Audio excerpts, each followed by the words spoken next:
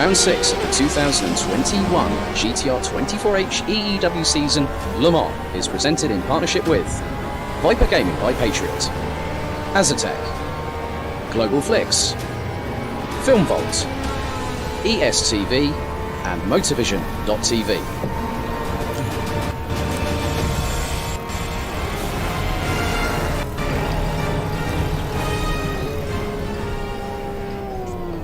A 1v2 for the tournament. Pressure is on.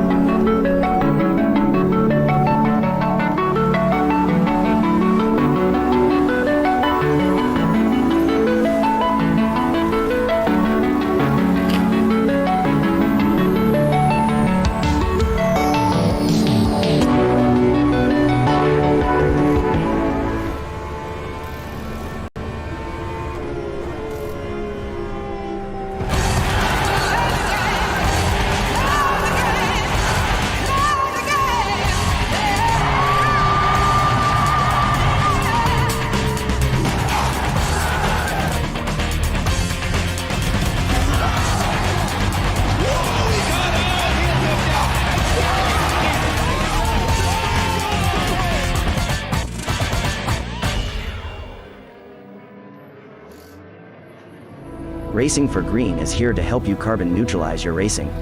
By planting new trees, Racing for Green offers to make your racing carbon neutral.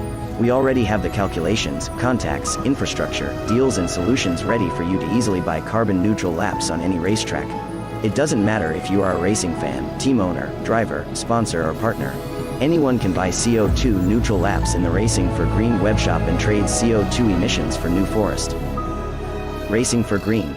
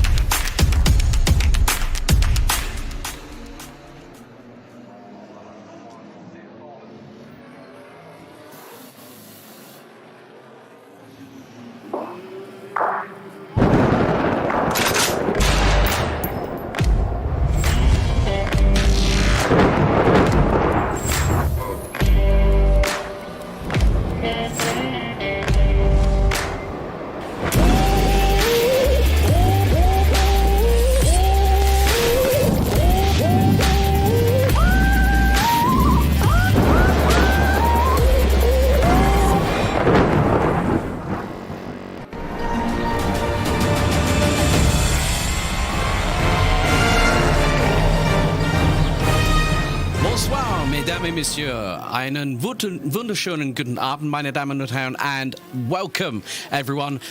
It's three's company, but four makes the crowd. Welcome, everyone, to GTR24H. Alex Goldschmidt, Kieran McGinley, David Christie, Yusuf bin Sahel. The boys are in full force this evening. Gentlemen, welcome.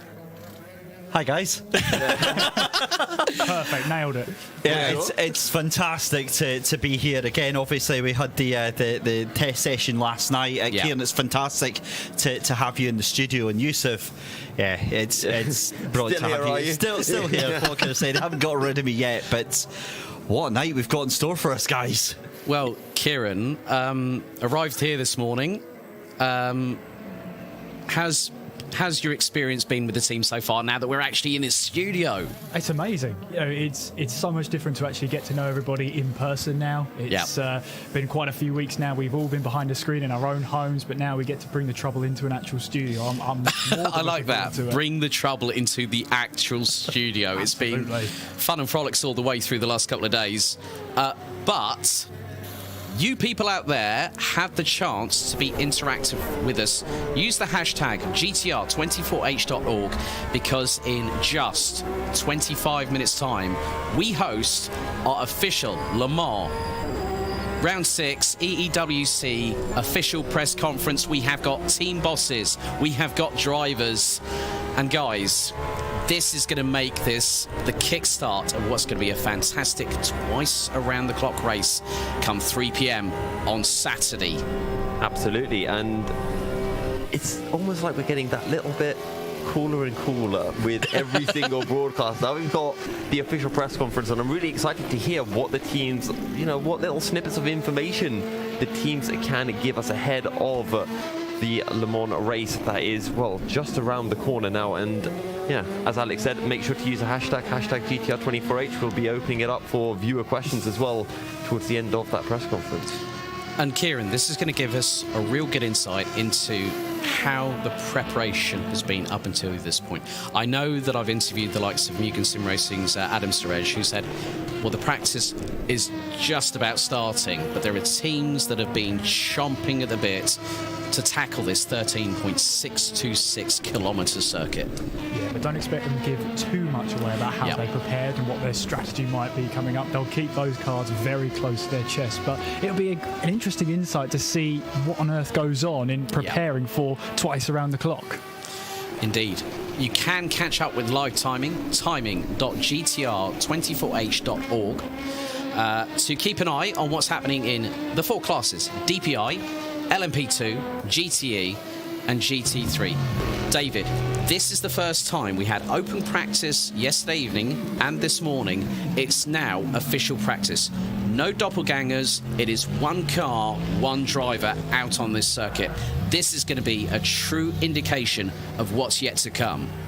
It really is, and I think some of the teams we saw last night with those doppelgangers that we were talking about, where they had maybe all of the drivers in a particular team in different cars in the same practice session, they were really doing a smart move, because they were getting that extra time on the official conditions as the track was, and as it is going to be as well. So really getting that extra time in. So I think that's going to be invaluable. But it all comes down to tonight, to getting a feel of how the track is, getting a feel of how your teammates can hand over the car, because we saw a lot of interesting driving standards last night, I think. And if they do that tonight, they're going to jeopardise their own practice regime that they've got. Now, Yusuf, we talked about weather last night.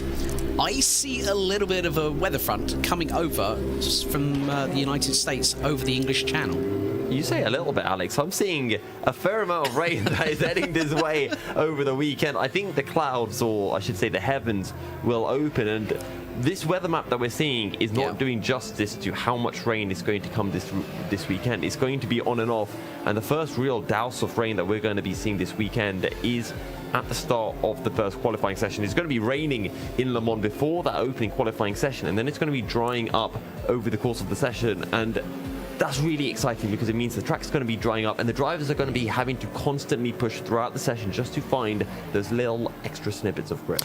Now, Kieran, tomorrow we go into official qualifying. Qualifying 1 during the daytime, qualifying 2 during the night.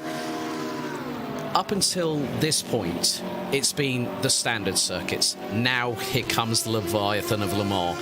These drivers have to be on the razor's edge of the limit of adhesion, trying to get those lap times in. And based on the average of the 2 lap times, we'll have a grid set for the race starting at 3 p.m. on Saturday.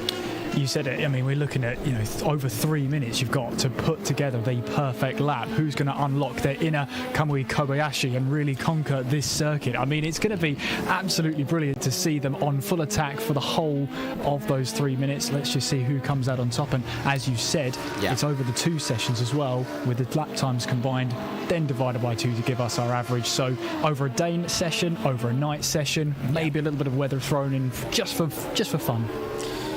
Just for giggles, eh, David?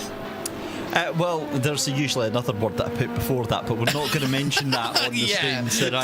Definitely. I mean, just going on that point, I mean, we cannot overstate how important tonight is. Not just the practice session, but Alex, I think that this press conference, this official press conference, is going to be potentially huge. Not just for the teams taking part in terms of representing themselves and getting their brands across and things like that, but for other teams as well. They are going to be listening very, very closely to see if they can glisten any information, any strategy advice or anything like that will help them out. So we'll obviously try and help the teams that are giving us the information and all that sort of stuff, but we want to get as much juicy intel and juicy info as everybody else out there.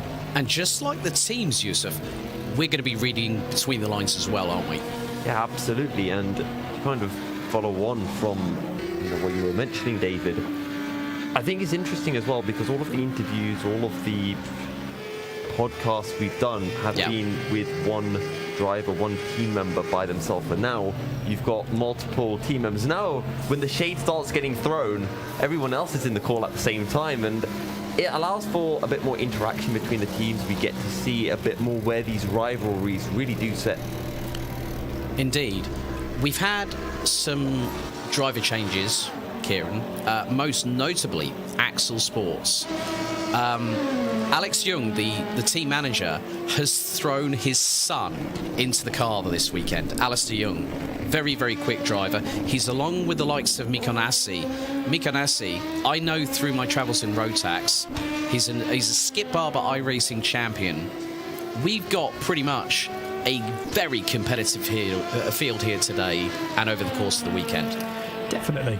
I mean, any one of those teams could really have themselves a good chance, and with Axel throwing possibly their best munition forward, it really opens up what could actually be a really exciting finale, and it really throws into the mix of satellite racing, because of course they've got 2 cars there in that championship battle for DPI. Yeah. I mean, it's going to be a thorn in the side of Satellite for sure. Yeah. Speaking of thorns in the side for Satellite, Yusuf, Team Rookie Monsters, the 555 and the 666. You know, we saw the 666 pretty much up there. Taylor Lane from the 555 was on point, as was Simon Marshall. You know, they were pretty quick yesterday. Today, it's under the nighttime sky. This is where you separate the brave from the really brave. Absolutely, and Team Rookie Monsters are a team that raced with us last season in 2020 in the Endurance Racing World Championship, and they're a quick team. Yeah. For anyone who didn't see Le Mans last year, Team Rookie Monsters were the absolutely amazing team that they had a team in the GT class, they had a team in the LMP2 class, and they got the LMP2 car to push the GT car all the way down the Mulsanne straight and gain about 2 to 3 seconds over their lap. In the end, they got done by the stewards for it. But I thought, you know, it's an ingenious try. It's worth throwing a shot out there. So I think Team Rookie Monsters, as well as bringing in great drivers, they also have a few strategies potentially up their sleeves that they could be showing. David, we've got several teams, whether it be in a single class or multiple classes. Take, for instance, Mugen Sim Racing. They're third in the championship, equal on points with Juice's Motorsport in the number 15 in LMP2. And they're also battling Unison Racing in the 717. They're 20 points behind. I've actually been speaking to John Tadell behind the scenes.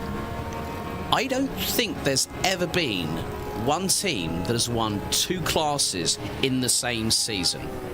And on that note, I mean, that is such a difficult thing for them because they've got to split all of the resources, all of their strategy, all of the attention over both of those teams. It's not like one that's taking part in, say, the GT3 is just taking part just to make up numbers, maybe get third place or something. They are actively in the fight with the championship. And the thing is, with both of the classes that are there for, they're just a stone's throw away. So it's a difficult one, isn't it? Because how much attention can you physically give to both teams? Surely one side is going to have to suffer over the other because you're never going to be able to balance it 50-50 straight down the middle. One of them is going to prosper over the other one. But if they do it, what a turn up to take 2 titles in the one season.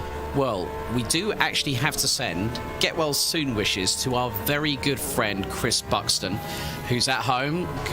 Good to catch up with you earlier on, my good friend.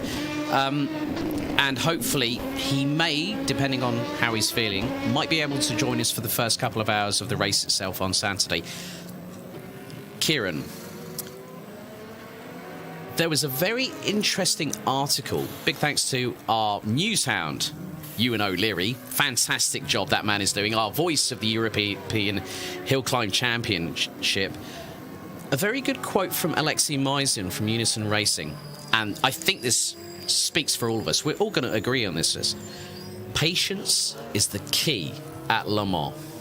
Yeah, I thoroughly agree with that. And one of the main reasons is that it's twice around the clock. You've got to have that patience. Yeah. But you can't go into it thinking that absolutely nothing will go wrong. Your drivers will make mistakes. Maybe there might be a little bit of an issue in the pit lane. It's not going to be a perfect 24-hour run. So it's all about managing those mistakes and trying to make the fewest mistakes possible. That's the key to winning. And obviously a little bit of luck on the side does tend to help. And if the weather plays ball, even better. Yeah, I mean, I'm actually going to throw this open to all three of you, really. The competitiveness of this season has been exemplary. We've had multiple different winners in all 4 classes. This is, you know, the pièce de résistance, as the French would say. It's the real curtain call on this season. It's all about not just going for titles here. It's all about bragging rights going off into the winter. Absolutely, and I want to correct on one thing, because in the DPI class, and because they only joined in the Nürburgring, Satellite Racing are the only team to have won. But you mentioned about being able to carry momentum at the end of the season, and I believe it was actually Nico Rosberg who recently was talking about, at the end of his 2015 championship, how much momentum being able to win those final few races of the season was able to give him. into the next year. And for a lot of the teams, especially those towards the top end of the championship, in fact, even look at a team like DIS. They did so well in the GT3 class last season, promoted up to the GTE class, and they're up there battling with DIS, WOSR and Musto every now and then, and maybe even next year could be having a shout for that GTE title. Yeah, I mean, Kieran, David, your thoughts? I'll let David go first. Well, I've just hogged the mic on that one, just to pick up from Hey, Yusuf. look, and you're we making said up this for lost last time. night. we said this last night about the satellite racing, that 64, about that momentum that they've got. They've won at the Nürburgring, they've won at Spa. They've just come into the championship and pretty much kicked everyone else all over the field. And it makes it very, very difficult for the 65 and the one, you know, the sister satellite racing car and the Viaductin car, to actually have that headspace, to have that mental capacity to go, yeah, we can actually do this. But that actually goes against them as well, because the 64 coming in, having 2 out of 2 at the last 2 rounds, you know, they're going to be coming in with, you know, confidence. They're back puffed up. They're really going to be riding the crest. Well. Exactly. And on that note, I mean, Viaductin, it's been the same way for the last 3 races. It's been satellite racing 1, 2, and Viaductin in third. But the thing is, we've seen from the open practice last night, the free practice session, anything can happen. We've said again, Le Mans chooses its winners. You know, we've seen umpteen different times accidents happening. It isn't just the DPIs that are racing, it's the LMP2s, it's the GTEs, and it's the GT3s.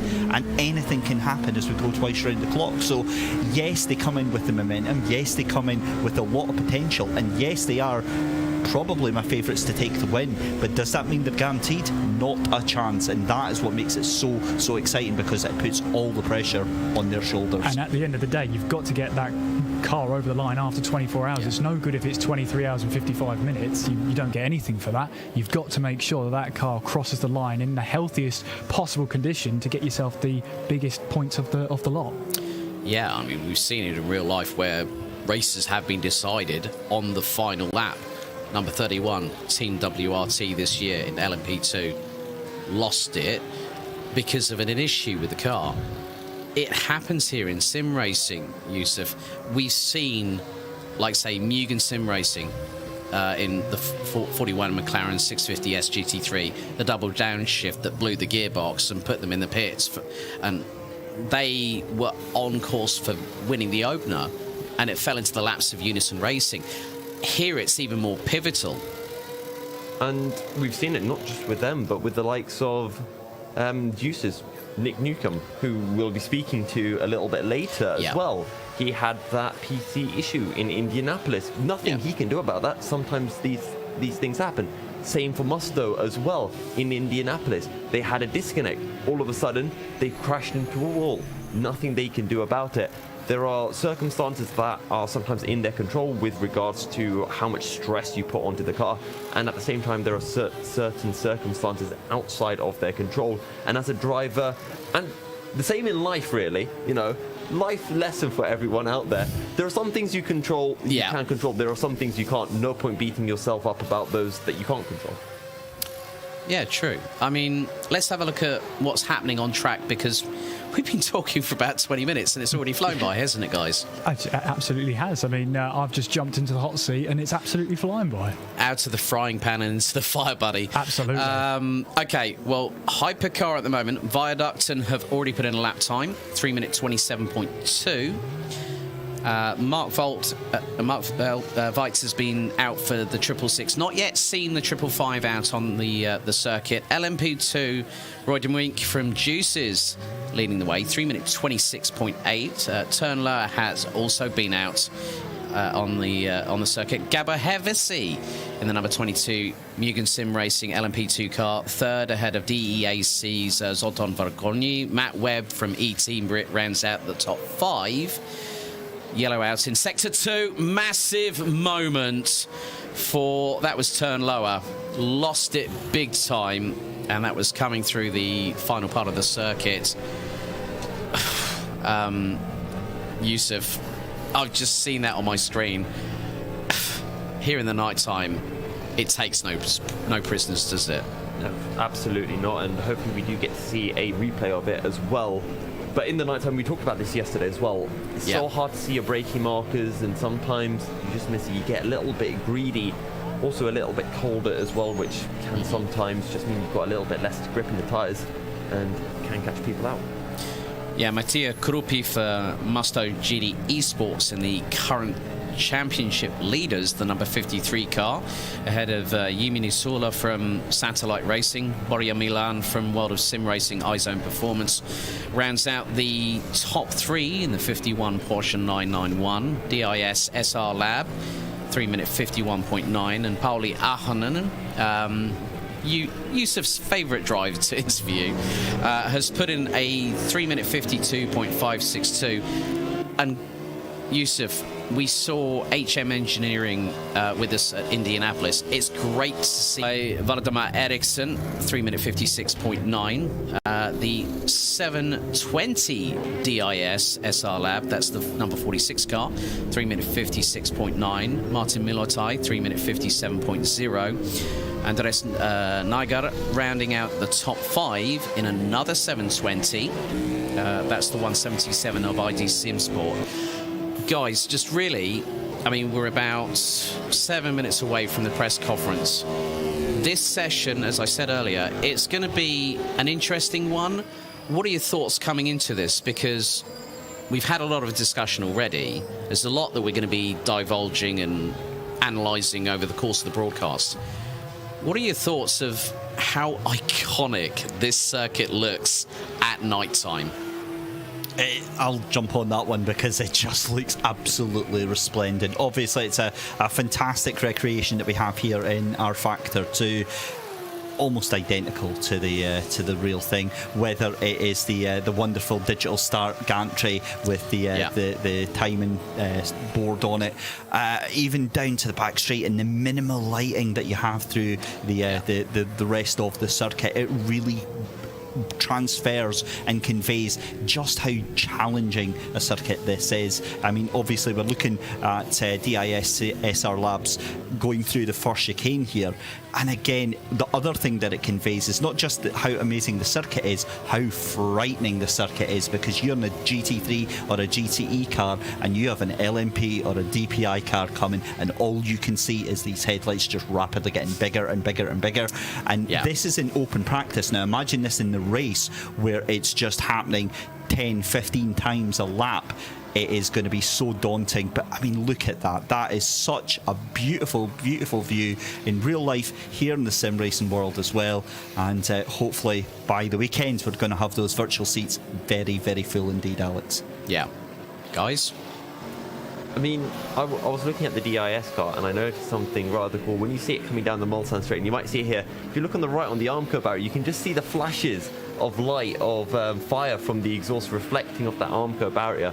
And that to me has always been one of the most awesome parts of watching racing at night. The fact that you get to see, you know, the glow. If it's a car that rides a bit low, you get to see the sparks as it grinds on the floor. Otherwise, you've seen that exhaust just spitting. Yeah, as well, this is when you'll see the nighttime enthusiasts really take it into their own. There are such drivers that love the challenge of driving in the night, and as David was saying, if all you can see behind you are a set of headlights and you're not quite sure what's coming up behind you, there are regulations in these rules about flashing the headlights, so drivers have to be wary of that as well throughout the entire race, regardless of whether they get frustrated or not. They've got to keep an eye on that as well. But yeah, there'll be some nighttime drivers right now absolutely relishing this. Well, without further ado, we're going to go to our first commercial break, and just after, we bring you to our official press conference for round 6 at Le Mans.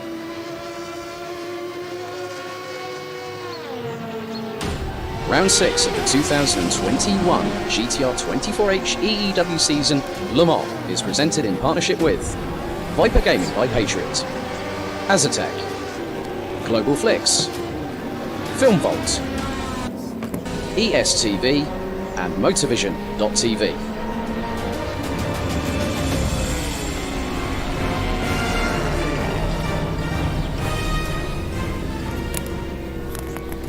A 1v2 for the tournament. Pressure is on.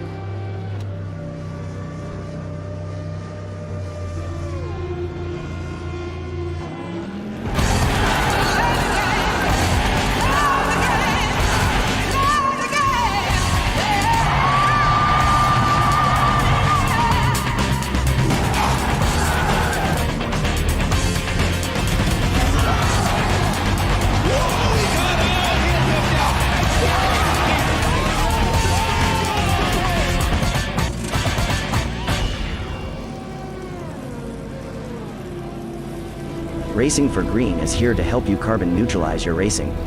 By planting new trees, Racing for Green offers to make your racing carbon neutral. We already have the calculations, contacts, infrastructure, deals and solutions ready for you to easily buy carbon neutral laps on any racetrack. It doesn't matter if you are a racing fan, team owner, driver, sponsor or partner. Anyone can buy CO2 neutral laps in the Racing for Green webshop and trade CO2 emissions for New Forest. Racing for Green.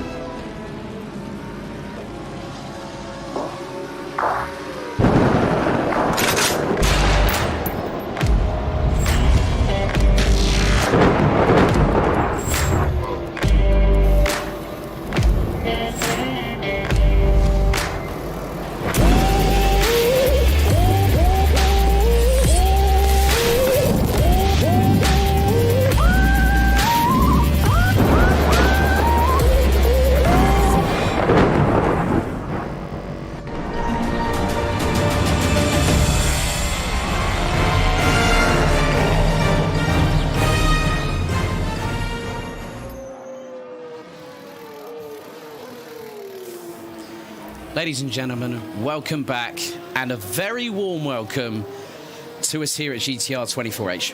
First of all, we need to do a bit of housekeeping, as always, don't we, David? Firstly, we have to talk about these Eton shirts from Sten Goldman. Comfortable, and a big thank you to them for jumping on board with us as one of our commercial partners. Also, Nocco, the No Carbs company, at nocco.dk. For some fantastic drinks that have kept us hydrated all the way through the last couple of days so far.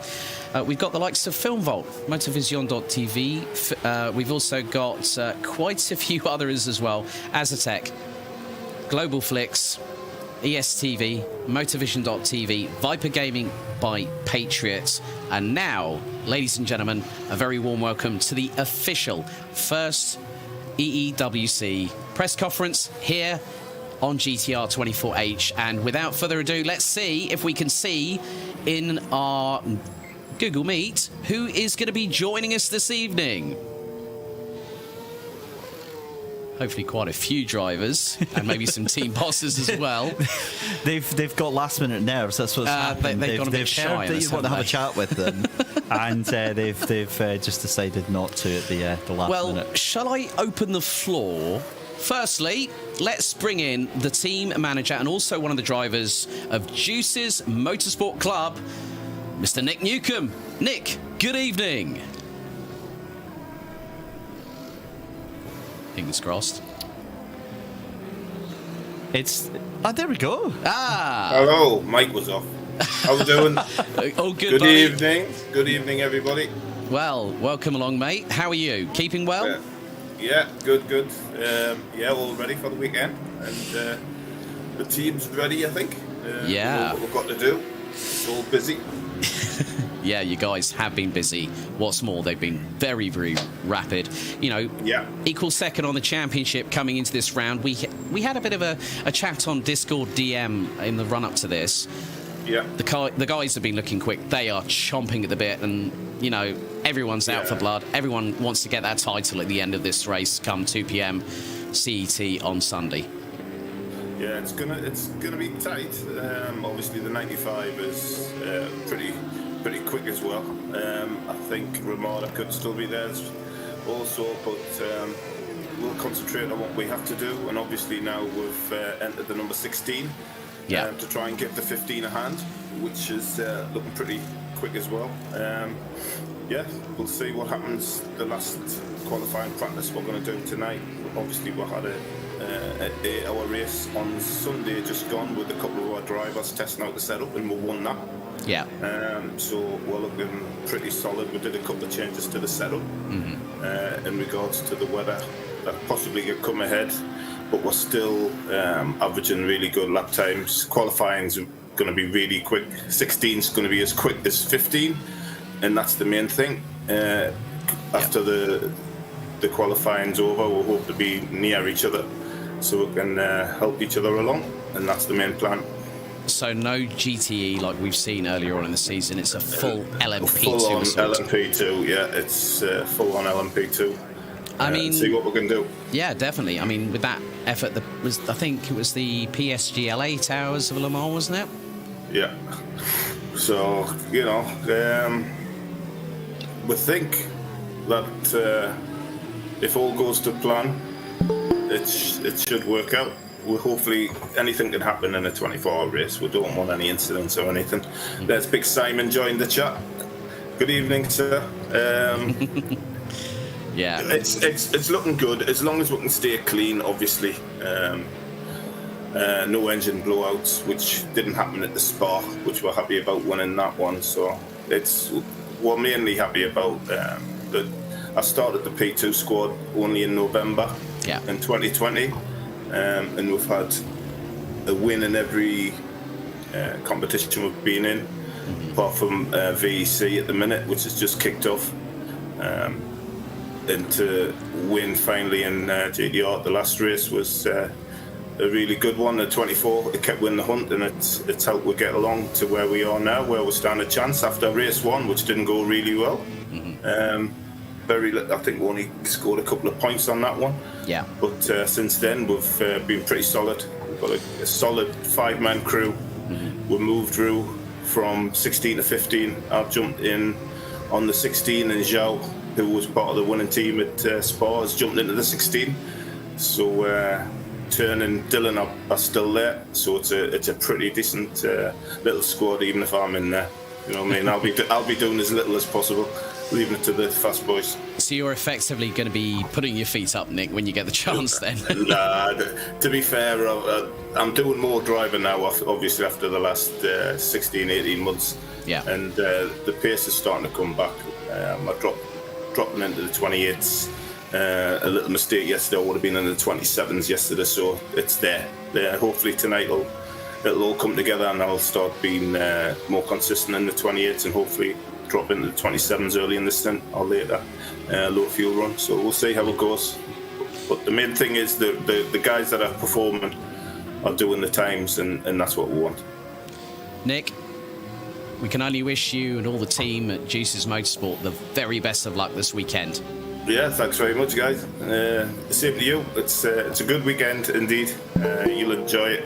It just flies over. Everybody who's taking part in the race, it'll be gone before it's finished. You know, before you realise it'll be in the last 5-6 minutes. And like everything, it'll all come down to the last hour, I think. It always does. Big thank you, Nick Newcomb, Juices Motorsport Club. And now, David, who've you got lined up? Well, by the magic of the internet, we should have Max Spooner from E-Team Brit on and ready to have a chat with us. So we'll have a little page out and say, Max Spooner, can you hear us out there? It's all very quiet, and knowing Max, do we say it? Do we say he's gone? Am I on the telly box now? Hey, there he is. Did you do a zoom and forget to unmute yourself? I was going to say, can you make me full screen? Because just so I can, everybody can benefit. A little birdie tells me you should be used to this by now. I was seeing that you were being papped at the weekend. You had some filming experience, didn't you? Yes, we had BT Sport, who are quite a big sports channel here in the UK. They were doing an interview with me and a couple of the other members of the team. And then, of course, we had the big announcement yesterday with the expansion of Team Brit into the British GT Championship with the McLaren 570S. New partners, including Adrian Flux coming on board on top of the existing partners we already got. So yeah, it's been a busy week. And it's been a busy season here in the EEWC for E-Team Brit as well. What's it like managing the team, Max? Because it is a big team that you've got. I'm looking at the sheet here. Matt Webb, James Lambert, Bradley Brockies, who obviously we know very, very well, Sandro Ballesteros and Mike Tyler. That's a lot of names and a lot of egos to manage. Yes, yeah, they're all divas. They're an absolute nightmare to manage. Obviously taking after yourself, Max. He's gone for the low bloat already, and we're not even a couple of minutes in. Yeah, to be fair, I mean, I think, I've taken a step back, letting these boys do it because they know what they're doing and I don't. I just pretend I do. So I think it's going to be...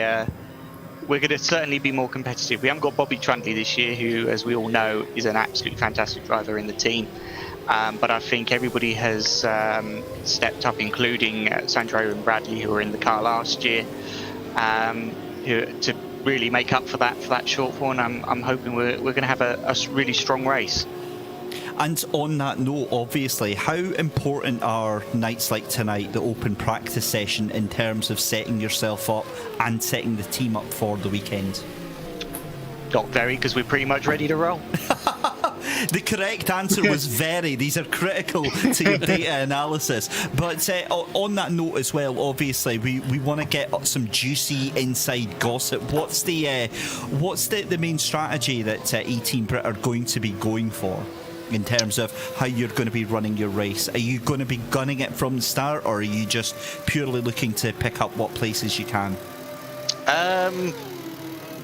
We don't really. You can't. I mean, these races are, you don't pick the winner. The Le Mans picks who wins, and I think it's very much a case of you're going to have to take it as it comes. We'll just run our own race and see where we end up. Endurance racing, you are very much trying to get as many laps under your belt within the given time. So I think it's just a case of trying to minimise mistakes and just go as fast as we can, and maybe luck into some of the misfortune of our competitors. But I think on pace-wise, we're probably just a fraction off the front runners. But everything we do in our racing is all about making sure we're there at the end. Now, just very briefly, Max, I can see some empty shells that look like they've been recently cleared to the side of you. Is this preparation for the 2022 season? Yes, we have got a massive season ahead. I mean, me and James, my sporting manager, we actually looked back last year of all the races we've done. We've done over 300 hours of racing this year across multiple platforms, which probably puts us at about 10 times that of Team Brit. So it's a lot going on, and we've already got a couple of trophies this year, and I'm hoping we're going to add some more. But yeah.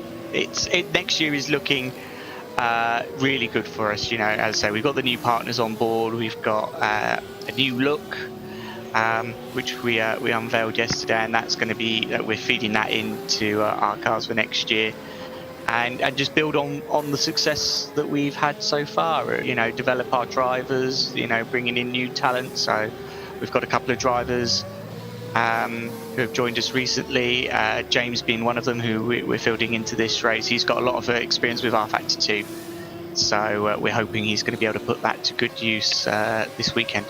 Well, as always, Max Spinner, it's an absolute privilege to have a chat with you. Best of luck to the entire team this weekend, and hopefully we're going to be speaking to you on the podium on Sunday. Take it easy, and thanks for joining us tonight. Cheers, guys. So, Alex, good friend there, Max Spinner. Yes. We know him very, very well, and it is always fantastic to see the work that team does. But I believe you've got somebody else to have a chat with. Yes. We've heard from this individual in the commentary box, but actually we're going to be able to have a chat live with Glam Racing's team boss, Maria Rinak. Maria, are you there, my dear? Yes, I am. Can you hear me? Can indeed. Good to see you. Good to see that the team are in fine spirits ahead of the Le Mans finale. It's been an interesting one for you guys at Glam, hasn't it? Yes, it has. Well, it's been down and a little bit up, but yeah, we are ready to race the last race. Now, Glam Racing has been on a wave of an upward trend. Nürburgring, third on the podium. Spa-Francorchamps, second. There's one more step that is eluding you guys, isn't it? It's the top one. Yeah, well, last year we were close on it. We were leading, and then 9 hours in, the engine blew. So we're hoping this year we will do it. So. I mean, you've got a great amount of drivers there. You've got like Henrik Hoyer, you've also got Callum Wilson, amongst others. I know that Callum's been racing in other championships, including the Virtual Motorsport Online Touring Car UK Championship. That's got the aggressive side out of him. How's the team feeling coming into Le Mans? Well, the team is feeling great. Everyone is looking forward to it. in training. We have had weekly training sessions. But yeah, all of us are just happy and awaiting it. So positive, very positive. That's what we like to hear at GTR24H, a lot of positivity. And one question I need to ask, how has it evolved with the Aston Martin over the course of the season? You know, we've had 5 very different tracks, and now we come to the big one here at Le Mans. It is an absolute test for every single driver. The entire team is put through the ringer mentally and physically. Everyone's got to hydrate, everyone's got to be fed, they've got to get the rest, they've got to get the relaxation. But then when they get behind the wheel, they are eyeballs on stalks and they are pedal to the metal all the way through. Everyone says that Le Mans is a twice around the clock endurance race, but they treat it like a sprint, don't they? Yeah, basically I told my teammates that, remember, we have 24 hours, and yes, it's a race, but the race is none until the last hours, so you can enjoy. I also try to make a schedule where everyone has enough time to recover between stints and stuff like that. Yeah. So yeah, just remember that, yes, it is a race, but we have to be clever, we have to figure out when to pit and stuff like that. That's also important, so... Well, Maria, we want to wish you and all the team at Glam Racing the very best of luck here for the EEWC Round 6 finale here at Le Mans. Good luck. Thank you, and thanks for having me on. Have a nice day. Thank you. David, we go again to GT3. Who have you got lined up? Let's have a look. We have Martin Militai from Mugen Sim Racing from the number 41 joining us just now from the GT3s in a very, very strong position. So Martin, a very good evening. Can you hear me? Good evening, I can hear you. Excellent, Martin. A very strong position that you come into this final race weekend from. Tell us a little bit about the season so far, because you go into this final race just 20 points behind Unison Racing. Well, of course, our season was really a bit a roller coaster ride for us. We had our ups and downs everywhere, engine failures, etc. Going into Le Mans, we are thinking of one thing, of course, winning the GT3 championship. Hope we can manage that, but first we have to put something down on qualifying, of course. And on that note, I mean, obviously you had the win out at Nürburgring, and then you lost out to Unison at Spa. Does that have any effect mentally on you coming into this race, or does that take the pressure off, knowing that you can just go full guns in for the final race of the season? Well, we of course have to do more on Le Mans after what happened at Spa. I mean, that was a disaster, but things happen always. So, and yeah. Then we move obviously to the fact that it's Le Mans, one of the most iconic circuits in the world, twice around the clock, a full 24-hour stint. How are the drivers looking forward to that challenge, and do you have specific drivers that want to do specific stints? Well, we didn't really manage the stints yet, but of course we are really hyped about Le Mans. Of course, the GTR's final race as well. Yeah. Oh, just want to push that one a little bit further then, because obviously what we're seeing now, we're currently watching the Ace Tech SimSports machine. The track at night is a completely different animal, and do your drivers prefer driving during the day, or do you have any drivers that are really keen to get behind the wheel during these night stints? Well, of course, we all prefer the night, because it's a completely different feeling to the day at Le Mans. I mean, the speed difference on feeling is pretty much it's different. What I want to say, we always want to feel that as drivers. on the speed difference, because obviously I'm a little bit shocked that you said that you all prefer the night. Personally, I'm more of a daytime person. It's very different because all your braking markers that you've taken from the day have gone. With the GT3s as well, at the bottom of the pack in terms of the classes, how comfortable do you feel through the 24 hours with the likes of the GTEs, the LMP2s and the DPIs? Are you and your team all very comfortable with those cars just zipping past you? I mean, they are all really friendly in lapping us, so we are friendly over those. And about seeing the track and the limits for us, where are we braking, I think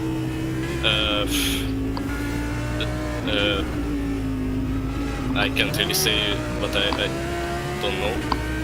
But we can see the limits, of course, because it's lighten up really much. Well, final question. Thank you so much for all the answers so far, Militai. I'm going to put you on the spot right now.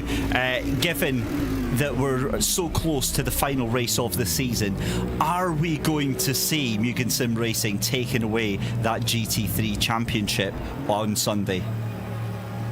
I mean, I hope so, but it's a big hill to climb for us. A big hill indeed. Martin Militai from Mugen Sim Racing in the GT3 class, thank you so much for joining us tonight and giving us those answers. Thank you for having me. Absolute pleasure. Alex, so there we go. Militai, I would like to say slightly optimistic over ahead of the weekends. Yeah, I'd very much agree with that, to be honest with you. I think there's always a bit of apprehension with Le Mans. It's a twice around the clock race. You know, these teams are going to be, as I said to Maria Rienack from Clan Racing, they're going to be put through the ringer here. We're going to be put through the ringer a little bit here in the studio here in Denmark because we've got a tall order to happen. But it just goes to show that you have to be realistic. You can't put yourself on a high pedestal here at Le Mans, because you know that if it bites hard, and we've seen that before, both in sim racing and in real life too. I was just about to say, that caught me completely off guard when Martin said about the entire team prefer racing at the night. That was, I wasn't expecting that answer at all, because obviously I would have considered that it was easier to drive during the day. True. Well, one man that I need to speak to right now, very, very fast peddler, GTE. None other than the number 45 DIS Sim Racing Lab, and hopefully Andy Kirsten. Are you there? Can you hear me now? Andy, good evening. How are you? Good evening. I'm very good, thank you. How about you? Not too bad. And as you can see, business as usual at DISSR Lab. How are things coming into the final round here at Le Mans? I think it's coming along pretty well. Our last race at Spa wasn't that great, to be honest, and now we are a bit more prepared, but also it's a circuit we're more familiar with. So, all in all, I don't know if we have high expectations, but well, I definitely see some possibilities, and our pace seems to be up there. So, well, I'm hopeful at least. Well, you guys come into the final round of the championship 32 points behind the 53 of Musto GD Esports. Now, with double points on offer this weekend, it really does put you guys a bit in the firing line, but also, you know that if there is an issue for Musto or maybe WOSR, there's every possibility that you guys could have a run, but it's not going to be an easy one, is it?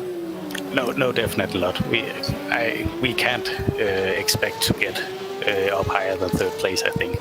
Of course, as you say, a lot of things can happen. And of course, our aim is to be as consistent as possible, avoiding any mistakes, and of course, trying to drive as fast as possible, of course. But still, if we take the win and Musto still gets second, well, it doesn't really matter. So our focus is more on the 54 Musto car. I can't remember, they are not far behind, 7-8 points maybe. 6 points behind you guys, fourth in the championship standings. So you're absolutely spot on there, Andy, because even though the 53 is leading the way, the team game can come into play here, and I know that you guys are going to be preparing for that, aren't you? Yeah, of course. But yeah, Musto having two cars in the same class is, of course, they both want to go forward and win. And depending on how the race goes, either of the cars could be in more or less trouble, I guess. Whereas we have one car in the GT and one car in GT3. So I don't think we will affect each other as much.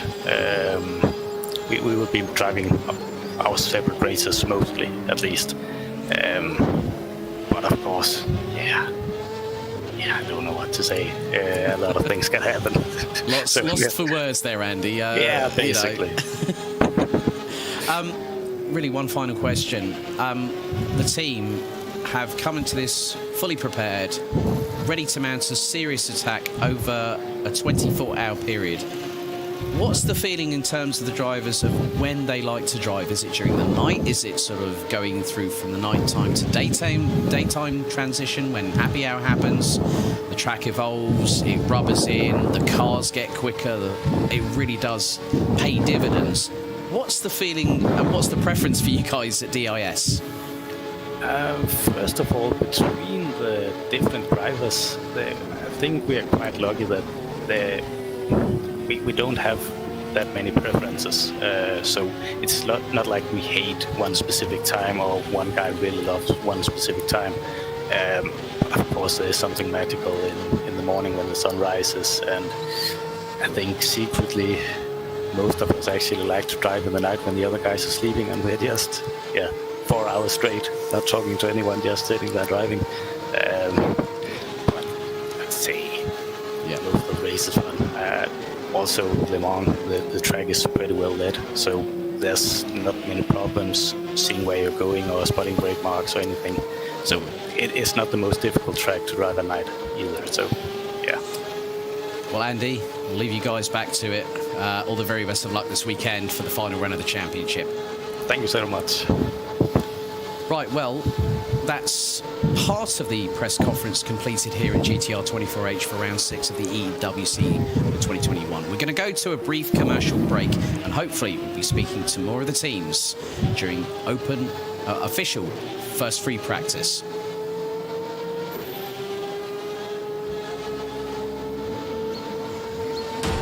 Round 6 of the 2021 GTR24H EEW season, Le Mans, is presented in partnership with Viper Gaming by Patriot, Azatec, Global Flix, Film Vault, ESTV, and Motorvision.tv.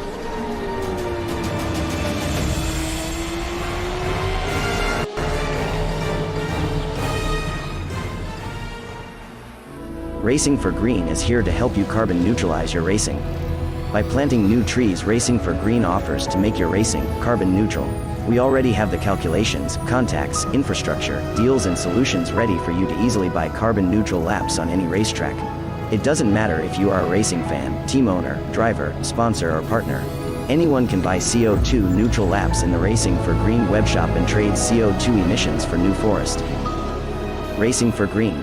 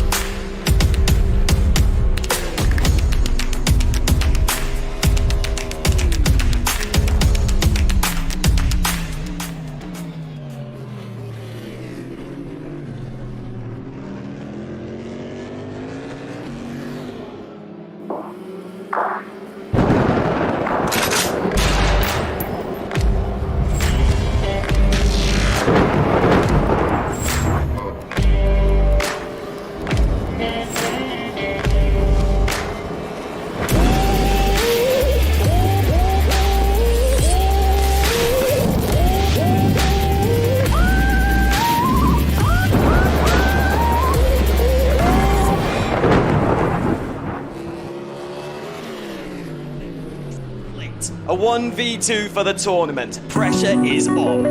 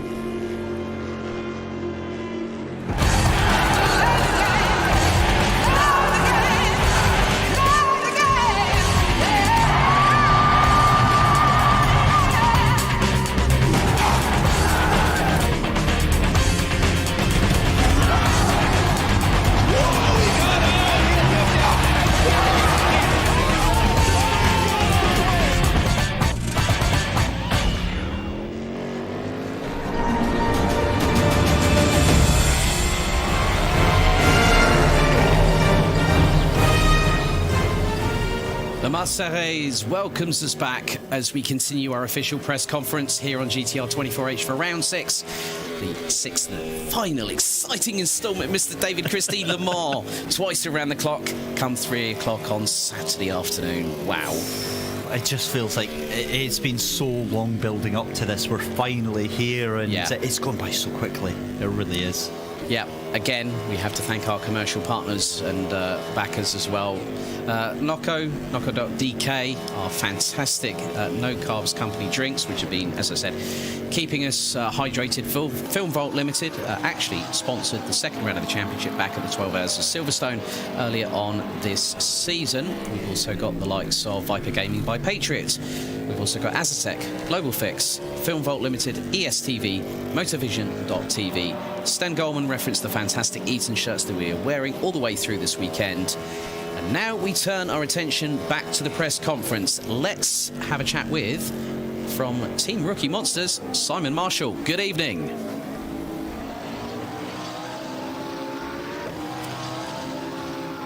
Simon. How about now?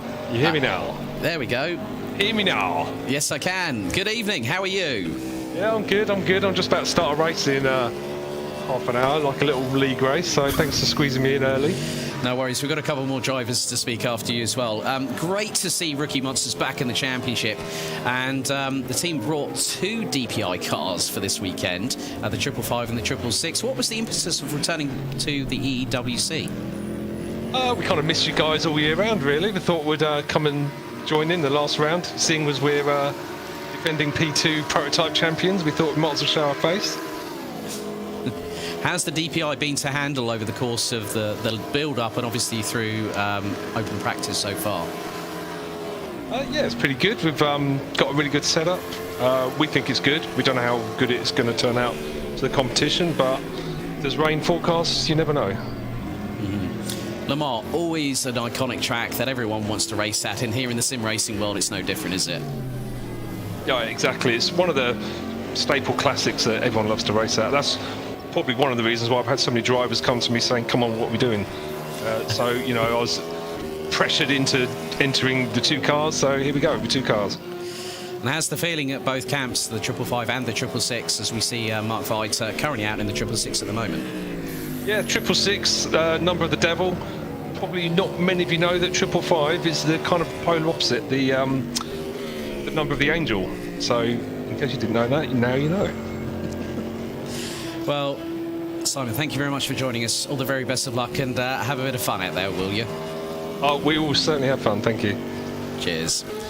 So, big thank you to Simon Marshall. We're going to go to our penultimate driver. It looks to be, I think, it's from the 666 car. Chris Kitsoff, are you there? Hi. Chris, good evening. How are you? You all right? Yeah, I am. How are you? I'm very thankful for having me. It's good to see a double offensive for Rookie Monsters. We were just speaking to Simon Marshall. The cars are pretty quick, though, the DPIs. They thunder down the Mulsanne, don't they? They're very quick and also very hard to handle. Yeah. They're nothing like the Orica, which I have more experience in, but recently I've started driving the DPI more as I'm doing other series with this car, mainly with this car now, so it's really great to drive it. It's interesting and sometimes tricky, which is one of the things that makes it beautiful. Yeah, I mean, here at Le Mans, I mean, going down the Mulsanne and into the Hunaudière, the 2 chicanes, it's a very tall order. You know, it's a 7-speed gearbox. You know, you're dropping down from top gear at about 300 plus kilometers an hour, all the way down to 3rd. The car, you really need to get it nailed in terms of the braking in a straight line, then turn the car and to rotate it through the curves. It can get a bit twitchy, we've seen over the course of the open practice sessions, can't it? Yeah, it really depends on the road as well and on the setup that we're running, which I'm obviously not allowed to talk about as it's the setup that we're going to run through the race. So the car's handling model allows it to to be more twitchy, to be more aggressive on the brakes and on the whole package. The rear also, so it allows for the mechanical creep to compensate for the lack of downforce, for example, that it has to the Oreca. So it looks nervous sometimes, it definitely is, but it's lovely to drive. Well, Chris, thank you very much for joining us. We'll leave you to get on to business here at Le Mans. Have a good evening and all the very best of luck to the 666 this weekend. Thank you so much. Right, I think we've got time more for one more driver, and you have the prestigious honour. Who is closing at the press conference, Mr. Christie? Well, see, this is a bit awkward because we've already spoken to Simon from the 555 screen, so we're going to go. I'd already had a chat to Taylor to bring him in. So Taylor Lane, a very, very good evening. First off, can you hear me out there? Yeah.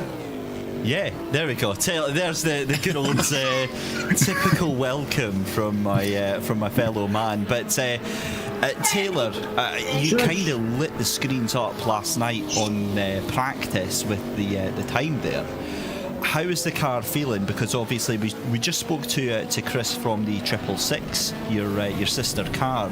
Are you guys going to be sharing that aggressive setup? Yeah.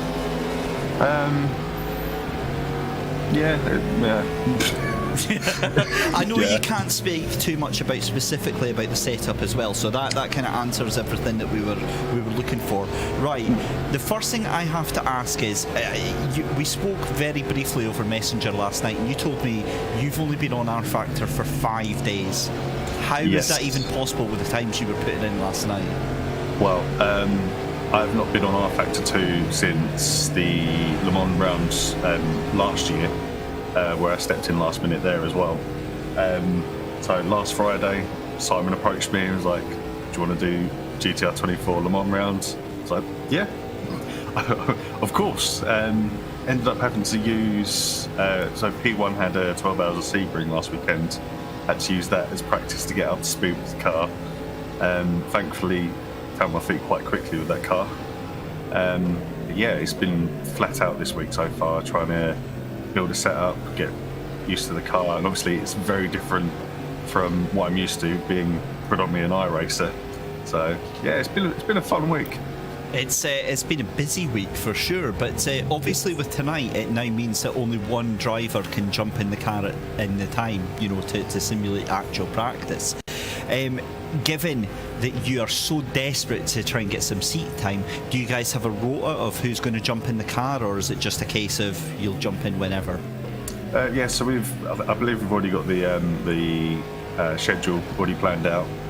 So yeah, we've already got times to which person needs to be there, which person's in the car, which person's asleep. So yeah, it's all timed down to the T. The other thing I wanted to try and get across to our audience who might not have seen a 24-hour event is from your point of view, from a 24-hour event, how much does it take out of you physically and mentally? Like when it comes done, Sunday the flag flies and it's all done and dusted, how long afterwards does it take you to recover fully from the event? Depending on how much effort you've put into it, it can take up to a week and a half before you're fully back into a normal sleeping pattern, into a normal energy level. You can really feel the drain anywhere up to a week afterwards. It takes a lot out of you.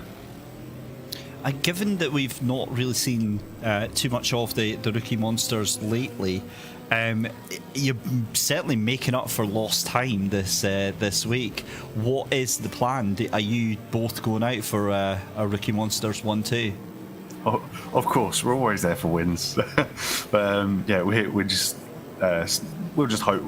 wait and see. We're just here for some fun. We're not challenging for the championship or anything, but a win would be very good. So final question, most important one. Who's the faster team, 555 or 666?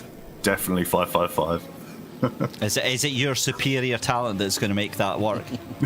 Of course. Well, listen, Taylor Lane, thank you very, very much for joining us from the 555 Team Rookie Monsters Racing. And we will see you over the course of the weekend. Best luck to the team. Thank you very much. Enjoy your evening.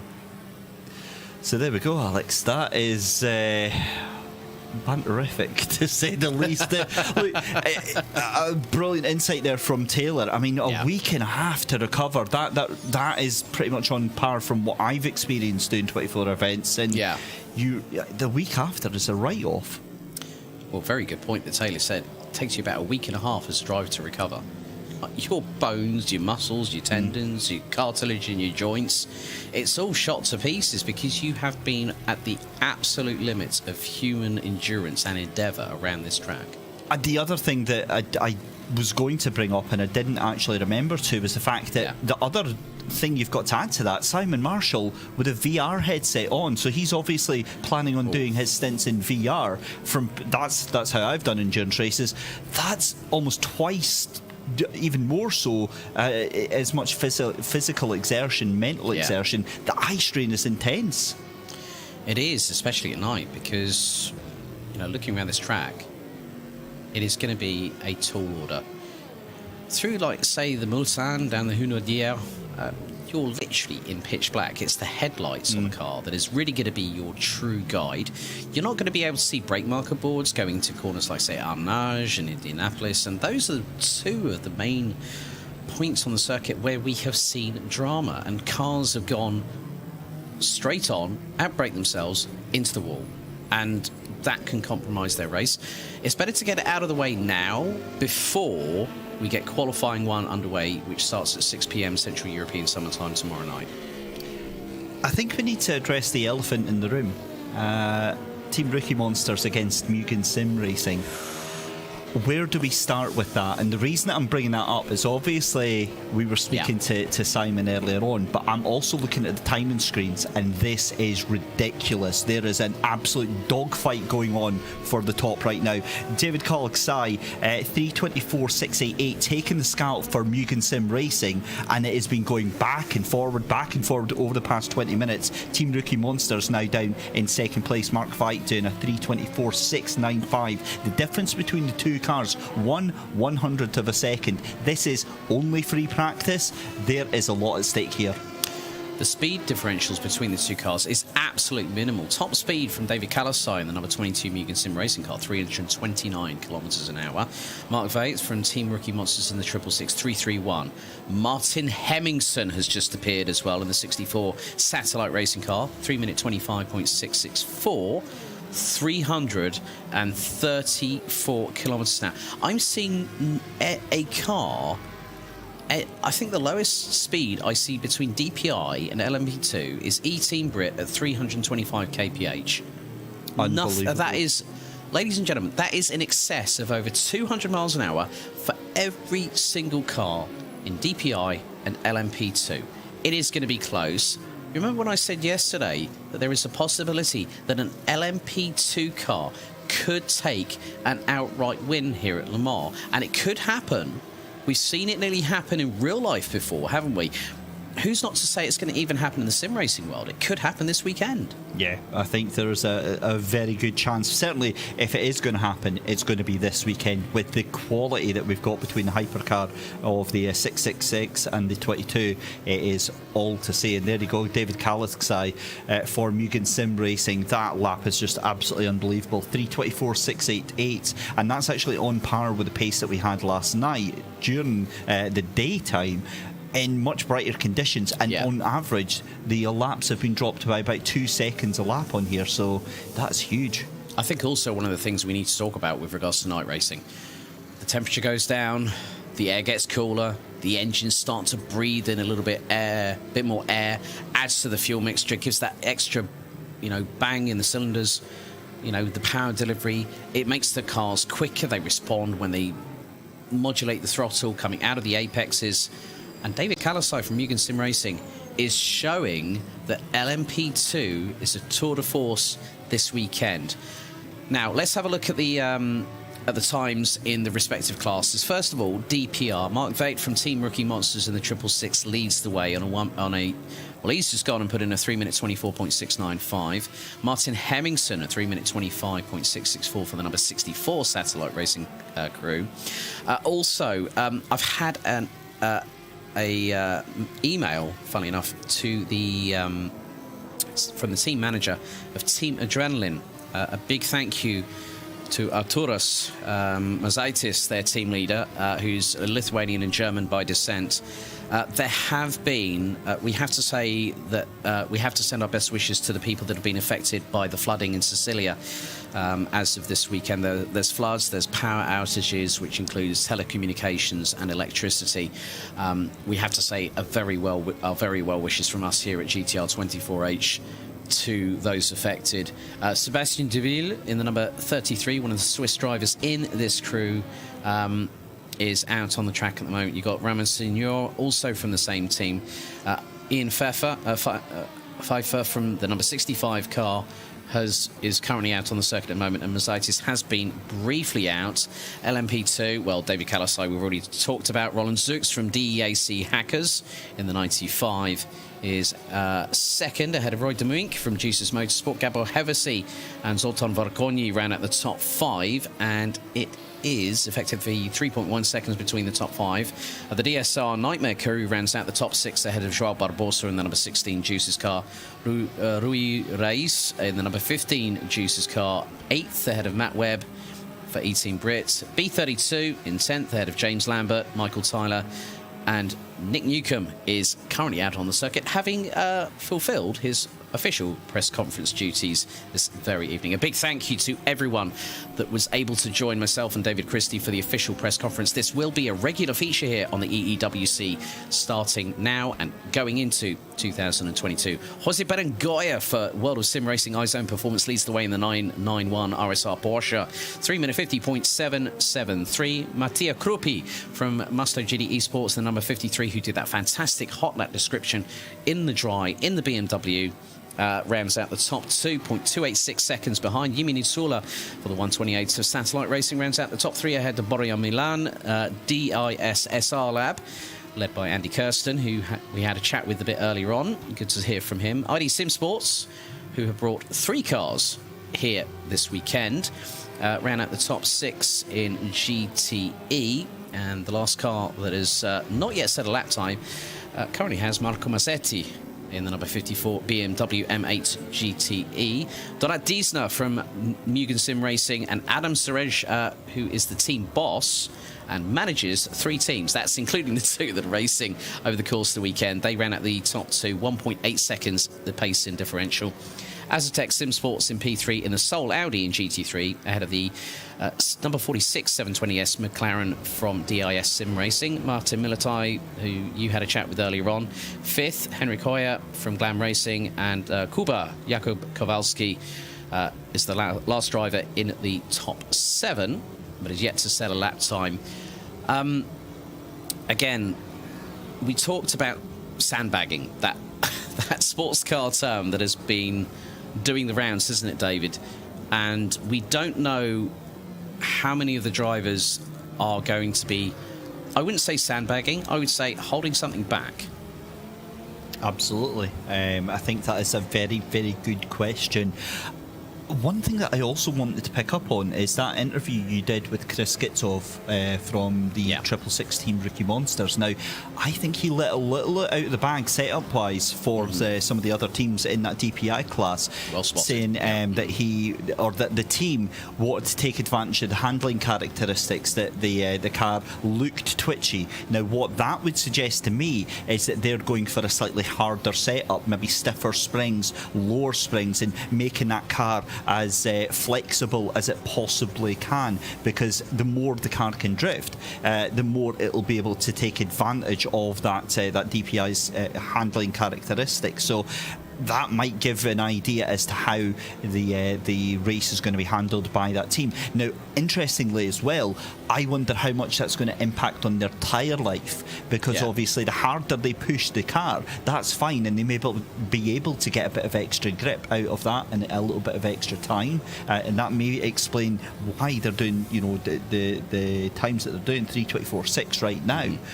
but how is that going to affect them during the race, Alex? How is that going to affect them through the 24 hours? Yeah. Is that going to lead to extra pit stops? Are they going to have to take extra tyres through the race as well? That is going to be a key factor. And it's this, it swings and roundabouts. It's this constant scale that they're having to juggle, tyre life versus the outright performance. And it's just this constant balancing act that they're having to do. But I think a lot of the other teams are going to have heard that, and maybe if they're not already on a similar setup, consider what the benefits of switching to a harder setup are going to be. Especially how the track evolves over the course of dry weather conditions, but then we have to look at wet weather conditions. That big rain front coming along from the channel is really just, it's a taster of what we can expect. I mean, there's no cloud cover, there's no rain, track temperature is 29 degrees, it's rubbering in nicely, the times are starting to drop a little bit now as well, which is going to give the drivers a bit more confidence. But if we had rain towards the tail end of the session, it's going to give an opportunity for the teams to have some proper wet weather running. And we always know that the weather is so unpredictable. Tom Christensen's run in 2008 when he won with Dindo Cabello and Alan McNish. I explained that one when they had to make the right tyre choice at the right time. They went on inters and it won them the race with about 45 minutes to go. It's going to be the same sort of apprehensive, cautious, treading on eggshells situation, wouldn't you say? I think so. And again, the wet weather, it just could throw such a different dynamic into the entire event. That's the awesome thing about this. And thinking back to what we heard about that setup, having a twitchy, edgy setup that the car's bouncing from sort of corner to corner on the very edge of adhesion. Do you really want to set up like that if there's a high chance of having rain over the 24 hours? Because you've got to feel like the first chance of rain, the first chance of losing grip on the track, and that car is going to be straight off into the wall, or even worse. So I wonder how that will affect their thoughts ahead of the weekend. But wet weather is such a wonderful thing, because we can have all the cloud in the world, and it doesn't guarantee that it's going to rain. It's that risk factor, isn't it? It just increases the amount of risk. As Hal Barbosa, that is a very impressive way of taking the corner, using the gravel trap and pretty much everything else around there. But again, practice, more valuable data, and more stuff to be learned. But can you believe we're already an hour and a half into this session? Yes, with that in mind, we're going to go to a brief commercial break. We'll be back in just a few minutes' time, here, only on GTR24H.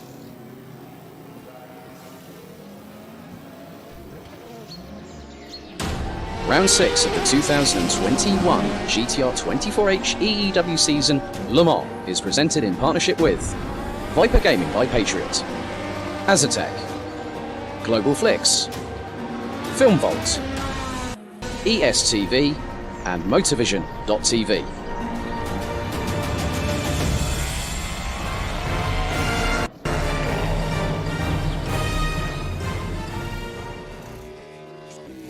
A 1v2 for the tournament. Pressure is on.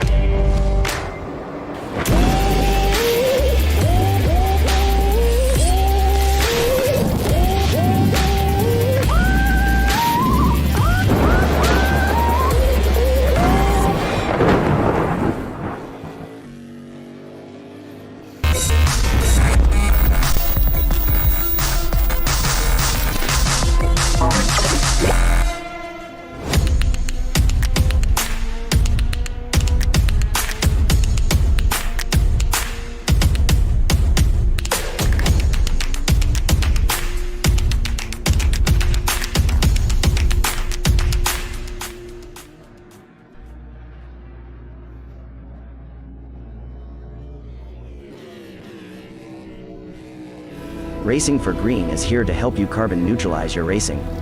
By planting new trees, Racing for Green offers to make your racing carbon neutral.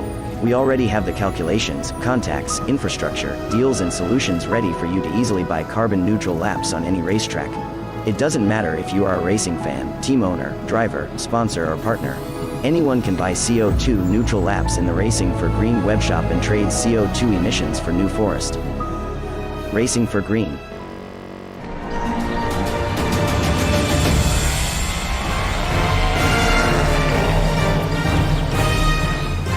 Good evening, ladies and gentlemen. Welcome back to GTR24H. And bonsoir et bienvenue, Monsieur Chris Buxton. Chris, comment ça va? Good evening, buddy. Good to have you with us. Guten Abend, mein Freund, and hello, everybody. Yes, glad to be virtually part of the team. Unfortunately, I've been rather unwell, so my previous hourly commitment couldn't be met, but I've been very well supported by the team that I'm ever more glad to be proud of. And what an incredible free practice session we had earlier, and the official practice session is looking just as hot. It is indeed, isn't it? I mean, David, it's so good to see this man again, isn't it? It is, but my goodness, I wish he was here in the studio. I know, I know. But buddy, you're going to be here. You're going to be here some point in the future. You know that. We know that. The main thing is your health is the biggest priority. But we are so pleased that you could join us tonight, mate. Yeah. Oh, you are far too kind, gentlemen. Far too kind. Yeah, I'm glad to be. Glad to be. It's a shame I couldn't be there in the studio, but with what's happened with me this week, it probably was a minor miracle I wasn't there. For those that aren't sure what I'm talking about, I had a positive COVID test earlier this week, so I've been, shall we say, rather unwell in the course of the week, starting to kind of get back more towards normality. Normal for me is a subjective term, shall we say? Yes. For anyone it is for us all, isn't it?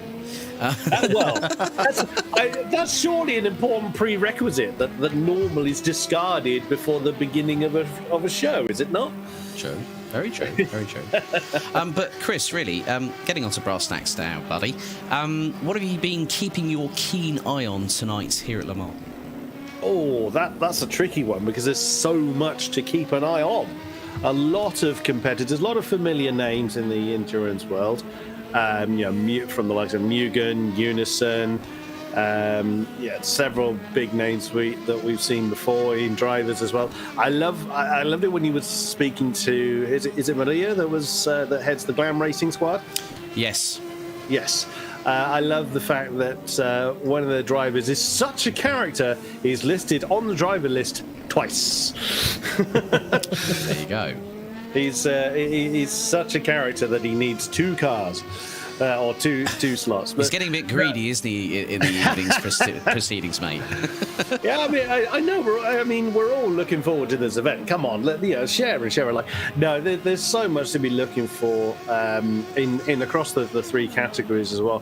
Interesting to see the speed differential or lack thereof between the DPI and the LMP2. I noticed. Yeah, we were kind of talking about it, that the slowest LMP2 is topped out at 325 kilometres an hour, and the fastest recorded speed actually has now increased to Team Adrenaline. The number 33 DPI has just recorded a top speed of, well, two teams have. It's actually the same team, two different drivers. Arturas Mazaitis and Sebastian Deville, both topping out at 336 kph down the Mulsanne, hard into the braking zones. I mean, Chris, you've got to have absolute intestinal fortitude to do that. Oh yes, you got to have pretty big stones, shall we say, to be doing that sort of thing. You took the words right out of my mouth there. I was going to use that, and I thought somebody I might give that one to somebody else, David. I thought it was either him or you. It's got to be done, but I don't know if it's a glitch on my timing screen, but I'm also seeing Ian Pfeiffer from Satellite Racing there, 341. Oh, he's had a hell of a tow there, Chris. That's a fuego lap there. The tow really gives you probably the best part of 5 to 8 kilometres an hour at the very least. I mean, we've seen GT3 and GTE cars sort of bump drafting down the Mulsanne going into the Uno Diao. That's going to be pivotal here tonight and also over the course of the weekend. Yeah, absolutely. You got to bear in mind just how long that stretch of the circuit is. I mean, you're flat out for about 3 weeks going down the. I cannot. I always say Hanadier, and I know it's wrong. Before every. Don't worry. I can hear the production team screaming at me from Denmark, and I'm in the UK. We're not screaming at you, fella. Don't worry. It's all right. It's all right. No, they're just throwing random objects at the wall. Virtual saucepans, I think, David. Yeah, I'm just looking. Yes. They're literally banging on the door to get in. Various. Yeah. As you say that, Lord Milky of the Round Bowl. Has he got his banter-filled sword in hand? Not quite. I think he's misplaced it just now, but he's threatening to bring it in. Yeah, I'm not even going to say anything there. But Chris, I just wanted to touch on something you said there that I absolutely agree with there. Last night's practice brought, raised quite a few eyebrows, and tonight as well, the little battle. And again, we say this about it's free practice, but Team Rookie Monsters and Mugen Sim Racing going toe-to-toe, there is much more at stake here than we're seeing, isn't there? Oh yeah, and you're absolutely right on the point that you've all actually made about sandbagging and leaving a little bit in reserve. No one wants to be showing their hand at this point. That's what that's what the end of qualifying is for, a little more accurately. And everybody is playing the mind games. Everyone wants to sort of play that one-upmanship. The mental aspect of sim racing is something I think we've all mentioned at some way, shape or form. And those unfamiliar with sim racing may not give that the full weight that it deserves. But it is so drastically crucial, especially in a 24-hour race. You've got to have the mental discipline to keep your focus. You've got to have the strength, the mental strength, physical strength to do a 24-hour race. Yes, of course, no one driver will do all 24 hours. No one is that lunatic. They're all fairly mad, but that's putting it politely, Chris. Well, we are live. What I say behind the scenes is another matter. But this is why I have the hugest amount of respect for endurance races in particular, because I think it was Yusuf. No, it might have been you, David. It was you, David, that said, you find it difficult to drive in a straight line after an hour. Yep, I'm in that bracket as well. I can't do it. I cannot maintain that level of dedication for that long. I can do the shouty bit behind the microphone perfectly well. My family doesn't like it when I'm screaming at 3 o'clock in the morning, but that's another matter. But yeah, it's one. Coming back to the actual original point, I've derailed completely from what your question originally was, David. But yeah, the importance of the mental game, of strategy, of that one-upmanship that we see is absolutely going to come true. And when you've got those inter-team rivalries, and I defy any racing organisation, any league, any race of any description, that there aren't any inter-team rivalries. Rubbish. All of them have it, and it's perfectly healthy because it promotes that got to do better than them, and then got to do better again.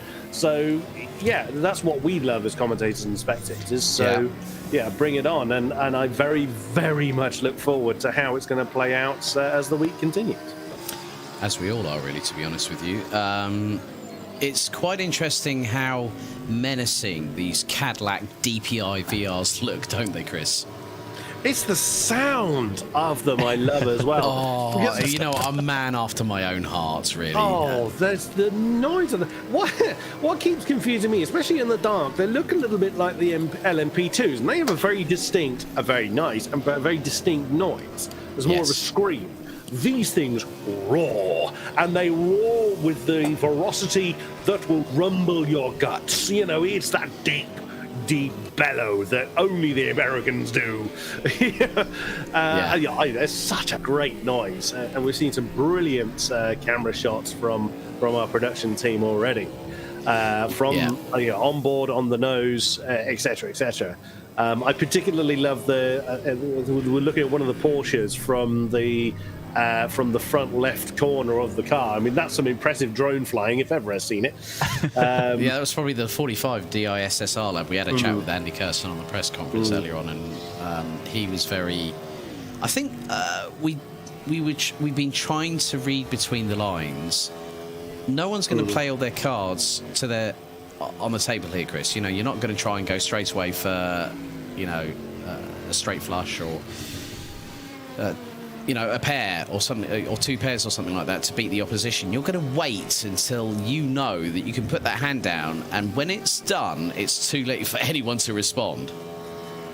Yeah, that's always the aim of racing drivers, whether it's virtual, whether it's real. They want to be able to put their lap in to the point that it can't be answered. That has backfired. Formula One Monza 2019, I think it was. Didn't it happen a year later as well? Happened a year after as well, 2020. Was it 20 that it happened in 19? Everybody missed the flag in Q3. Q3. Yeah, it was I couldn't remember if it was last year or year before. I think it happened in both. Happened in 2 years successively, 2019 and 2020. Yeah, it's not a good day to be an F1 fan, but that's where it goes wrong. But it goes to show that even the greats make mistakes, and that's something else that I say that you know, it's one of these things. It can be very easy and sometimes demoralising if you're putting your best out there or you're just backing off. You know what your realistic targets are, what your best times are, and like you say, everyone's going to sandbag a little bit, just keep a little bit in reserve before the final hour of qualifying. But if you're backing off by what you know is about a second, 2 seconds, and your opponent is still that little bit ahead of you, I think, David, you mentioned this as well, that can really play on your mind. That's, again, part where the mental strength comes in. So part of you just has to ignore it. I can't do it. It bugs me if I know I'm pushing to my absolute limit, or if I know I'm backing off by, like I say, about a second, but I'm still 2 seconds behind the lead times. So it bugs me, and that's why I go for this seat and not the driving seat. Well, I've been in the driving seat, both virtual and real this year, and it's impossible. Like yourself, I mentally crumble if I know there's 2 seconds up the road to the car in front.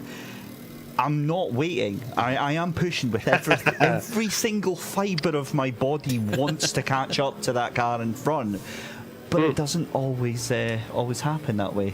It's a difficult one. It possibly should, but yeah, it's a difficult one.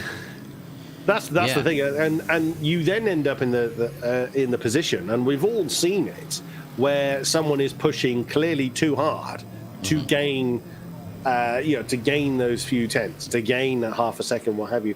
And it's arguable that qualifying in the 24-hour race is meaningless. It's not really meaningless, but it carries very, very little weight. But it's those little aspects that get under the skin. It's those little things that give you that mental one-up. I was quicker than you, and I'm going to continue being quicker than you. Or your opponent's like, you crack on. I know how much I've got reserved in the tank. It's things like that. So, we'll see. There, would you not say it? Because I absolutely agree that qualifying, it doesn't have as much influence as you think it would have. But with the likes of the Mugen Sim Racing Team Rookie Monsters battle, I think that is going to have massive mental implications as a game of one-upsmanship that we've been seeing so far through the week. It will, but only realistically to their starting driver. Now, you've got to bear in mind that these teams are between 3 and 5 drivers apiece. So the one that is going to hit the most is the one that's in the car first. Because anyone that's taking the second or third stint or whatever, they know full well that there's a number of hours in between when the lights go out to when they take over the car, and lap of the gods as to what's happened in between then and now, or then and when their stint starts. So yes, it does. It can potentially have an impact, and that'll be great for us shouting about it. Let's be honest. There'll be a roar through the commentary box, and also, if you're around as well, where you are currently situated in the United Kingdom. That is true. They shall hear my bellows over their middle fart. So eloquently put. I mean, the thing is that we've all been looking forward to this event, and Chris, I mean, I must say, mate, it's so good to have you alongside us here, mate, because the team has gelled here at GTR24H. You know, we have to say a big thank you to Peter Moncom and Jon Fabricius Torell for being the people that have really believed in us and believed in what GTR24H has achieved since yourself, David, and Kieran joined the team later on, in the latter part of this year. It really does feel that we understand how to be a cohesive unit, and the same's true of these teams. I mean, we know that we're going to be put through the ringer. I mean, I think yesterday I didn't get to sleep until 3 o'clock this morning. I think I got about 4.5 hours sleep. I have not had a power nap since then, David, Chris. I'm still absolutely wired because this atmosphere that we've been waiting for, we've been anticipating it for months. It's finally come good, and it's such a difference, isn't it? Really is. Oh yeah. Yeah, completely. And of course, you're in the brilliant studio, the GTR24H headquarters, that I'm very jealous that I'm not in, and I'm very jealous of the pizza you guys had yesterday. And today. And today, yeah. You know what? You might as well be sending messages to Yusuf, because I mean the thing he had today, my goodness, he had to bring the pizza box back, didn't he? Just like we did yesterday. Yeah, he's going to have fun trying to make way through that big box, and he's probably doing that right now as we speak. I was away to say, talking about talking of that, he's just pinged it in the chat. He's somebody. Yeah, I've just seen that, Yusuf. Thank you. What we can say is that if you have missed out on this week's qualifying, don't worry, because Yusuf has got you covered with his epic 325-part food vlog that is going to be getting released very shortly. Yeah, that's probably at least 2.5 hours long plus that. Yeah, that's what they said it down. He's got about 16 hours of footage now. Well, he was uploading it to Google. We just see clocked him through the door. Yeah, big bite there, Yusuf. Go on, get it down, yeah. There we go. Right, okay, so we'll try and wrestle this back. We shall. We're on board with Yemini Sula in the 128, the Callaway Corvette, another car that rumbles, and you feel those vibrations through your feet. And it really gives you that goosebumps feeling, the hairs on the back of your neck stand on end. Chris Buxton, and this car, a stalwart in racing pedigree, especially in real life here at the Circuit de la South. Oh, the C7 is a glorious beast. And something that I've certainly noticed, I'm sure everybody has noticed, with these onboard shots, just look how much the driver is fighting to keep every car, doesn't matter what the class is, they're all doing the same thing. How much turning left into a right-hander and vice versa they're having to do. It's absolutely bonkers. The reason being is they're running absolutely no wings on these things. Voila, right on cue. We've seen Nisula do exactly that, just having to fight to get the tail to behave itself. I mean, I have to. You can see from the hand gesticulations out of absolutely nowhere. Our attention has been on Team Rookie Monsters against Mugen Sim Racing. The 95 of Deke Hackers comes out of absolutely nowhere. Whoa. And Roland Sooks with a 324.438 and absolutely demolishes that. And yet his average speed, or top speed, 331 kilometers an hour. That is a huge lap there, and that is a way to insert yourself into the fight. That, Chris Buxton, it's an LMP2 1-2, a DPI in third place. Who'd have thunk it? Well, exactly that. Is bearing in mind the DPIs have replaced the hypercar class. Yeah. You'd easily assume that the DPIs were going to run off with the top elements, but no, certainly not. It's I mean, they win on terms of noise, and I will argue with anyone that thinks otherwise. Don't get me wrong, I love the sound of all the cars that we've got running out there, but that DPI is just so good. And also something else that I think you, Alex, mentioned yesterday, the liveries, don't they look stunning? I like the sort of the black and white aspect of Team Rookie Monsters. You know, the 666 in brilliant body in white. Now, for those wondering about that terminology, that's an automotive term. So basically, if you order a new car from a manufacturer, the body in white stage is when the car goes through the anti-corrosive dip and then gets the primer put all over it. That's called body in white before it gets painted. Or if you decide to go for a standard white colour and you don't want to pay an additional however much for the paint job on the car from factory, you just get a lacquer finish on it. But then it's sort of like a bit... I'm going to use a sort of like an oriental sort of like balancing term here, yin and yang. With Rookie Monsters. So you got the white, the 666, the black, the 555. They complement each other really, really nicely, don't they, David, in terms of the deliveries that we've seen? They really do, and it's fantastic to see that coordination across teams when they've got sister cars involved. And also, one of the big things that they've got to think about is the brand partners that they're on board with as well, because a lot of consideration's got to go into what colours the brands have in terms of what they can use, because the last thing you want to use is a colour that is going to make your sponsor or your partner brands look absolutely horrific. So thankfully, unlike some of the other championships, Alex, that me and you work on, no luminous, hideous lime green or fuchsia pink outfits. I can say I'm not going to jinx it just in case we have some entry out there for the lulls, but well, saying that, I mean, the 41 Mugen Sim Racing, that does have lime green on it, but that is done in a very tasteful way. I mean, myself and Yusuf actually had a look through all the liveries, and we spent quite a lot of time sort of dissecting. We were giving them ratings out of 10. It was sort of like, rate my ride, so to speak.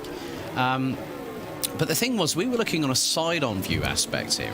And Chris, I'm going to go to you on this one. When you actually see the livery in its full prominence glory in front of you, front and centre, you really get an aspect of the design. One of the designs that's really stood out for me, well, there's a couple actually. One in DPI, one in GT3. The one in DPI is the Team Adrenaline car, the number 33. Same number that Max Verstappen is running in Formula 1 at the moment. Is that the red and white one? It's the black and red one. It's got a very angular, it's very subtle. I'm just going to try and see if I can actually find the car at the moment, so at least we can get that on the screens at home. And I think I have just spotted it. There it is. I mean, I was trying to see it in the dark, which won't help us. No, well, the thing is, it's coming through the Ford chicane at the moment. Yes, that one. And... coming through out of the final corner. Look at that. I mean, that is really well... the thing is, when we see it in the daytime, it's very different indeed. It's got these very angular sort of shapes, very much like the pointed arrows with the insert. So we've got the arrow that sort of like looks like that. I know this is not my best triangle shape, but when it looks like that, but then the insert's actually being taken out. It's very cleverly done. They've got Romain Senior behind the wheel of that car. The other one... to give a shout out to Third Follingen in the 188, and it just goes to show, David and Chris, that the amount of attention to detail to really make these liveries come to life, they have to take into consideration, as we very well know, that teams can't do without sponsors and backers to help them out, and they have to give them prominence on the liveries, but also provide a return on investment for backing that they get. It really does go to show that there are some really clever, tasteful designs out there, aren't there, guys? Yeah, completely. Now, is this also, you were talking about liveries yesterday. I just want to see the back of this car. Not that we'll see it particularly clearly in the dark, but there was one that had a very almost barcode-like pattern on the tail end of the car. Funny feeling it wasn't this one. I just wanted to scan it and see if it came up with a product of some description. No, it wasn't. So it wasn't this one. Like in Sainsbury's or Tesco's or something like that? Yeah, indeed. But it's funny that you talk about kind of the, how you view what the image of the livery does for you. When thinking about Rookie Monsters, and they've got that white on black, that livery going on. Yeah. My childish food-orientated brain decided to turn Rookie Monsters into Cookie Monsters, and it ended up being the black layer was cookie and white layer was cream. Oreo, then, effectively. Basically, yes. All we need now is Sesame Street to be added to the mix. That's the direction my brain went on that one. But they look magnificent. They sound brilliant, and I'm sure they're going to be driven very, very well. So very much looking forward to this race. But then, aren't we always? Le Mans is always the crown jewel. It's always the big race that all endurance lovers want to win. Now, names again are failing me. Somebody you were speaking to earlier said that their season had been a bit mixed because, for instance, at Spa, they were less familiar with the track than they were at Le Mans. Whoa, well caught, in Pfeiffer there. They were less familiar with Spa than they are with Le Mans. And that really can't be underestimated. Familiarity and knowledge of track. Now, a lot of people, particularly those that may be unfamiliar with driving in Le Mans, I've only ever driven it in its virtual guise. Yeah, you 3/4 of the lap or so is completely right foot. Yes, it is. However, because of that, because we're reaching astronomical speeds, as we've been talking about earlier, one mistake, one late braking, especially in the middle of a pack, or if you're coming up to a group of back markers, you touch a curb in a way that you're not anticipating. You snatch a brake, especially when you're tired, bang, and you're back into the wall, and you've discarded your rear wings. We saw in yesterday's practice, didn't we? People trying to do the 3-wheel wagon trick. Did we see it Taylor earlier Lane as was well? one of them. Yeah, he did that, and it made it look glamorous as well somehow. Yeah, it was while hopping along on his 3 wheels. Well, I think the term that you used was spinning right around, wasn't like it? a record baby. Yes, like a record baby, round. Very quickly, just want to give a big shout out to Ian Pfeiffer there, actually from the 65 Satellite Racing. Now, Chris, you caught the little moment that he had halfway around the circuit. Despite that, still second place in the hypercar class on that lap, and he had the pace, despite that, to actually jump into pole position. If he hadn't have had that little moment, he just did a 3:24.727 that last lap round, and that little moment probably cost him, you would say, about 4 or 5 tenths of a second. Well, it looked like I only caught the very end of the moment, so I didn't see where it happened. I think, was it at Tetra Rouge where that happened? I believe so, yeah. I think it was. I reckon it cost him more than that, because you've got to think that he's carried that mistake a very long way. So he would have lost that a little bit of momentum, and then because he's lost that momentum right at the beginning of that stretch before the first chicane, if he was sort of challenging somebody else, you would just see them pulling away and away and away and away, because he's lost that momentum right at the beginning. If he'd kind of had a moment going into that chicane, you could argue, yeah, right, you're not going to lose a great deal. This is why exit of corners is always more important than entry, although if you get the entry wrong, you could well get the exit wrong. So both are important, but exit of corner is always more crucial to get right, especially when there's a lot of right foot going on. There is indeed. Well, we're going to briefly go through who's leading the respective classes here at Le Mans for the 6th and final round of the 2021 Endurance E-Racing World Championship here on GTR24H. So, Ron and Zoots, overall top of the timesheets on a 3-minute 24.438, 0.234 ahead of Mugen Sim Racing's David Kalasai. Mark White from the 666 Team Rookie Monsters car leads the way in Hypercar, 3rd overall. Then we head our way down to GTE. It is Jose Berengoya from WOSR iZone Performance, the number 51991 Porsche RSR GTE. 3 minutes 50.672 ahead of Mattia Krupi from the 53 Musto GT Esports car. Yumi Nusula from Satellite Racing rounding out the top 3. Martin Milotai from Mugen Sim Racing leading in GT3 ahead of Azatec Sim Sports. And then Henrik Hoyer for Glam Racing. Jakub Kuba Kowalski rounding out the top 4. And that really brings us to the end of another half hour here on GTR24H for the first open free practice session of the 2021 EEWC season finale here at Le Mans. We'll be back in just a few moments' time. Stay tuned. Round 6 of the 2021 GTR24H EEW season Le Mans is presented in partnership with Viper Gaming by Patriot, Azatec, Global Flix, Film Vault, ESTV, and Motorvision.tv.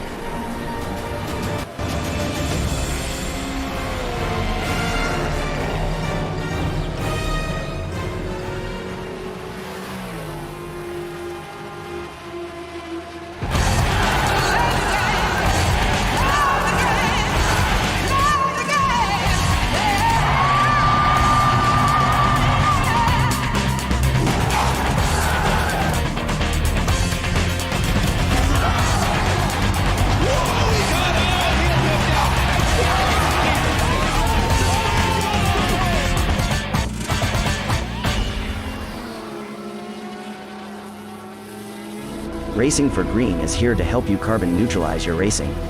By planting new trees, Racing for Green offers to make your racing carbon neutral. We already have the calculations, contacts, infrastructure, deals and solutions ready for you to easily buy carbon neutral laps on any racetrack. It doesn't matter if you are a racing fan, team owner, driver, sponsor or partner. Anyone can buy CO2 neutral laps in the Racing for Green webshop and trade CO2 emissions for New Forest.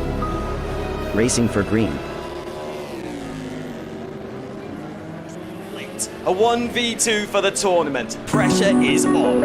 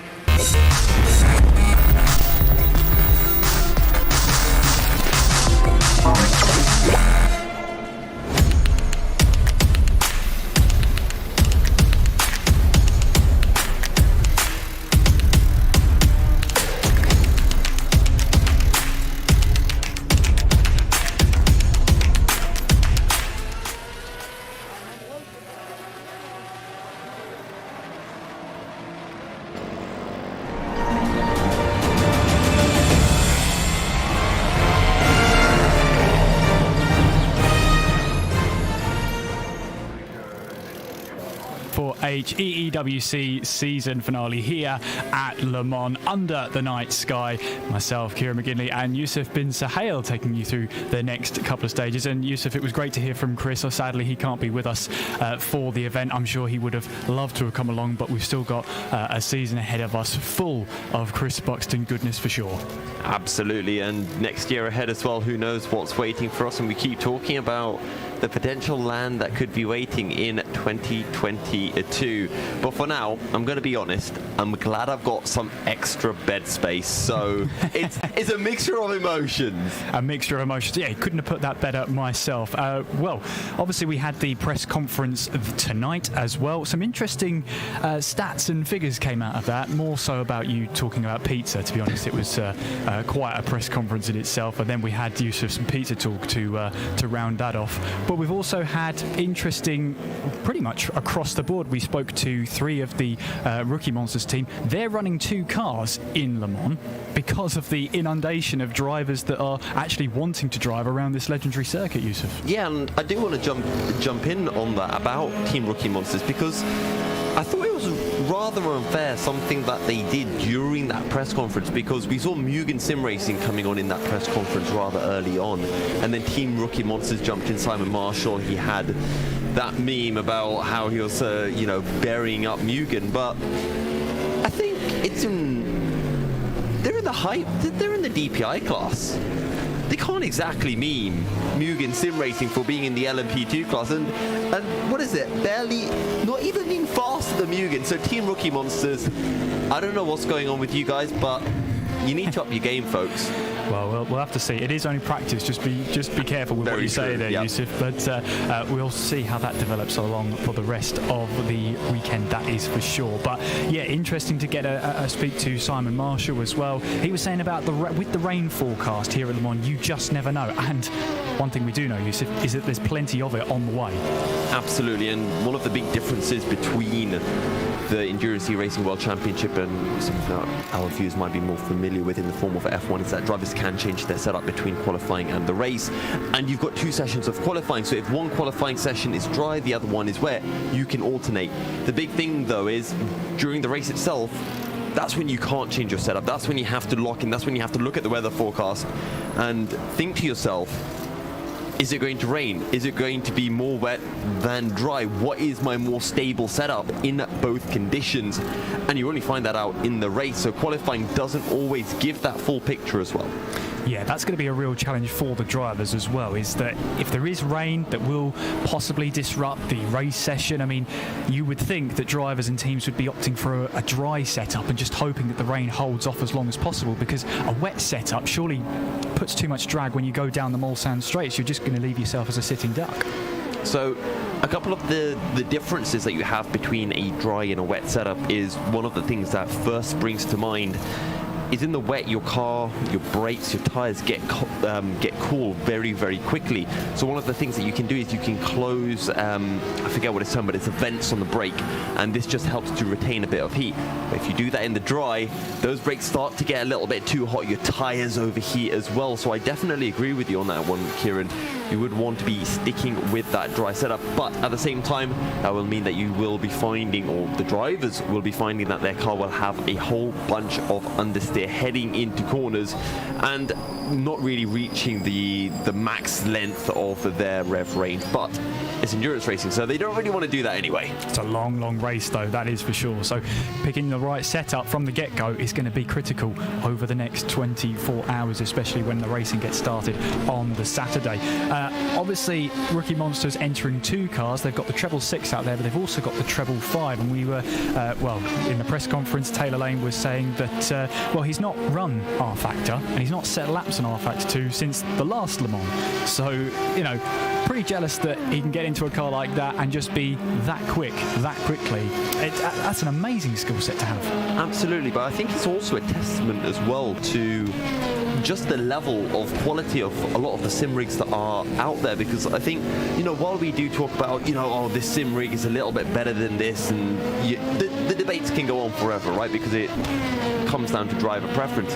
They are, at the end, somewhat similar, and I'm not doubting the fact that it does take time to adjust between the different sims, but sometimes you can jump in, and for Taylor, very good at adapting to a different sim.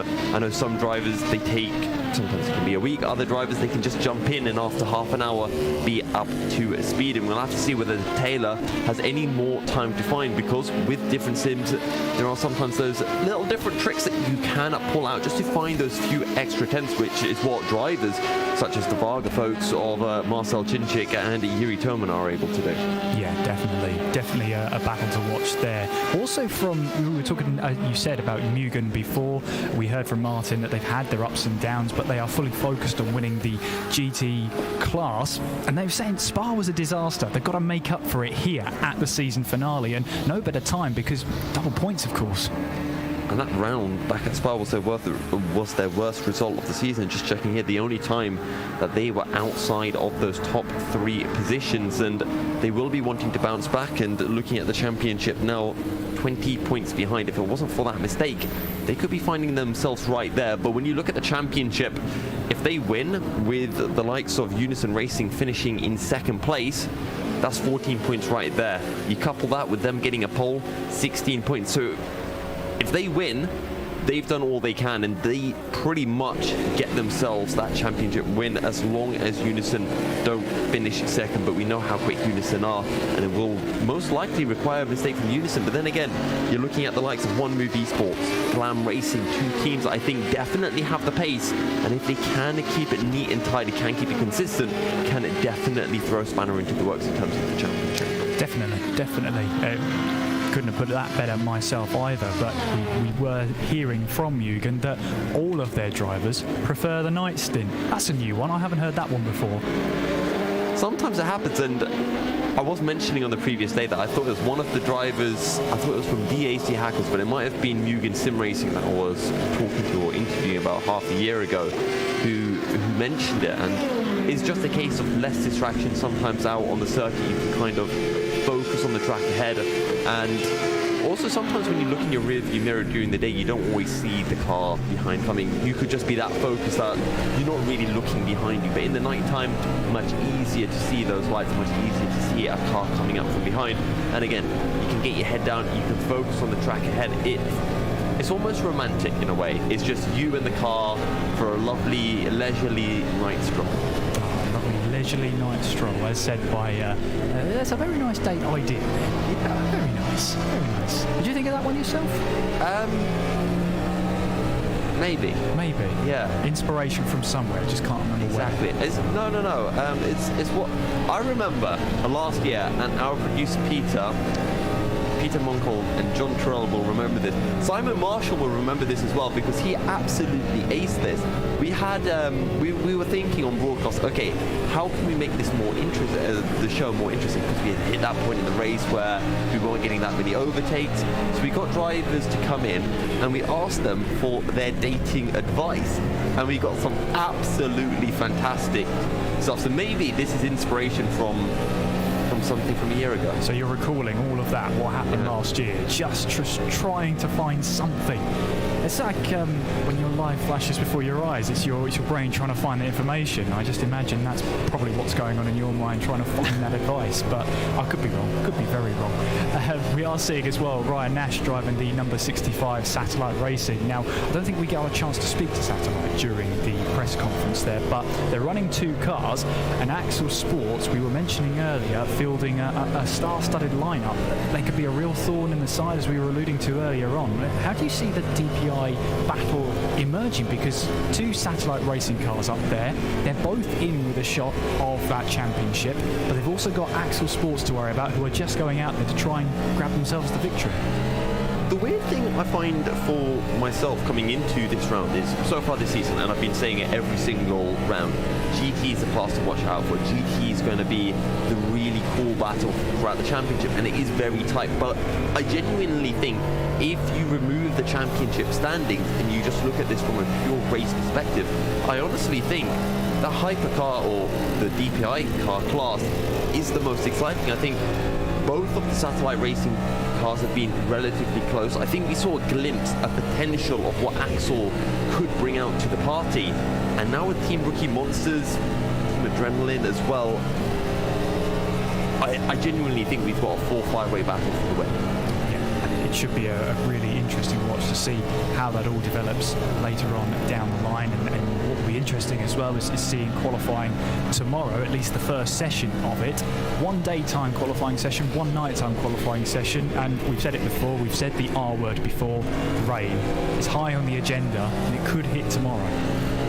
And looking at the weather forecast, or at least when we looked at it a couple of hours ago, it was suggesting that it was going to rain about an hour, 2 hours before qualifying session, and then maybe that chance of rain starts to drop. Maybe the rain stops, but then the start of qualifying will be wet. And if that rain stops late on into the session, you're going to have a mad flurry of cars at the end.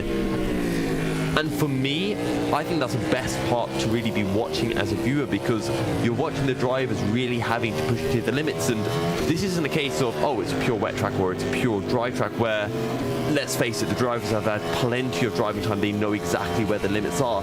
It's a constantly evolving track, and that's where a driver's skill set of being able to adapt, being able to find that tiniest amount of grip comes in absolutely clutch, to go through a proper gaming term. I'll leave the gaming terms to you, Yusuf, because you're more fluent than I will ever be. But I want to grab our attention with Nick Newcomb in Juice's Motorsport.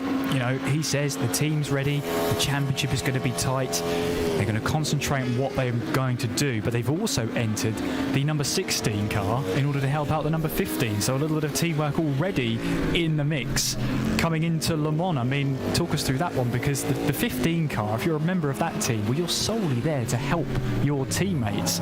It's far from what we're going to see from Satellite Racing tomorrow. And we've been talking about these ideas of how much is the team going to help another team, and it's something that we brought up a lot yesterday on the broadcast when we were talking about Musto in specific. How much is the 54 car going to help the 53 car, considering that they're within a mathematical chance of fighting for the championship? Well, in this scenario, we know exactly what that 16 car of Juice's is going to be able to do. And, oh, that is not a good look for Ryan Nash in the 65 Satellite Racing car. Losing the back end, I can't quite remember which corner that was, but he finds himself in the wall.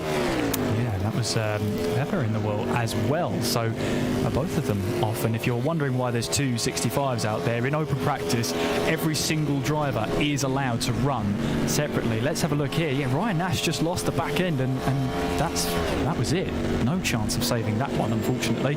And yeah, Pfeiffer was also off in that gravel trap. So I don't know whether that was a related incident or not, but if you're seeing the two 65 cars out there, that's because the teams are allowed to run the exact same car with multiple drivers, but from tomorrow, from qualifying, they have to use the same car throughout. So don't be too put off if you see 2 or 3 number 65s out there. That all changes tomorrow.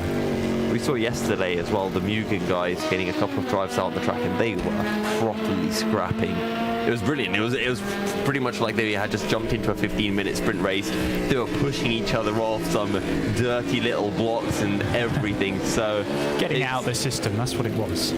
Exactly, and I think someone mentioned it earlier on in the broadcast about how one of the drivers, I think it was Callum Wilson, I think Alex might have been mentioning how he's been racing in a few different series, and he's been able to get some of the excitement out of his system with, I believe it's one of the touring car championships that he's doing, and now he can just fully focus, play it nice and sensible for the endurance race. But one thing that I have noticed, and this goes specifically for race starts, is as a driver sometimes you can kind of tell when drivers around you are trying to play a bit safe, and those drivers who play it safe, they can get sometimes absolutely swallowed up, and every time something happens they're then trying to avoid more and more stuff, and sometimes the best way to take it is just to be as aggressive as possible, and you find yourself coming out clean. Yeah, aggression has that sort of charm to it, doesn't it? It really does. I mean, some of these drivers will be treating this as a 24-hour sprint, you know, the way they'll be going at it and just trying to keep setting those consistent lap times time and time again. Speaking of lap times, just seeing there the fastest hypercar now is the number 65 there, Ian Pfeiffer. It's second overall, but it's fastest in class, 32.7. You compare that to the fastest lap of the session, it's the D-Cackers then in the LMP2 class, 31.7. So really then, the LMP2s and the DPIs there, there's still a bit of performance difference to them, but maybe not in the way we expected. It's super close between the two classes, and qualifying will really give us that final card to understand what the difference between them is. And if I recall correctly, the DPI cars have a slightly smaller fuel tank, so they're going to have to be pitting a little bit more frequently, and maybe over the whole course of the 24 hours they'll actually be bang on evenly matched. So I'm fairly interested actually to see out of the two teams, or out of the two classes, which one comes out on top, because we talk about the inter-class or the intra-class battles. I was going to say, actually, Sebastian Deville in the number 33 Team Adrenaline DPI has now just set the fastest lap of this open practice session. 31.649 is our new fastest lap of the session. So good luck then from Sebastian Deville, puts him at the top of the order. We also, in that press conference, spoken to Max Spooner of Team Ebrit, and I think he said one of the quote that stood out to me the most. In these races, you don't pick the winner, Le Mans picks the winner. I think that's a really good way to sum up this twice round the clock dance against Le Mans. And I think it's a phrase that we have been using so far a fair amount, and I think we're going to continue to use a lot as well, because it's the truth. You can't control what happens to your car sometimes. If it's going to break, it's going to break. All you can do is get your head down and make sure that you can correct those mistakes as quickly as possible. And recently I had an IRL 24-hour karting race, and one of my drivers had an issue with his kart. But he comes into the pits, he's got his head screwed on, he instantly says to the mechanics what the problem feels like. The mechanics are able to work out instantly, okay, this is gone, and in that case it was a crack in the fuel pipe. Able to realize that, we're able to send them back out within less than a minute. But if you don't have your head screwed on, you can't work out what those issues are.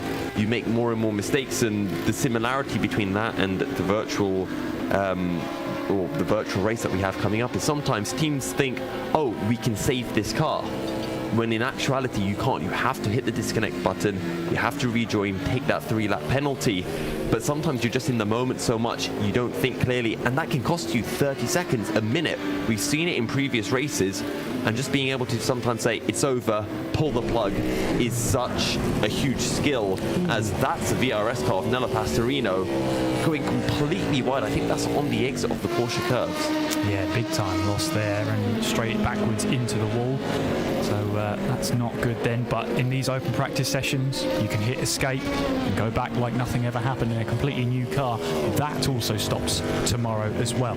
Once qualifying starts, you can't just hit escape to get back to the pit lane. You have to drive your way back, and it is a long lap here at the Circuit de la Sarthe. Just over 13.5 kilometres. So if you do make a mistake on your qualifying lap, it's a long way back. Absolutely. And as what we've seen in previous years, I brought it up on the broadcast yesterday, drivers losing their rear wings, drivers losing a wheel and trying to get back to the pits as quickly as they can, and over-driving the car, being all over the place, causing a potential issue for other teams as well. And you just need to be able to play it sensible, play it smart, because otherwise all of a sudden you get hit with a black flag, and then your race just goes from bad to worse. And it's about having that sense about you, and it's what I was talking about before with regards to if you have an issue. One part of it is knowing, okay, we pull the plug. Another part is saying, don't push it too hard coming back to the pit, because you can cause more issues. Yeah, very well put. And a lot will happen over the next the 24 hours once we get started on Saturday at 3 o'clock Central European summertime. And of course, hopefully you'll be joining us to see how it all unfolds and how it all unravels over that exciting one. And that's one of the D Hackers cars. Roland Schutz has found himself into the gravel there. I think that was Indianapolis. Also, we've got Ian Pfeiffer, who's also found himself yet again onto the grass. There's Juan Amaya there in another 65 Satellite racing car, and making his way now through the Ford chicanes. These are a really tough set of chicanes at the Ford chicane, because the curves are so high profile. Absolutely. And the biggest thing for me here at Le Mans, when you go into that final sector, the majority of the track is fairly fast, fairly high speed. You tend to run higher suspensions or stiffer suspensions just so that you can carry more speed through the corners. But in that final couple of corners, you want to be riding into the curbs as much as possible, and that's where harder suspensions can cause a bit more of an issue. It can cause the car to be a lot more unstable as you try to abuse the track limits as much as possible. And you have to be as aggressive as you can with the curbs, but it can compromise you massively. You can get a bad run out of the final corner, you could lose a second, or even worse, you could find yourself facing the wrong direction. Absolutely. We heard from Glam Racing in the press conference as well. Last year, they were close, fell at the 9-hour hurdle where he fell unfortunately there, but they're coming back. They want to win it this year.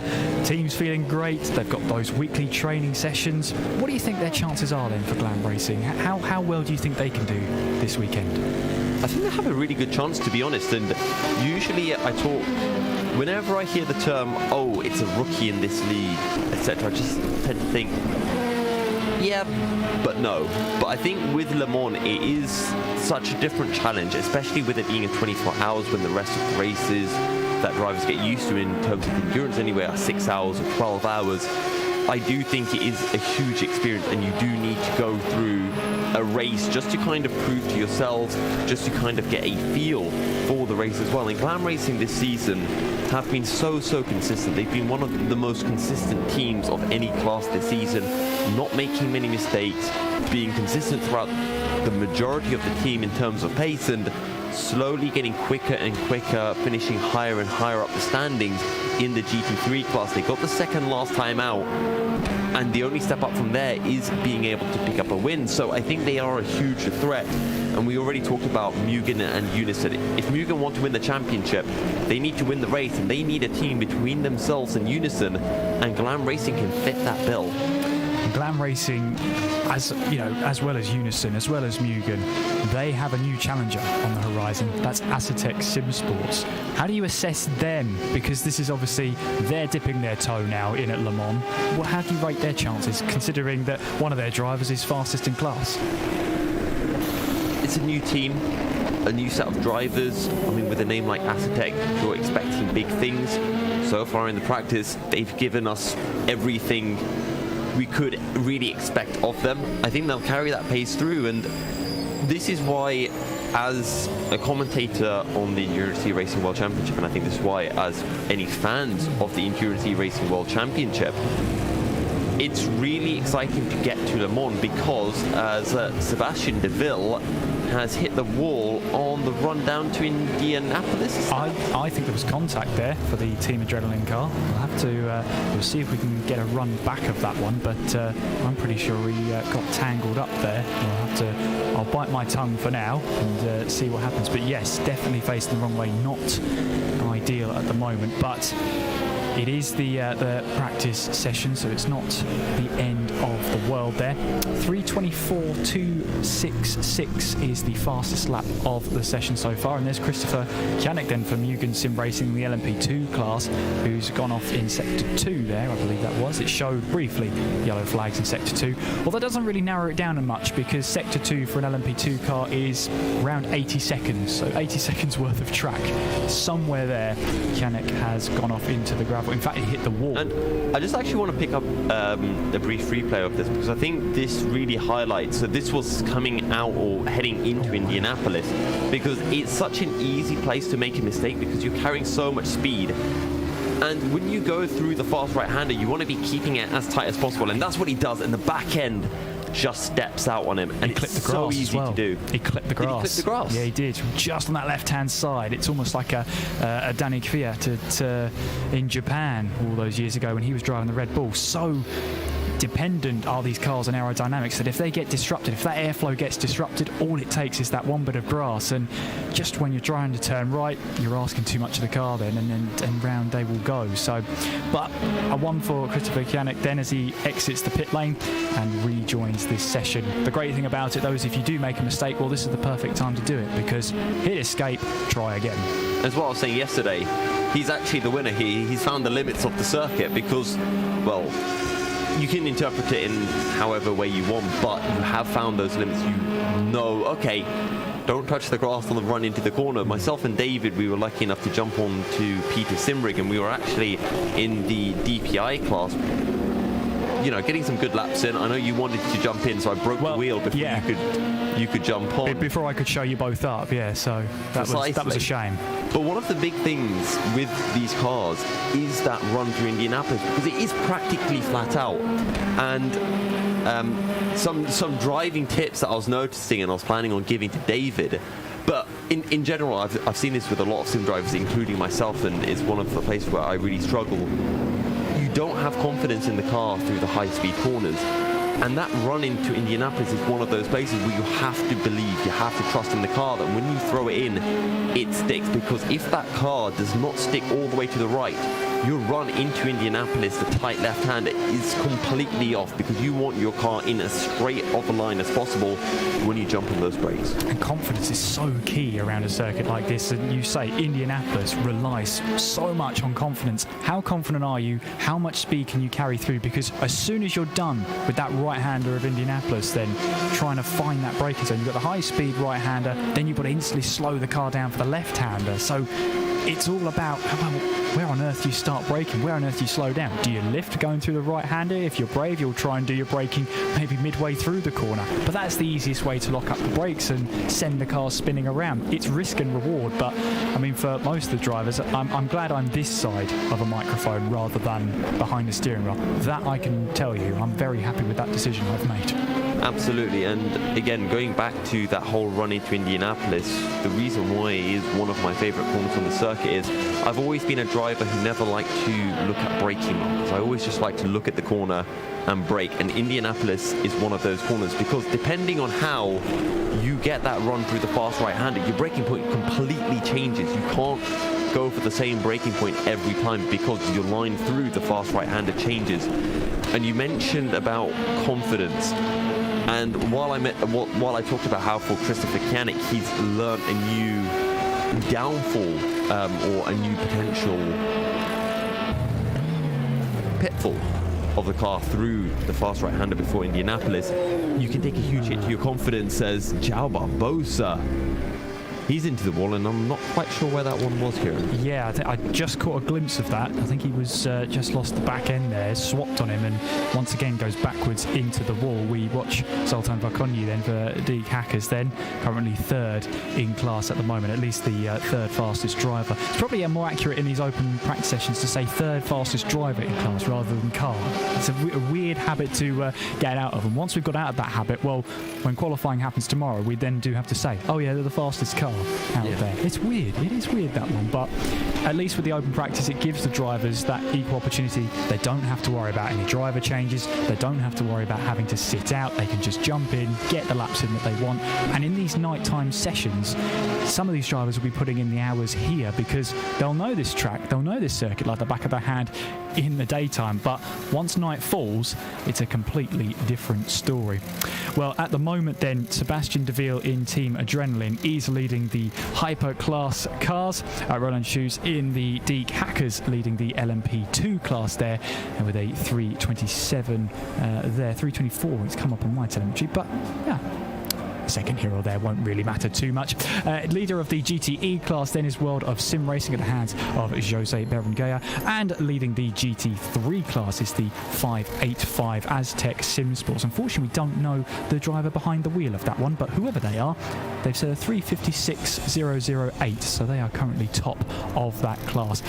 Very interesting sessions. We've seen quite a few mistakes from some of these drivers, but mistakes in this session is not a problem because that's exactly the opportunity you need and want to make those mistakes. All you need to do is hit escape and try again. It's a frustrating one because it's a 3-minute lap around this circuit. You've then got to try and pick up where you left off. Can be frustrating if you keep going back and back to the pit lane. Well, hopefully you're enjoying this open practice session with us here at GTR24H. We'll be back with more coverage of the EEWC Round 6 open practice here at Le Mans. We'll be back with you very soon.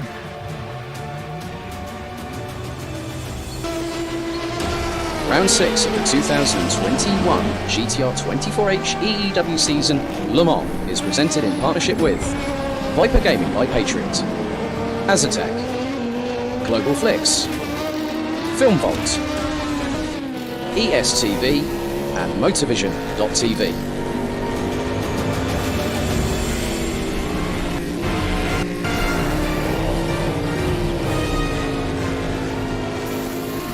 A 1v2 for the tournament. Pressure is on.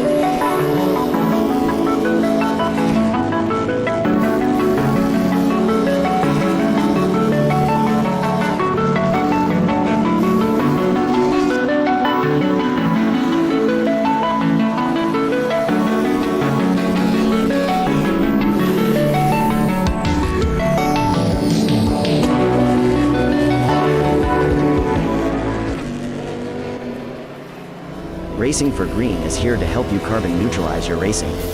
By planting new trees, Racing for Green offers to make your racing carbon neutral. We already have the calculations, contacts, infrastructure, deals, and solutions ready for you to easily buy carbon neutral laps on any racetrack. It doesn't matter if you are a racing fan, team owner, driver, sponsor, or partner. Anyone can buy CO2 neutral laps in the Racing for Green webshop and trade CO2 emissions for New Forest. Racing for Green.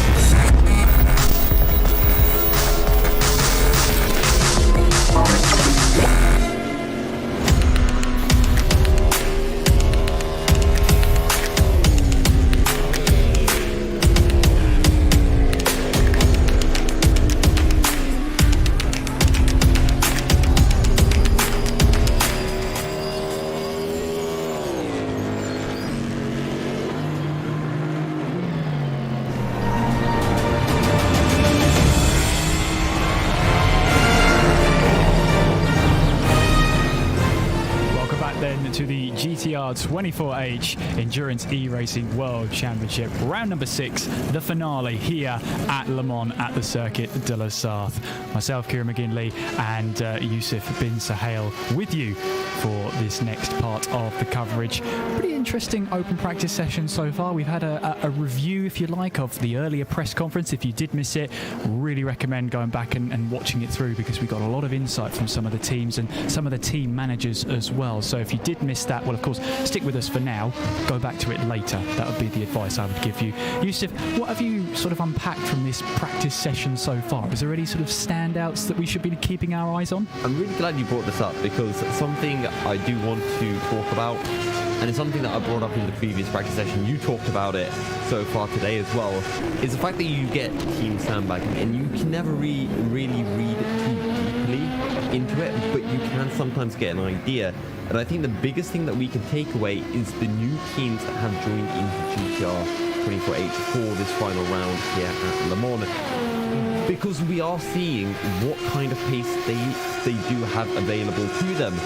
And when you are a new team joining in, you know, you don't really care about sandbagging. You don't have a championship to fight for. You just go out there, you show your pace. And I think for the likes of Axel Sports, yes, we kind of saw them at Spa, but now we're getting to see them again. They've been decently quick. Team Adrenaline, top of the standings.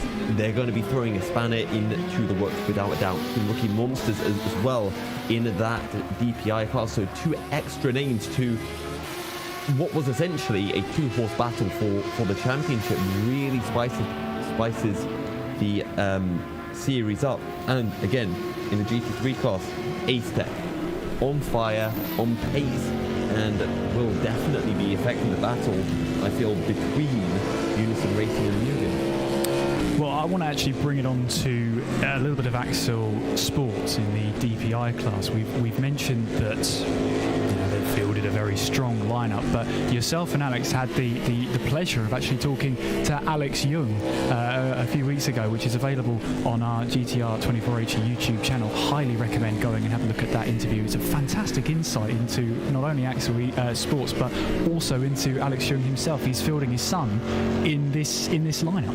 Absolutely, and if I remember correctly, Alistair Young raced in the Le Mans Virtual as well, so he's got experience doing a 24-hour race at Le Mans.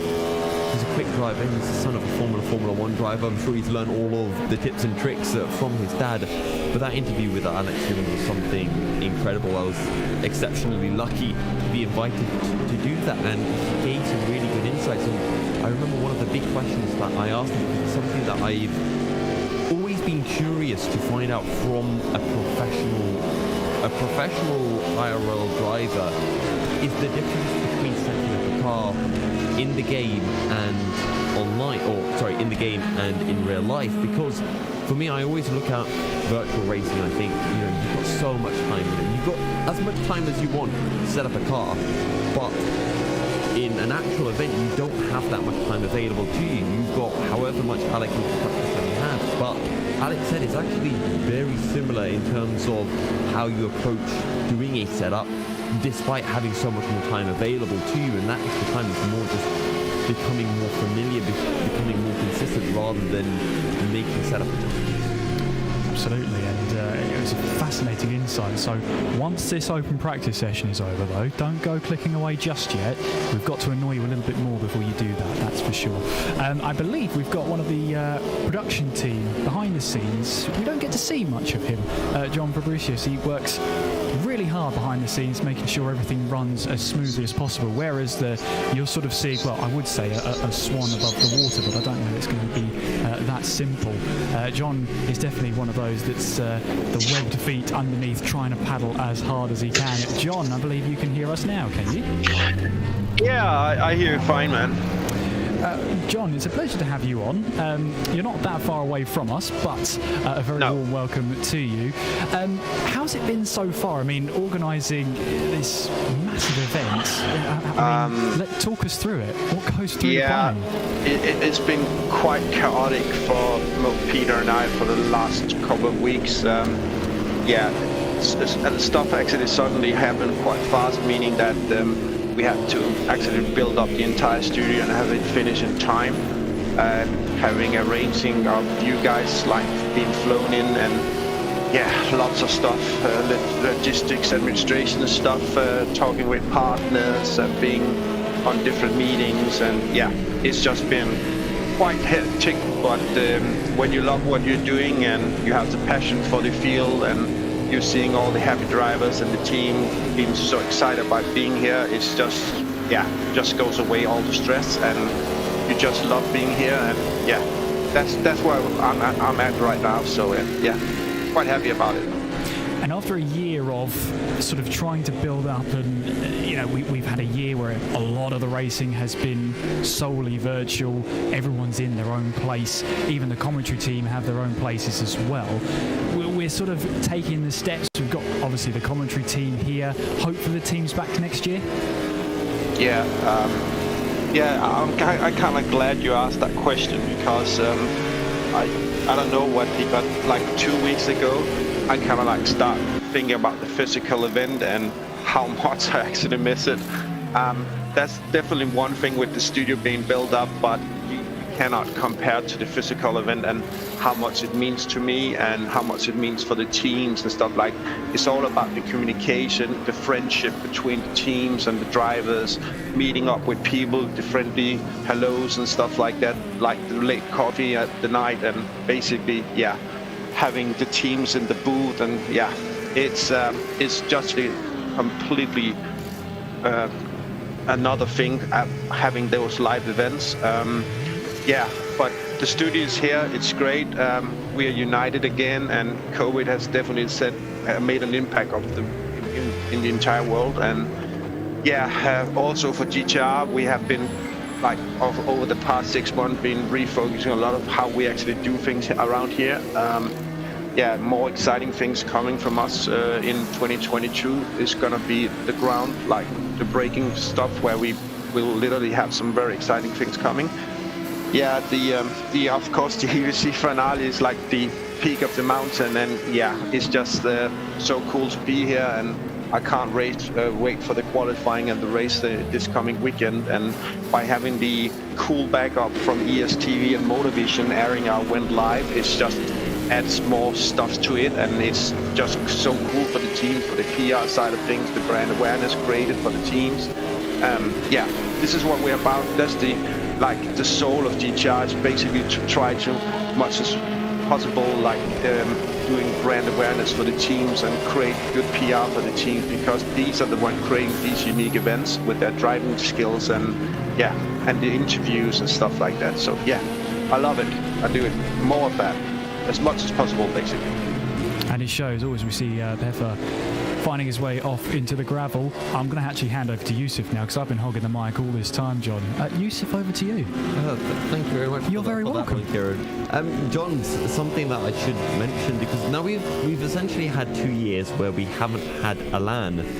So we've picked up, I feel, a lot of teams who would have joined the Endurance Racing World Championship, or more specifically joined GTR24H, who haven't been able to experience the LAN, and they might be thinking, what's all this fuss about, and not knowing, how much of the backbone of GTR is due to the Le Mans finale. So what would you say to those teams is the biggest thing and the biggest reason why they should want to attend the LAN? It could be anything from atmosphere, from being able to meet other teams. I think the whole thing about the physical event is definitely the atmosphere. With the creation of the virtual pit we did last time, like having simulated audio in the area where you literally sit in your pit and you can follow the radar. You basically hear your car going through the pits, and you can enjoy the entire race with your simulator software and stuff like that, and basically monitor your car going around the track. It just creates something where basically everybody can go into the other tents, have a good chat about setups, what to do with these kind of things, seeing on the track, and give tips and whatever. It's something that is just so unique in so many ways. People unite. Most of the people might have never seen one another. They've just been racing against one another, but meeting people in person, it's so different. It just, you might have something about that person in general because you spoke to him and maybe you think he's a nice person, or some you might not think as a nice person, but when you meet people in life, you change your mind. It's just you get a smile on the face, you look them straight in the eye, and you start negotiating or whatever you might need to talk about. It's just so different. I can only recommend the teams ongoing because you meet up with people you've been racing for years and years on, and you never meet them in person. And this is what the event is about: meeting in person, having those good chats. Basically tell about your experience in sim racing and stuff like that. That's why we do what we do, and that's why we've been doing this since 2007. And it's been for such a long time. GTR has been around for more than a decade now. We only commercialized our company back in 2007, but before that we were an organization of like reuniting people from all over the world. But now in 2017 we brought partners in, we built up the brands, and we basically like bringing more and more partners in. And now we have been focusing for the past year on distribution, and that's like getting more and more exposure for the teams because we think they deserve it. They need to get that courage to have a living of what they love doing, sim racing. So why not? And I want to follow up with just one final question, John, because kind of continuing on from the fact of we haven't had a LAN for 2 years, and I went off that and talked about the new teams and why they should want to come, but I also want to address the old teams, the old dogs who have been with us for however many years. We've had 2 years to plan essentially a new LAN. What is the coolest feature that you think might be coming for the EEWC Le Mans Finale 2022 that wasn't a feature at any of the previous LANs? I can reveal some. You're gonna see more AR related stuff, like augmented reality stuff and VR related stuff, and trying to combine those two worlds. So I can't reveal much, but there are plans. I would recommend going, and especially, as I said before, because of the unity of drivers in the community. Basically, this is what it's all about. But also because of the experience of being part of something that reminds you very much of being at a real motorsport event, but not entirely. But many may dream of being a real race driver and go to Le Mans and drive in a car, but there will be a large portion of people not able to succeed in life with that, and maybe some would have disabilities and not being able to do so because of like they might not have the force in their arms to do it, or in their feet or the legs to do it.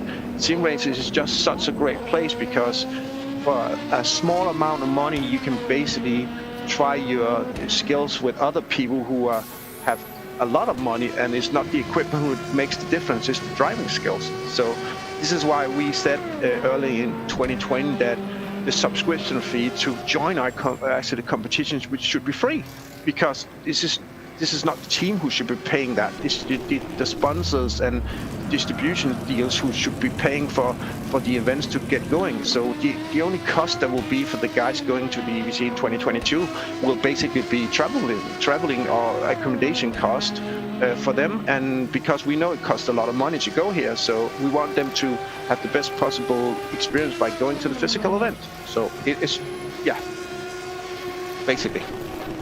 Well, Kieran, that's been everything for me. Well, John, it's been a pleasure to talk to you. We'll leave you alone now so you could get on with what you do best. But John, it's been a pleasure. Thank you so much for joining us. Yeah, thanks you guys, and you're doing an excellent job. Keep going, guys. There's many hours to go, and we're not even in qualifying session. So yeah, have a good one, guys, for the rest of the night. Yeah. I think I just heard your heart just sink for a second there. No, if anything, the heart rose. With plenty more hours to go, plenty more action to come. I couldn't think of any better way to spend it. I've been noticing, as we were speaking to John there, one driver that's struggling at the moment and one driver that's really pushing the limit is Nello Pastorino. More than once during our interview with John there, he's been finding the limit and maybe overstepping the mark. I mean, yes, it's the perfect session to do it, but 2 or 3 times at different corners. Is that driver related, or could that be setup related? I wonder if it's satellite racing already starting to feel the pressure, maybe seeing those lap times being set by the likes of Axel and Team Adrenaline, thinking we need to get the hurry up, and maybe their sandbagging, let's say, isn't actually sandbagging, and they think that they need to find some extra time, and it's a late hurry up call for them, or a hurry up call for them. I want to throw back though to something John mentioned in the interview, because I personally want to disagree with it, because he mentioned about how sim racing, it's all about talent. It's not about your equipment and stuff. Because I hold on to the fact, I like to say I've got a really bad wheel. That's why I'm slow. So I want to pretend like I never heard that comment. I mean, I'm expecting that door to, as soon as you said I disagreed with John, I was expecting that door to just be smashed down. Yeah, absolutely. But no, luckily that hasn't happened yet. That's the most important part. Well, we're seeing some of these lap times come in, and maybe more lap times that are representative of what we expected from the DPI class. Ryan Nash is topping the table, 32.672. That's much more like it compared to the fastest LMP2 time, 3:24.477. That's the current gap at the moment. Would you say that's a fair reflection of difference in pace between the two classes, or is there more to come? I think when we've looked at the previous rounds, and I don't know if this is an accurate reflection from previous rounds of the differing in pace between the DPIs and the LMP2s, but we've been seeing around a second, and that's been Varga are exceptionally quick. So even if you want to add a bit of extra time, maybe about 1.5 seconds. Here at Le Mans, 2 times longer, you're expecting that gap to be around 3 seconds, and we're getting towards that phase. Absolutely, as we're riding on board with one of the drivers in the 166, the ID SimSport team, currently third in class at the moment in the GTE class.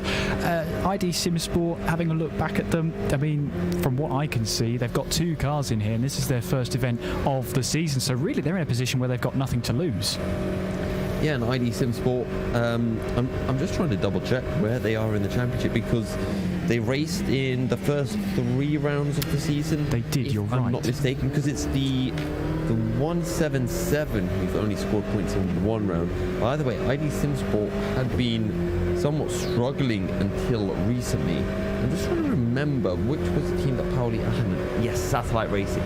For some reason, I always get Satellite Racing and ID SimSport mixed up to some degree, but there you go. There's a game at home for you. How many times will Yusuf get the 2 mixed up? They're in 2 different classes, but we'll see how many times he gets them mixed up. They're not. It'll be a fun game. I'm only joking. Right, okay. Is that how you come? That's how it works, yeah. I don't make mistakes. I make prophecies that turn out to be true.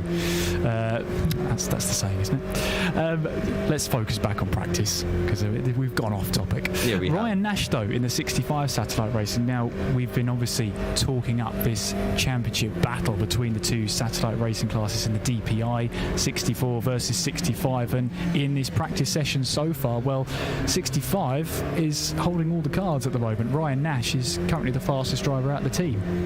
Yeah, but when you look at that 64 driver lineup, and we haven't seen anyone from the 64 team out yet. James Suber, Martin Hemmingson, Henry Sinek. 3 incredibly quick drivers. I haven't even mentioned Liam Martier. He's fast in his own right, but the other 3 are just at a different level at times. And despite looking at Axel and thinking that they're quick, despite looking at Adrenaline and thinking they're fast, and Team Rookie Monsters as well, I'm just still uncertain if anyone can beat that 64 car. I'd like it to happen, because it would make the championship a lot more interesting for us heading into the final 3 hours of the race, but I am still slightly doubtful. Well, all we can do is see how it all plays out. Of course, practice sessions are all of those that you don't want to give away too much. You don't want to be giving away your performance too early on, especially right before a qualifying session. There's João Barbosa, who's had an interesting practice session. He currently is the fastest driver in the LMP2 class in this open practice session so far. Just having a look at this time, 3:24.477. Not doing too bad of a job at the moment. In fact, he's quite a way clear from the next car, driven by Gabor Havesi in the Mugen Sim Racing. Again, it is practice, but in that first sector, the Mugen Sim Racing is faster. It's the other 2 sectors where João Barbosa is absolutely flying. And I'm just trying to wonder if it would be fuel related, because usually if it's a lighter car, it should be faster on the straight, so it should be that first sector where they're gaining the time, but apparently not. And The other thing we do have to remember is with the way that R Factor 2 works as a platform, all of the times get effectively deleted when a team leaves the session. Once they rejoin, the times can come back up, and that's actually something that's caught out the teams in qualifying. And a reminder to teams, if you do leave during the qualifying session, make sure you rejoin before the end, otherwise you're going to be finding yourself starting at the back of the grid. It's happened to Musto before, I think it's happened to Varga as well. So even the experienced teams make that mistake from time to time. So a lot of the times that we are seeing, there are other teams that have set close times but may have left the session, and as a result it can kind of skew the timing and the gaps. Definitely. And it's the DPI class obviously came in quite late on into the season. I believe the first race was at the Nürburgring, the endurance race there. So having to make that jump from LMP1 to now the DPIs, I mean, it's an interesting to do halfway through the season. How do you think the teams have adjusted to, that change in car performance, if you like? Well, the weird thing for me is when the DPI class got introduced, I essentially just saw it as, well, very similar to the LMP2s. It shouldn't be much different. But then you had that fantastic interview with Henry Sinek, and he essentially said the opposite. It feels completely different. And the rear end just feels really loose under braking, or something that I was noticing when I jumped onto the sim rig. That rear end locks so easily in the latter part of the braking phase. So it is different from the DPIs. I don't think it will require a huge amount of time. It's not completely different, like going from a GT car to an F1 car or something like that. I think it's still relatively similar and does require a bit of time to adapt, but I'm sure by now, after 3 races, well, this is our 3rd race of the season for the DPIs, I think most of the teams should be accustomed. It's the newcomers, the likes of Adrenaline, Team Rookie Monsters, that might have to learn the car. And I mentioned before in the broadcast today and in previous days the fact that teams effectively have an infinite amount of time to practice for the event, but we can't forget one of the great things about sim racing is the fact that you can be doing so many events over the course of a year. From one day to the next, you don't have to be traveling halfway across the world to get to your next circuit. And this, of course, means that the teams are also preparing for other races, so they don't have that huge amount of time. And as well, they could be going from one car to another. They could be racing in 3-4 different classes over the course of a week in multiple different series, and having to constantly adjust from one simulator to another, from one class to another, and we don't really know which team that's going to affect more than others. Definitely. I mean, Nick Newcomb was talking to the team in the press conference that he's been doing more and more racing over the past 18 months, and really the pace is starting to pick up again.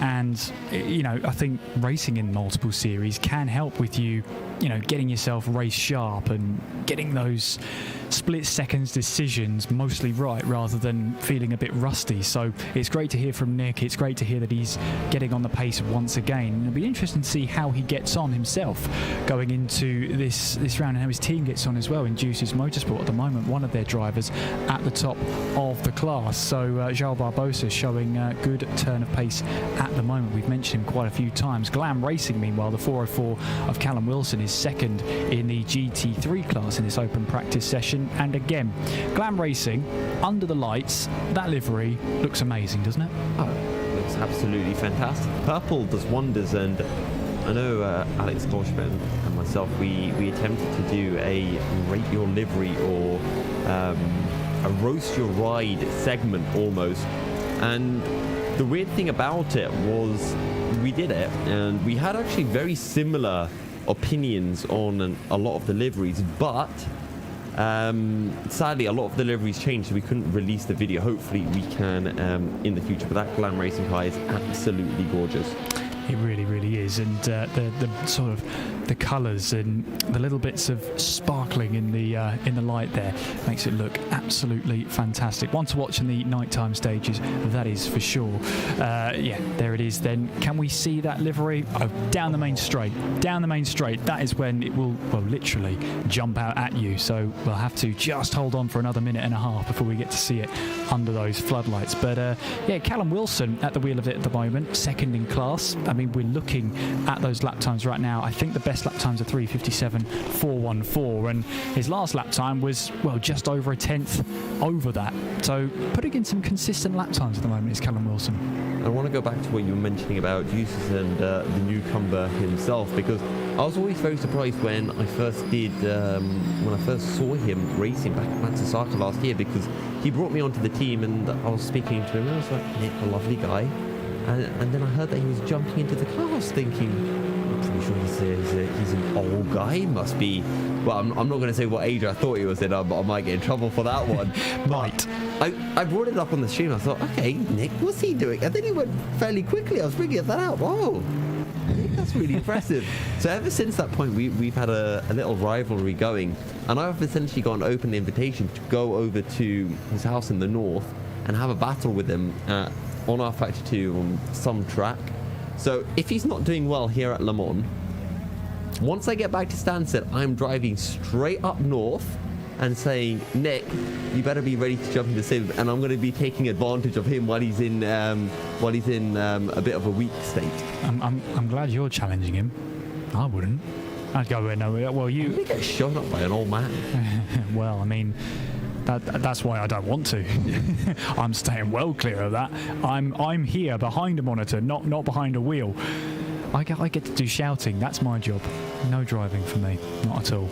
Ryan Nash then in the 65 Satellite, best lap of a 3:22.672. It's the fastest lap of the entire session so far. And as we start to make our way through the order as well, João Barbosa, again, mentioning him again, because he's still top of the LMP2 class in the Juices Motorsport Club. I mean, yes, we can keep going on about satellite racing and how the team are going to be going against each other. They've got two strong teams, but as I was talking to Henry Sinek, they're going into it and they will be battling each other for that championship win. There's not really going to be any teamwork involved. I mean, we're speaking to that team manager. There's not really going to be a sense of teamwork involved. It is going to be, if you win the race, fair play to you. Yeah, and 14 points separating the top two teams. So unless the 64 gets pole, if 65 wins the race, they win the championship. So yeah, rightfully so. Team order's out of the window. The only thing they'll be saying is just make sure you don't take each other out, because then chances are neither of them are going to be winning the championship. So aside from that, racing all the way to the end, I believe, in the DPI class, and we're going to be racing away through the remainder of practice, jumping on into a break. We're at the 11 p.m. mark, at least here in Europe, and we'll be back after a short commercial break.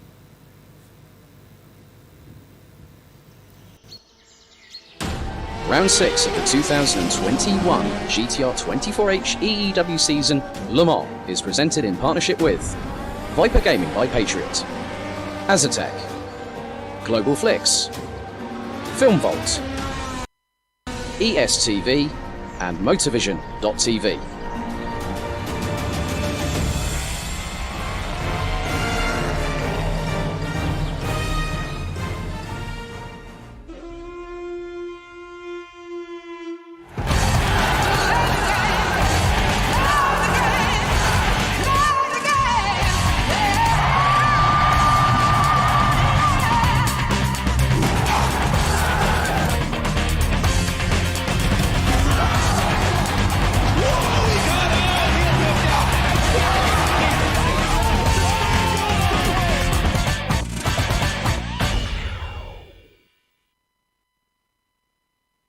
Racing for Green is here to help you carbon neutralize your racing. By planting new trees, Racing for Green offers to make your racing carbon neutral. We already have the calculations, contacts, infrastructure, deals and solutions ready for you to easily buy carbon neutral laps on any racetrack. It doesn't matter if you are a racing fan, team owner, driver, sponsor or partner. Anyone can buy CO2 neutral laps in the Racing for Green webshop and trade CO2 emissions for New Forest. Racing for Green.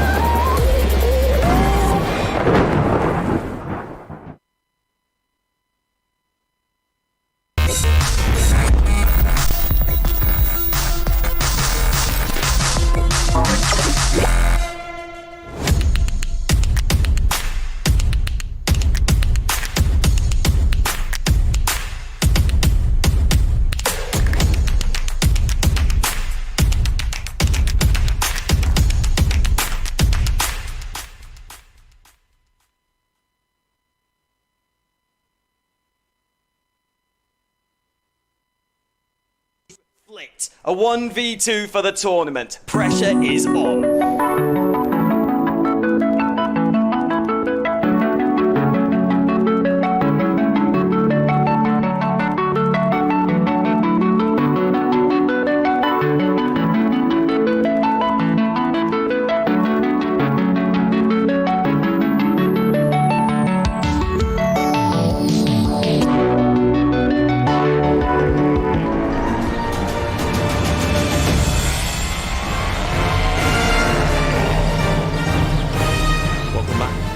To round 6 of the Endurance Racing World Championship 2021. At the final round of the season, we're in the official practice session, our final practice before we have qualifying tomorrow.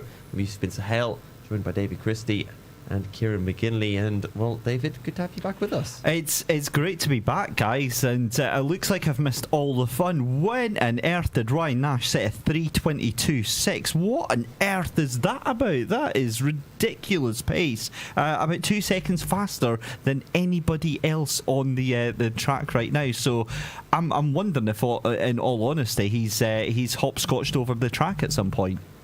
I think, as Kieran might say, the 65 car is letting the 64 know that it's really challenging him for the championship. Yeah, I mean, we'll say it before, we'll say it again, how it is going to be a challenge for both teams. Christopher Kianek, meanwhile, you might have just seen really getting out of shape and into the walls. So he's not been having the greatest practice session, but again, it is a practice session, so we'll let you off, Christopher. And there was João Barbosa again getting off at that's the forward curves then, and maybe just clouting the curves just a little bit too hard. I mean, David, whilst you're away, Yusuf and I were talking about how the curbs at the forward curves are very aggressive, and if you're running a suspension that's too stiff, you're going to see the back end of it. There's Nello Pastorino as well, falling foul of the forward curves.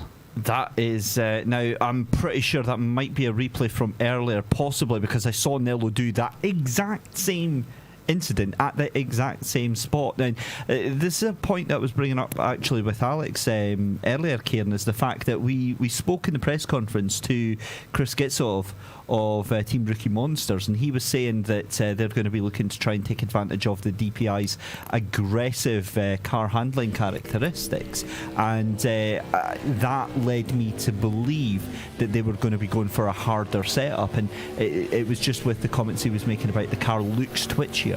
Well, that goes hand in hand with a hard spring setup and an aggressive, firm setup of that car. And yes, it's a handful in the dry, but really, is that a danger you want or a risk you want to take with the fact that we've got a high likelihood we're going to have some water falling from the sky over the weekend, and having a hard, aggressive setup, a twitchy setup in the wet is going to be just a complete disaster, in my honest opinion. The car is going to be completely uncontrollable depending on how much water falls, so they're going to have to balance that one out, I think.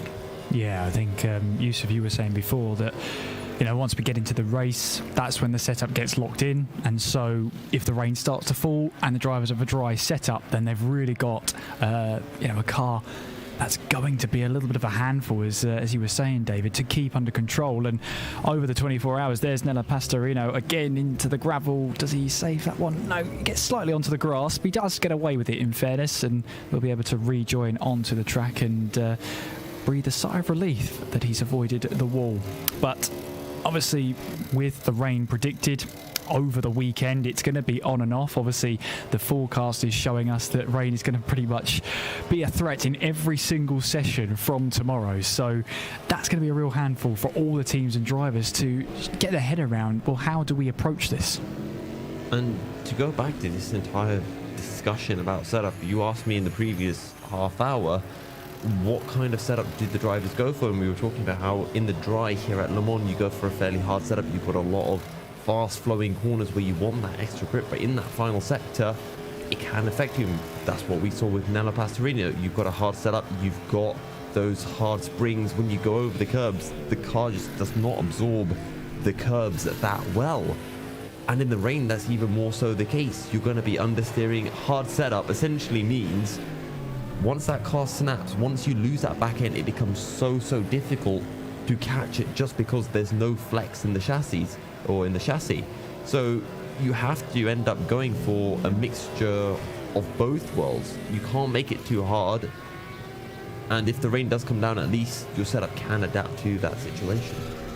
Absolutely. And David, I just want to bring your point in because Yusuf and I were sort of going over some of the points made in the press conference that yourself and Alex hosted. A good turnout from teams and drivers alike. More so, we had a 300% attendance rate from one team in particular, the Rookie Monsters. That's a great shout out there. But, you know, quite nice to have this press conference, get the teams involved, get the drivers involved as well, and it gives us that insight that maybe us as commentators need that little bit of extra light shedded on it. 100%. And the other thing on that as well, Kieran, is the fact that, you know, outside of that is the fact that we sit here and we talk about the drivers and the cars out on track, but one of the things that we try and get across is the amount of people that are involved behind the scenes in these types of events. As we see Ryan Nash with a huge hit into the wall, he's so lucky that rear wheel didn't come flying off there, but he meanwhile goes flying back to the pit lane there. Let's get a replay of this, and I think this was this coming down into Armage. This is, back end just steps out, and again in those DPI cars, it's this is what happens. And you just said that about the hard setups. It's if that back end steps out, it's so difficult to catch it, and you know your instinct as a driver is to fight it, is to try and push and hold on to it. And let me say, if that happens in a race, that is going to be an absolute disaster. So they really have to think on the setups that they're doing here. I get that they're pushing, but yeah, they need to definitely dial some of these setups back a little bit. Just to finish off on the point that you brought up there, Kieran, again, just the amount of people that are involved in these teams, you know, not just in terms of the drivers themselves, but in terms of the team managers, in terms of some of the higher end pro teams will have dedicated setup engineers that are there to help take all the technical data and analytical data and really help work with these teams, because we all know what a physically and mentally draining event this is going to be over the 24 hours. Goodness knows we're going to get a little taste of that here in the studio, helping bring all the coverage to you guys and girls at home. But I can't imagine. I did the 24 hours of the Petit Le Mans in iRacing, and that, as enjoyable as it was, because I was doing VR, I took about 4 or 5 days to properly recover after that. We heard from Taylor saying that it's going to take them about a week and a half to recover fully from that event. And it's, you know, you think that how many other obligations and team races that these drivers have got to go to. I don't think they've got that hour. It's not like they've got that week and a half off.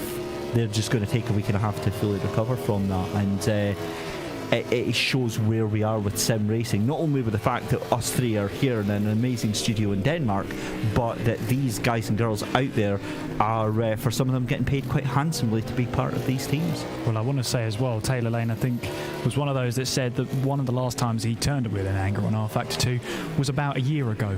So he's got that ability to jump into a sim and set a relatively competitive lap time, all things considered, to, you know, bring himself into contention and bring that treble 5 in there as well. I mean, Team Rookie Monsters have brought an extra car because they were inundated with drivers who said, are we doing Le Mans? Are we racing in it? Let us race in it. And they've now got an extra car because of it. Well, the one thing that I want to know from you guys, being brand new to the fold here, is, and I was trying to eke it out of Alex earlier on, is Team Rookie Monsters. Now we saw the little not so subtle things at Mugen Sim Racing. I need to know what the juicy gossip behind the scenes with those two teams is. So Team Rookie Monsters, I mean, for me now, they're more like the Team Experience Monsters, really, because they've been with EEWC, with GTR for a fair amount of time now. Again, I like to bring up what they did last year in Le Mans, which was get the LMP2 car to push the GT car around the track in qualifying, which was something of absolute beauty. I remember commentating on that and looking at it, they just say, that's bloody brilliant. genius. And it's moments like that, though, isn't it, that rule books get changed for on the fly, because you think, well, hang on a minute, this isn't in the rule book, and this needs to be in the rule book, and this sort of thing needs to be clamped down on. But I mean, I'm just, like I say, just coming into that and the banter between them. Is this a long-term rivalry between the two teams? Between Team Rookie Monsters and Mugen? So, yes. I mean, you saw the meme. I think Team Rookie Monsters definitely won the rivalry here. That's essentially the elephant in the room that I'm trying to address, because obviously there's a lot of banter and there's a lot of friendly rivalry. But also in sim racing, there's some of the not so friendly rivalry. And I was saying to Alex earlier, how much of a mental game do you think the two of them are going to be playing? Well, I was thinking, where have the memes come from? Because I was looking, and Team Rookie Monsters, they aren't in the same class as Mugen, because Team Rookie Monsters are in the DPI and Mugen in LMP2. So I was thinking, is it from a previous year? Was it last year? Did they have a battle? Did they take a win off them? But then I realised, you guys, sadly, you're not going to experience the true Team Rookie Monsters. And if you're out there, Mantis Wreckers, where are you at? He was one of my favourite drivers from last year. He posted this picture of a beautiful Repsol Honda bike that he owned. Absolutely gorgeous. Amazing stuff. And the other thing that I really liked about today, and we're not able to say too much about it, is some of the burblings that have been going on in the background. And we've all been hearing the same rumblings. Don't you start. We're not, as I said, we're not going to disclose anything until anything actually comes out. But oh boy, this is potentially going to be a very, very busy weekend. And that actually brings up one final point on that, because obviously at this late stage in the game and looking at things, I would imagine, guys, that it is so important for your team to be focused and ready to go for the weekend. How busy would it be, or how damaging would it be to your weekend build-up to have outside distractions, do you think? I just want to throw to Kieran quickly, because we've essentially kind of stolen the mic. I know, we've just been sitting there watching us, we've just stolen this, because you're both new to the show, so I kind of want to throw this to both of you, because I always find, for myself as a commentator, you try to be impartial, but every now and then there's always a team that pops up and you think, I really like this team. They've just got an air about them. So, for Kieran, starting with you, and then for you as well, David, have there been any teams like that you would recommend to a fan, go and watch this team? They can cause an upset, or they've got some really fun drivers, personalities within the organisation. I mean, I'm a fan of Team Ebrit at the moment. Some of the stuff they're doing behind the scenes is really, really good. They're a fantastic team to just keep one eye on, and they're just hoping they've got their aspirations on making the checkered flag, making it across the line, which is, on the grand scheme of things, 24 hours of racing. That's not a bad aspiration whatsoever. Finishing a race around Le Mans, dancing twice around the clock, making the checkered flag is an achievement in itself. It's worth a celebration. It's just a bonus if you make it and you're the first one to do it in your class. So yeah, I've been really liking, coming into EEWC, seeing what Team Ebrit are up to, see what they're doing, and it is fantastic from that point of view, from that outsider. I'll throw it over to you now, David, because you've had more time to think about than I have. I got and truly put on the spot. For me, we're in just as difficult a position, because, as I say, we're brand new to the championship, so we're really getting up to speed with the ins and outs of all the different teams and the relationships. Again, E-Team Brit is a fantastic shout, because, again, outside of this championship, they're probably the only team that I'd heard of before coming onto the championship, working with Max and Alex and things like that on previous championships that they do. A wonderful team, not just from the E-Team Brit point of view, but for Team Brit in general. The fact that they're so heavily associated with that effort and the idea of inclusivism Inclusivism. There we go. That is the word that I was trying to go. Well done. And You got it. It's like 10:15 and my brain has just literally shut down. Inclusivity. It's 11 actually. There we go. My clock's not updated. Yeah, Inclusivity is the main thing that they really come across and they bring to the table. And their main ethos is, in bringing drivers with disabilities that would normally see them excluded from a lot of real life activities and proving to them, yes, you can race in real life, yes, you can do sim racing at a cut edge competitive level, and that's what they bring to the table. As we see there Taylor Lane coming out of the final corner here. I'm just watching the E-Team Brit car just actually in front of the Porsche on my screen.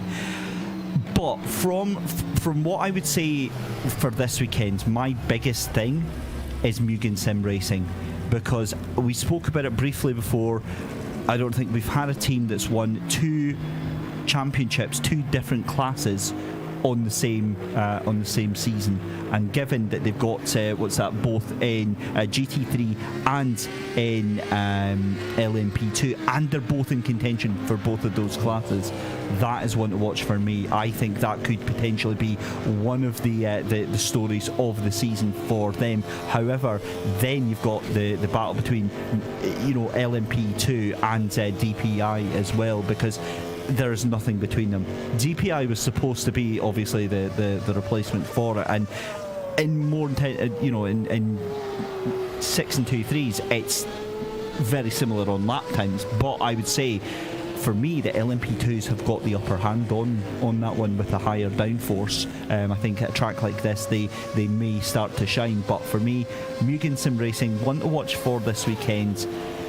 But I just want to answer whether or not an LMP2 can outshine a DPI, or whether it's going to be the other way about. I think there's going to be a big fight with that. I think with these practice sessions, obviously, there will be a little bit of sandbagging. We've already discussed.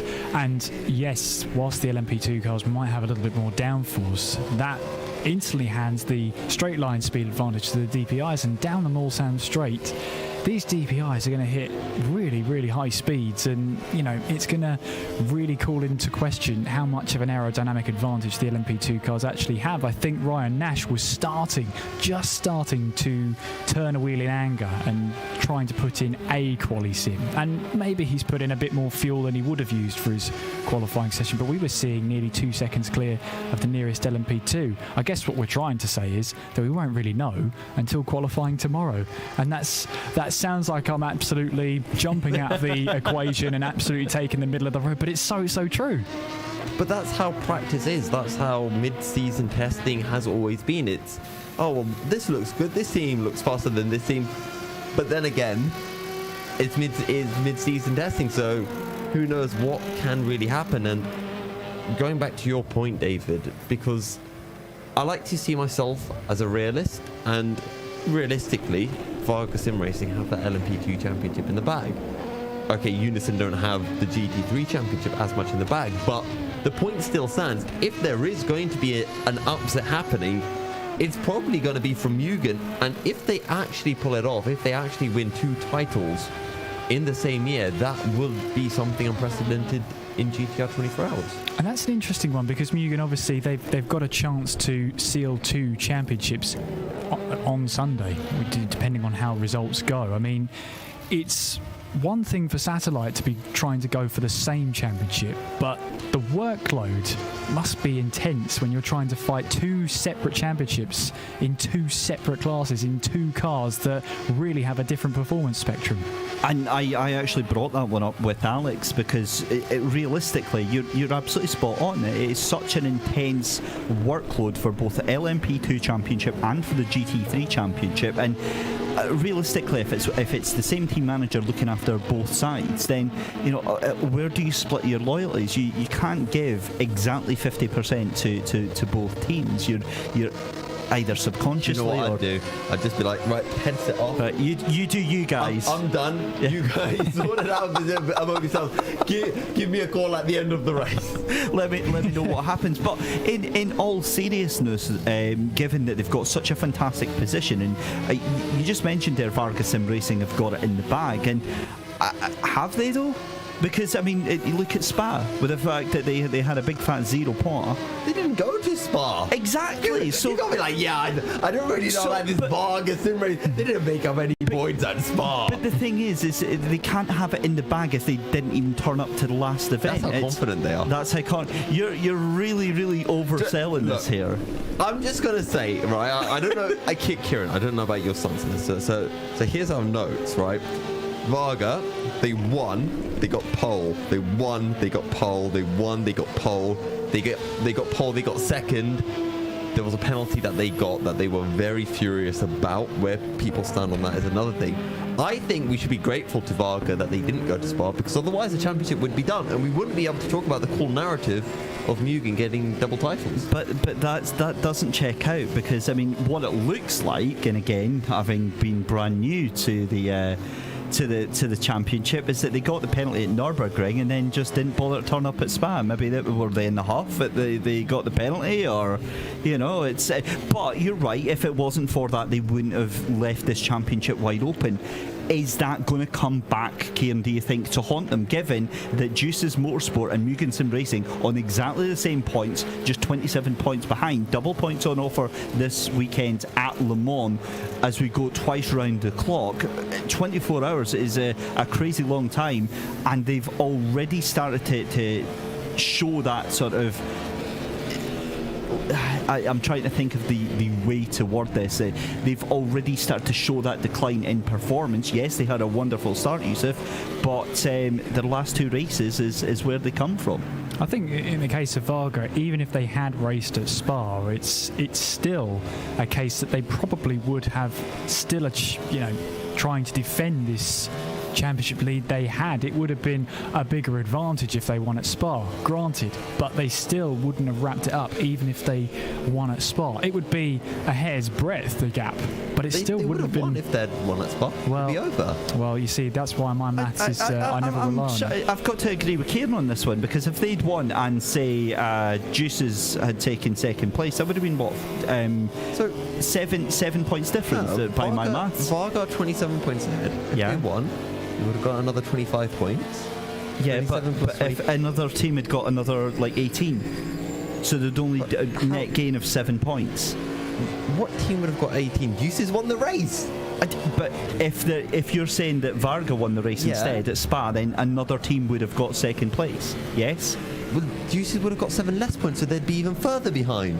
Yes, but it'd still be mathematically possible to get this. No! I do apologise for what I've started here. Kieran, I am not imagining this. We are on the same page, aren't we, here? Well, I mean, look, I'll come back to the original point. I'm just in shock right now at the lack of mathematical skill from my colleagues.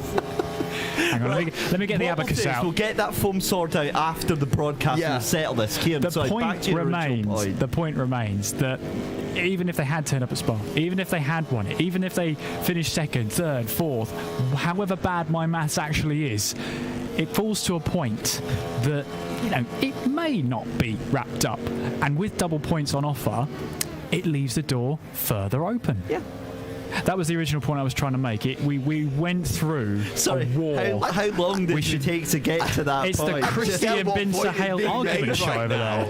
It's the Christian Bin Sahel argument show over there. I need to move over to this side of the studio just to say. What? The bad at maths and the good at maths. Right, hang on. I'm actually. Alex, are you good at maths? Then you can sit over here with me. It's. Well, yeah, I think he would be. I saw a nod. I don't know what he said. He mouthed something, but I couldn't quite hear it. Yeah. I'm actually feeling like I need to go and write this down. But anyway, Kieran. Yeah. And Yusuf as well. Let's move away from LMP2. We'll talk about it in the break, and then you can. Yeah. And if one of us comes back with a black eye, you'll know why. That'll be it, unfortunately. I do apologise for the war I've started. Our viewership is going to spike just because me and Yusuf have been fighting for the past 5 minutes. We're going to come back from the break. The whole tables are going to be out. There's going to be a boxing ring in the centre. Yeah. And just us like. Right, on that note then, here's a serious question. Because obviously it's starting to get quite spicy in terms of the championship and the different permutations. Do we think it's going to actually be as aggressive on the track in terms of the fighting over the race? that's interesting because it's a long race. We've said it time and time again. Twice round the clock is a long race. And to be honest, is it worth exerting all of your, all of that pressure, all of that effort into the first 6 hours when things could still go wrong in the next 18. It's all about being strategic. You've got to work out your pit stops. You've got to be thinking on your feet. You've got to be making sure that if something goes wrong, you are quick to react to it and you make the right call 9 times out of 10.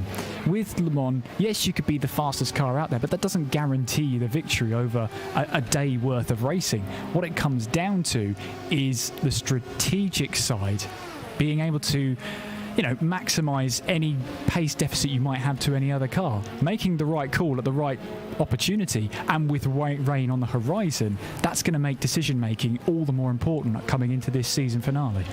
And I'm really glad you brought up this point, David, because it's something that I'm now going to be bringing up in the broadcast as if I thought of it myself, because I think it's entirely dependent on who you are.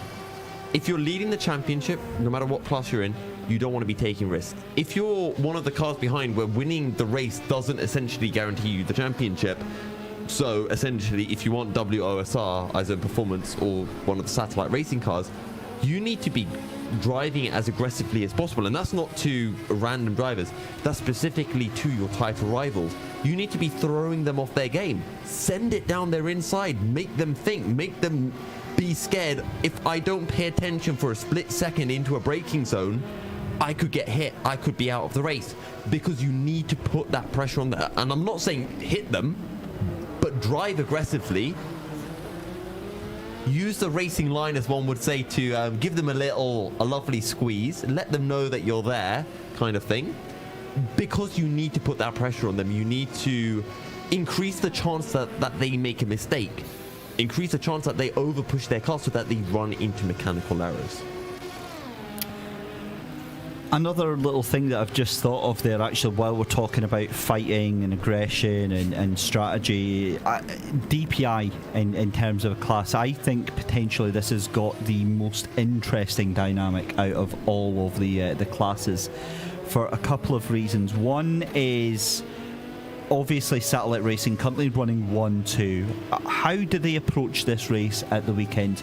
I thought last night when I was talking with Alex, I thought that satellite racing were going to have to obviously prioritise the number 64 over the 65. But at what cost? Do they realistically tell the 65 that you've got to be a rear gunner for the 64?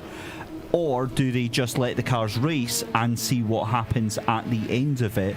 And also in terms of that, you've then got the wild card of the Team Rookie Monsters with the 2 cars in there as well. Now, how aggressively do you fight with the Rookie Monsters? Knowing they're nowhere in the championship, they're not in contention with that. Do you try and race smart? Do you try and brief your drivers to avoid them at all costs? And if they want to try and take a position, let them through? Or are you fighting tooth and nail for every single position, Kieran? I mean, it's going to be a difficult one. Oh, that's the Glam racing car I'm just seeing there hit the wall after going side by side with one of the LMP2 cars. I think that was the B32 racing car, just going through in towards the final part of the lap. I mean, yeah, it's going to be interesting to see how it all plays out. Of course, we've got a long time for it to play out. Qualifying tomorrow is the first step towards that. But, it would be great to see both teams battle it out. It would be great to see everybody battle tooth and nail for each and every position, but realistically, they've got to pick their battles wisely. There's no point fighting over a position that, in the grand scheme of things, you're not fighting for. If there's a car behind you that's not on the same racing lap as you, is it worth wasting all that time going side by side, corner after corner, to eventually, resolve a position that, at the grand scheme of things, didn't actually matter at that point, and all that time's lost when it could have been saved and spared for another opportunity, a much better used opportunity. Pick your time to jump into a battle, just like we've got to pick our time to jump on into a break. We'll be back after a few words from our sponsors.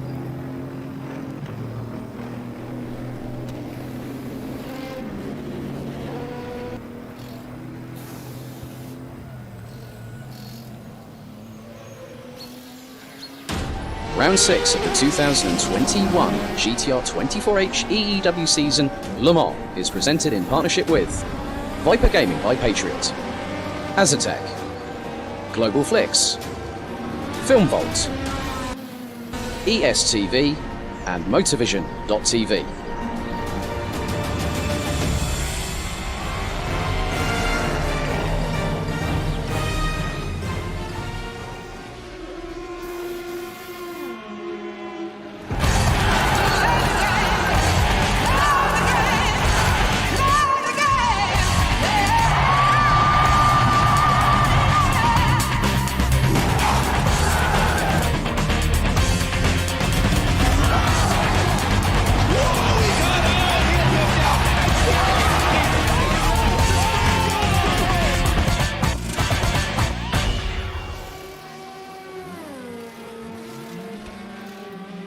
Racing for Green is here to help you carbon neutralize your racing. By planting new trees, Racing for Green offers to make your racing carbon neutral. We already have the calculations, contacts, infrastructure, deals and solutions ready for you to easily buy carbon neutral laps on any racetrack. It doesn't matter if you are a racing fan, team owner, driver, sponsor or partner. Anyone can buy CO2 neutral laps in the Racing for Green webshop and trade CO2 emissions for New Forest. Racing for Green.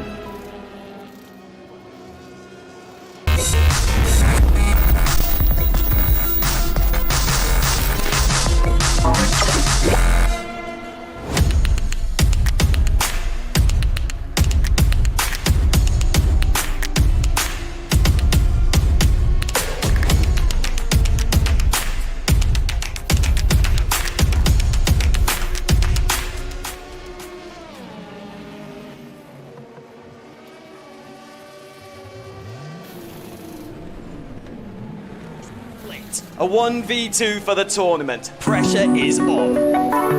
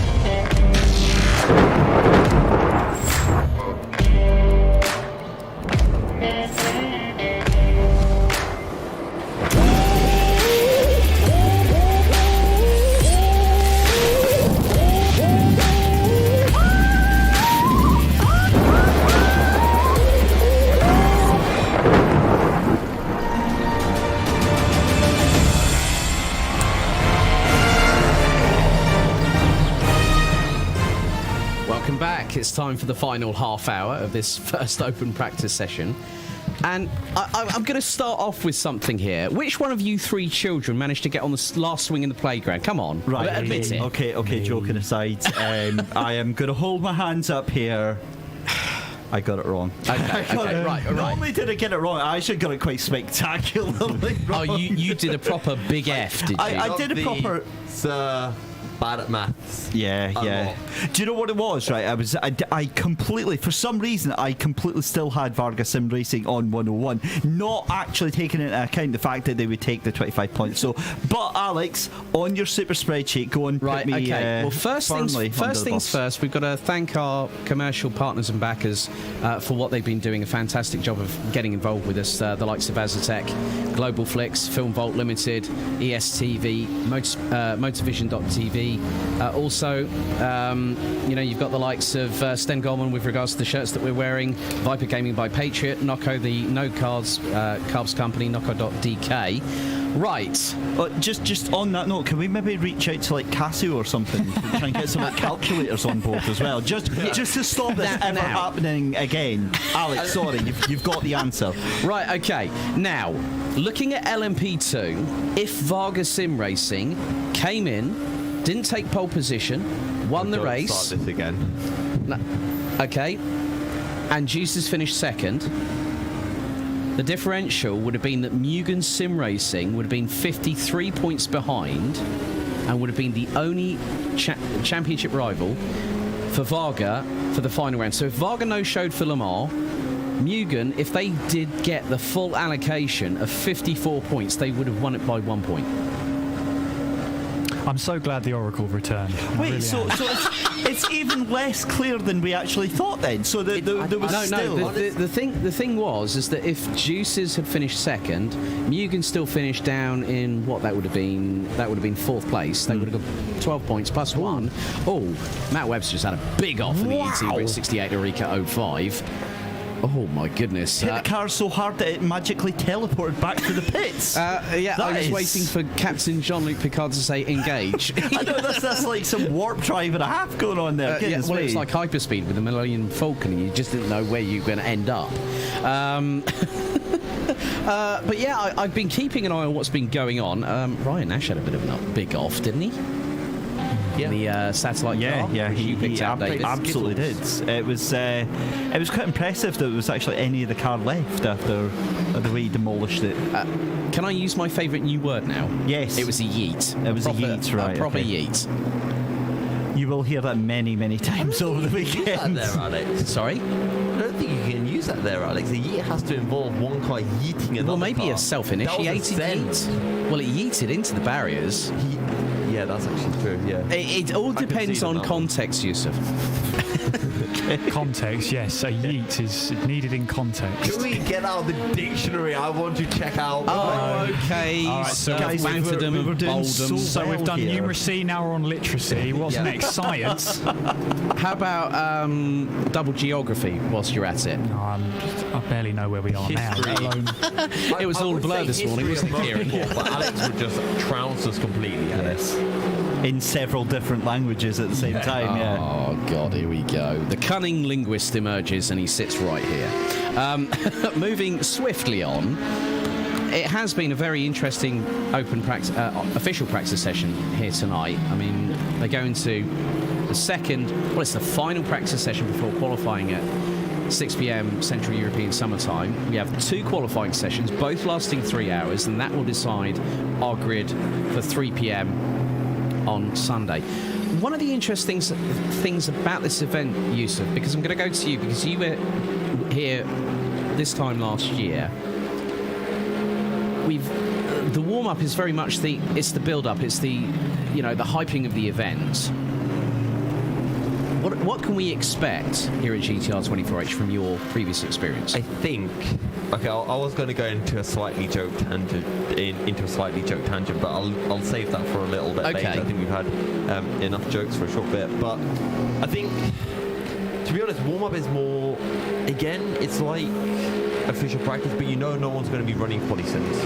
Yeah. Because qualifying's done, there's no point running on those low fuel modes anymore. It's time to start getting prepared for the race, and I think that's the real point where you start tying up the loose ends that you might have. Yeah. Practicing your pit entry, practicing your pit exit. How early can you get off that pit limiter without triggering a speeding in the pit lane? Those are the kind of little things you want to be doing. Practice having a big crash maybe, and then just jumping out of the server, jumping back in. It's those little things that you need to just be able to refine. That being said, I don't think we're going to see anyone crashing. They'll stop, jump out of the server, jump back in. Yeah. But yeah, those are the loose ends that need to be tied up. Kieran, it's stayed relatively dry all session long. Track temperature still at 29 degrees Celsius. Air temperature, because obviously now we're seeing the sunrise here at Le Mans. One of the things that we're going to see in the early morning, that's going to provide happy hour where the cars really start to get very, very quick indeed. Drivers will be at the tail end of their maybe stint or couple of stints that they've done. The cars are starting to get that little bit more quicker, but also the track has evolved to a point where the drivers are really feeling a lot more compliant, less complacent with the cars, aren't they? Yeah, I think as well when it comes to sort of dawn and this early dawn, Yes, a little bit of fatigue. This is probably where the fatigue is going to strike the hardest, because this will be coming off the back of drivers that have gone through a whole stint in the dark, in the pitch black, and now they're starting to see this emergence of dawn at the moment as we see one of the Acertec SimSport cars off the track. I could tell that there was something awry when I looked at David's face. So did I, it was on my screen there, and the car just absolutely sent it into the corner. It was actually on the first part of the lap there, coming up under Dunlop, and it just threw the car sideways, went about 20 feet into the air, and landed quite abruptly. Sorry, back to yourself again. No, quite. Interrupt me all you like. I'm just waffling on over here. I mean, the Christian Bin Sahil argument show was in full effect before I came back. Yes. I don't get why people keep calling David Christian. I'd be quite confused. You know, you got to roll with it, do you? It's late, guys. I mean, like we've got about 20 minutes of this session still to go, and then we're going to have about a 10-minute roundup of what's happened, not just about tonight, but also last night as well. I mean, I can't. There's been some great standout performances, especially with the LMP2s. But this is practice. Qualifying tomorrow night, the two sessions, it's going to be very different. Yusuf, you mentioned about weather. That is going to play some kind of factor, but the weather hasn't quite hit Le Mans yet. No, it hasn't, and, well, it's weather. It could change right up until it does eventually fall, and we are expecting it to be drying in that qualifying session, and I genuinely think that's going to make qualifying so interesting once we do get to that point, and it's going to be on the teams to be able to get the right setup. But again, they're presumably going to get a dry setup and wait until it does get dry to put in some laps. And the last time we had that kind of a situation was actually back in Indianapolis when it was Deuces in the GTE car GT3 car, who picked up their... No, sorry, it is GTE class, who picked up their only pole of the season. Kieran, coming back to you, who's impressed you in this session? I mean, it doesn't really matter respective of which cars, but which team has really stood out for you? I think it'd be really easy to say sort of 64 Satellite have looked pretty sharp at the moment. 65 Satellite have looked pretty sharp at the moment. Their drivers are, we've seen some of them make a couple of mistakes here and there, but that's exactly what a practice session is for. And sometimes you just need to make those mistakes in this, low-risk strategy, low-risk session where you can reset the car. You can just go back to the pit lane and start like nothing ever happened in order for you to learn where the limits are. And that's the most important thing to learn, is over a long endurance, you've put the car through its paces. How much can it take? How much punishment can you give it before it bites back? David, I mean, we've seen a lot of new entries for this final round of the 2021 season. I mean, Team Adrenaline are still out there. Roman Signor out there at the moment, putting in a 328.7 as the best lap so far. Top speed on that car, 334 kilometers an hour. It's nice to see new talents join the championship and drivers that are quite new to the R Factor 2 platform. I mean, you had a good chat in the press conference with Taylor Lane earlier on tonight. Yeah, I did. I mean, obviously, it's important to clarify Taylor not new to the R Factor 2 platform, just having an extended amount of time away, coming back to it just a couple of days ago. But some of these drivers, as you say, brand new to R Factor 2, brand new to the championship, and this is what can only be described, Alex, as the proper baptism of fire. I mean, one of the most competitive fields is Roman Signor. That is a hefty repair bill on that car, and that is not one that you want to see. It's fantastic to see so many of the teams really encompassing and welcoming so many new teams and drivers into the mix, because let's take DPI, and again we keep going back to like Taylor Lane and Team Rookie Monsters and that, and they've shown that they've got incredible pace. but they're not in it for the championship. So if I'm the likes of Team Viaductin or Satellite Racing, I'm a little bit nervous because they're coming into the final round, one of the pivotal rounds of the championship, and they've got the pace to maybe make a nuisance of themselves. I've got no doubt that they won't, but oh my goodness me, it's the 404 cars decide to have a little bit of a moment there. Callum Wilson and we saw this quite a lot last night with some of the teammates having maybe deciding that it's they're having a couple of laps and they're just having a wee bit of fun with each other. But to finish off answering your question, fantastic to see so many new teams, new drivers out in the championship and bringing a little bit of spice into the mix. As one of the drivers was saying this before, they've loaded it into the session as a safety car, they drive out of the pits as a safety car and then they park up. Someone's decided to have a bit of a field trip in the safety car. Nice. They made their way out the pit lane. Yeah, quite literally a joyride. The VRS car is struggling behind them. The VRS car doesn't know what to do. Oh my goodness. I don't know if there's meant to be a safety car out on track. Maybe it is. Well, I think we do need to let the ladies and gentlemen know about a little something we were going to announce last night, weren't we? So... Right, okay, so that happened then. So basically that car decided to follow the pace car off into the gravel there. It's sort of like follow the leader, isn't it? You know what they say, you have to follow the pace car. Yeah, that's so. Oh, what was it? Days of Thunder. I want you to hit the pace car. What do I need to hit the pace car? Well, you've hit every other damn thing on the track, haven't you?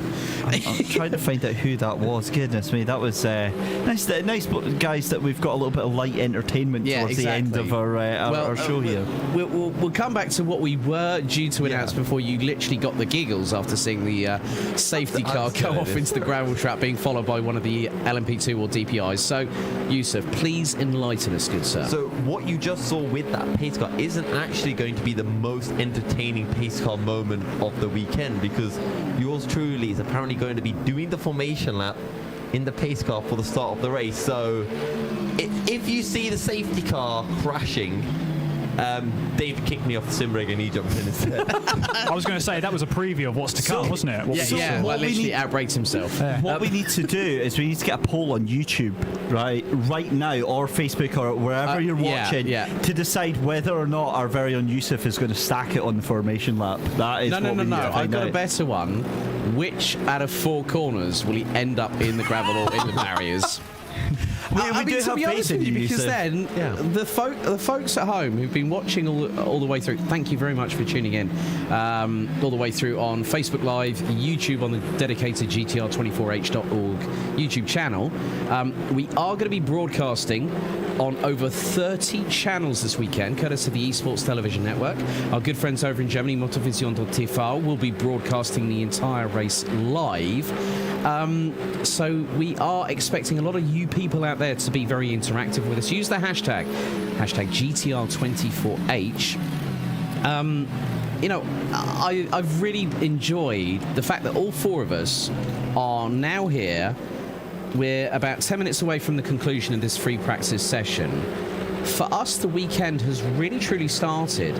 But for the teams, there's been a lot of preparation. And Kieran, just look at it from a team's perspective.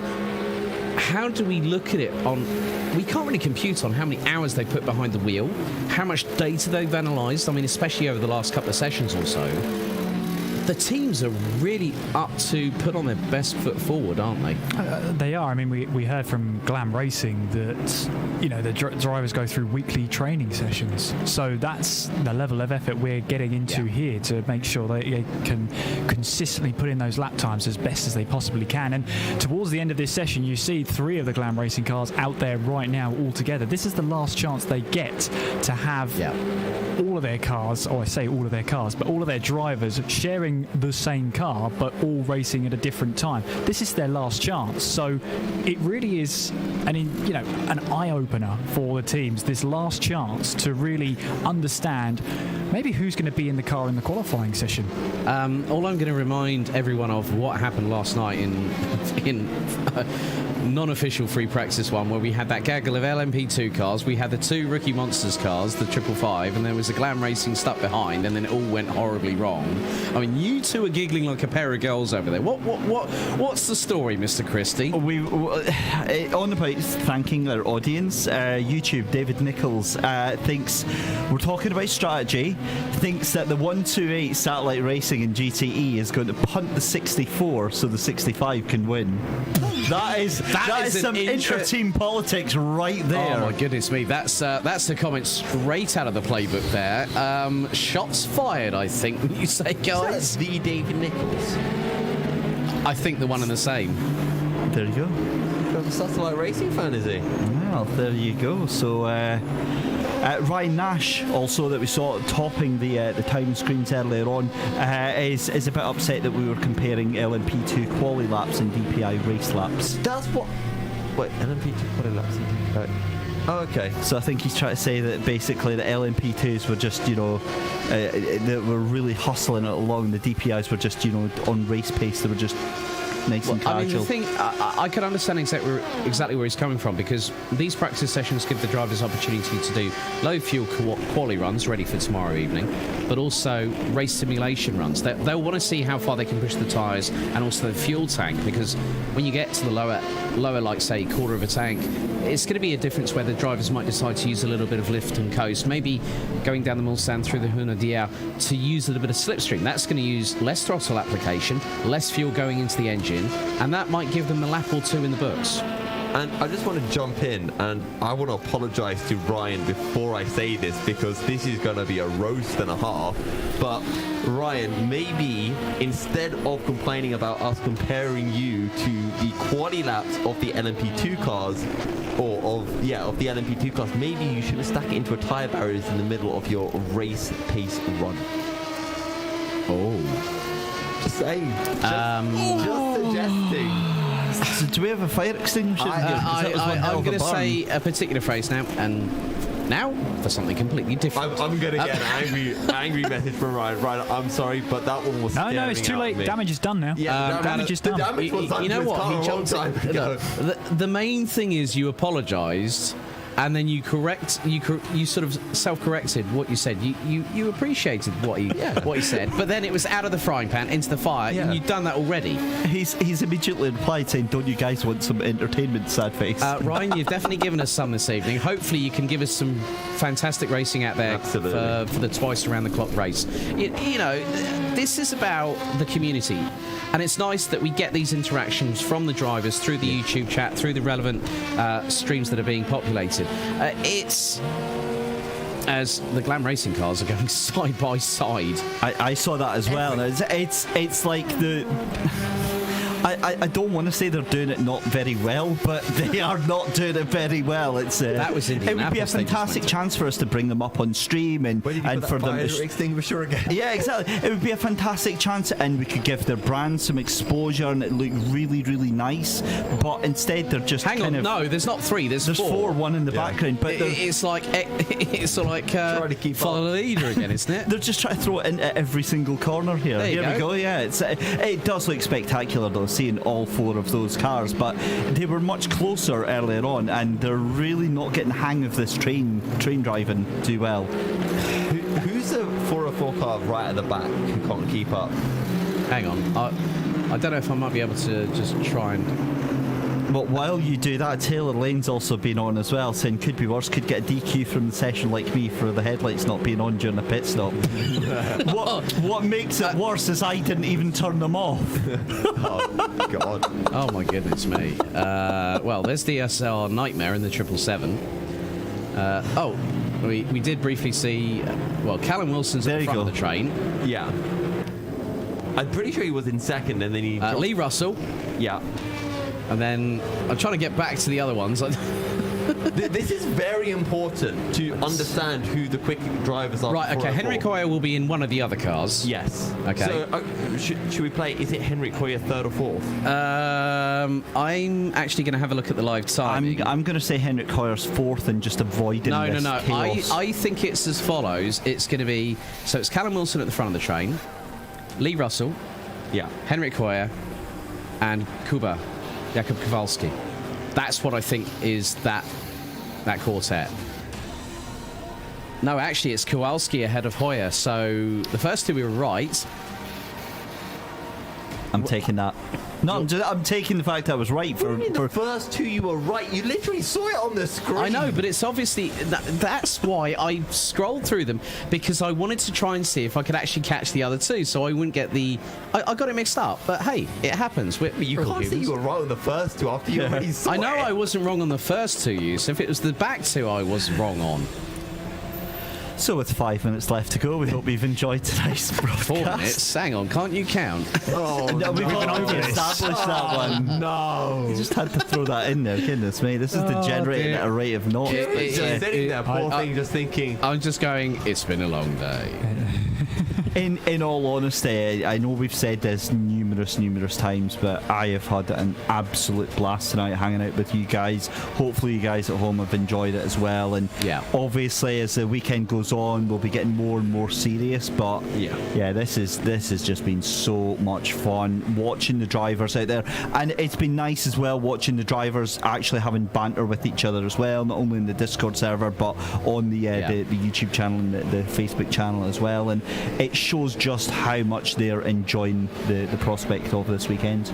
I like the fact that you've got teams running in separate classes here, Yusuf. I mean, ID SimSport have brought 3 cars to Le Mans, haven't they? They've got the LMP, was it the LMP2 car? Yeah. And they've got the 2 in GTE, if memory serves me correctly. No, it's 1 in GTE, 1 in GT3.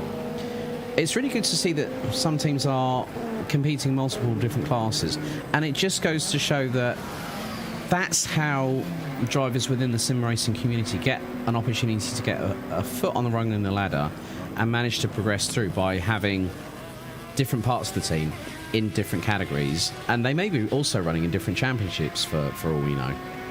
And I think it's quite good as well because, as you mentioned, they might be running in different championships, and you might have drivers who are more specialised to driving, let's say, the GT3 car. So you want to be putting them into that specific car. Maybe, I mean, different teams will work in different ways. So for me personally, if I was running a team, I'd like to have all of my cars in one series or in one class, just so that if one driver gets good, I can promote them easily without them having to learn a new car. But others would prefer to have, we bump you up to this brand new class. Kieran, over to you, really. We're about 2 minutes away from the session, as I don't know which car that was going through towards Dunlop, taking the escape road there. There's been some few accidents up there over the years. What are your thoughts ahead of tomorrow? Because qualifying is going to be the real serious nitty-gritty. The teams are going to be absolutely fired up, and they're going to put their fastest drivers in there. It's going to be a dogfight, let alone for the twice around the clock race. It's also going to be a dogfight for both sessions in daytime and nighttime. I mean, I'm looking forward to seeing what Joel Barbosa can do in the Juices Motorsports Club, because he's been at the pointy end of the LMP2 class throughout this entire session. Yes, there's been a couple of mistakes, but it is practice. Finding the limits is very, very important. We've already established that. But it's how representative these lap times are going to be. We haven't seen every driver in the LMP2 class. We weren't expected to see every single driver in this open practice session, and that's fine. But from Joel Barbosa's pace so far, he's definitely one to watch in that class, and I reckon he could do a really good job for Juices Motorsport Club. We'll just have to wait and see until tomorrow and see what happens. And then, David Christie, the gloves are off. Yeah, they absolutely are, and I don't think we can fully get an idea of just how aggressive this weekend is going to be. I asked Yusuf and Kieran just before you came back, Alex, about what we thought in terms of how hard some of these drivers and teams are going to fight, and for me personally, I think this is going to be no love lost in any point of the race whatsoever.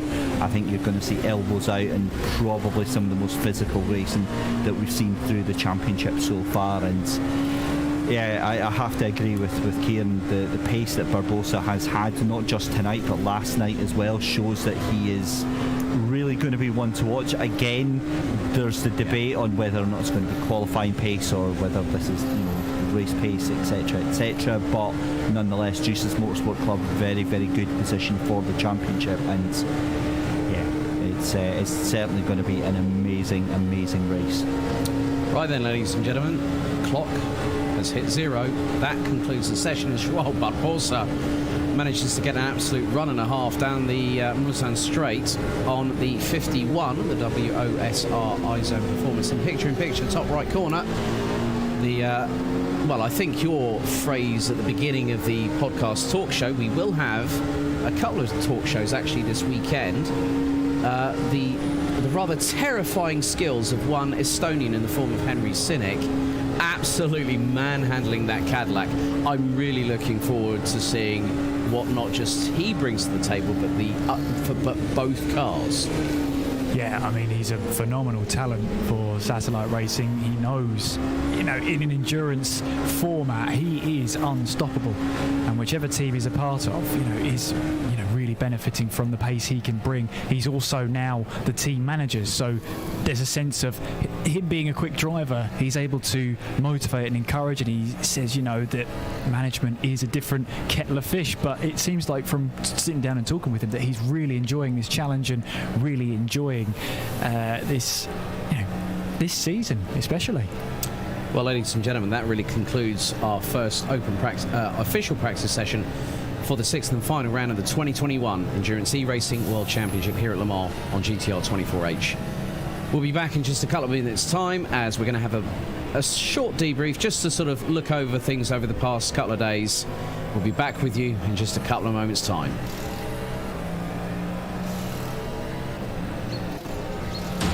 Round 6 of the 2021 GTR24H EEW season, Le Mans, is presented in partnership with Viper Gaming by Patriot, Azatec, Global Flix, Film Vault, ESTV, and Motorvision.tv.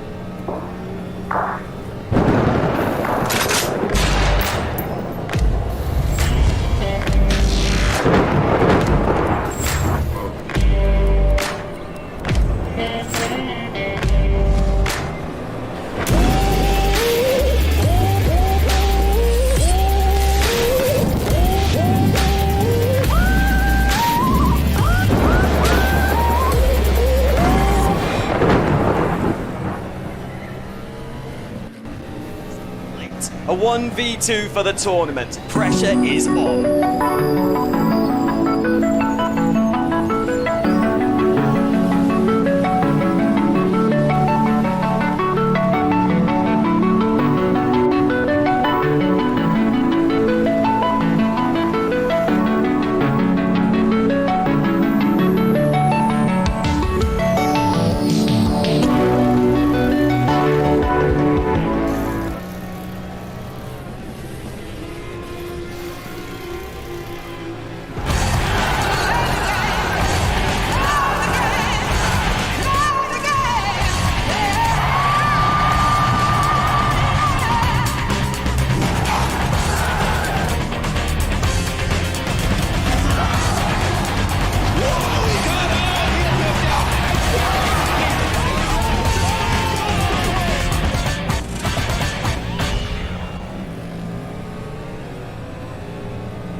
Racing for Green is here to help you carbon neutralize your racing.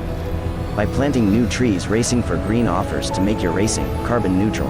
We already have the calculations, contacts, infrastructure, deals and solutions ready for you to easily buy carbon-neutral laps on any racetrack. It doesn't matter if you are a racing fan, team owner, driver, sponsor or partner. Anyone can buy CO2 neutral laps in the Racing for Green webshop and trade CO2 emissions for New Forest. Racing for Green.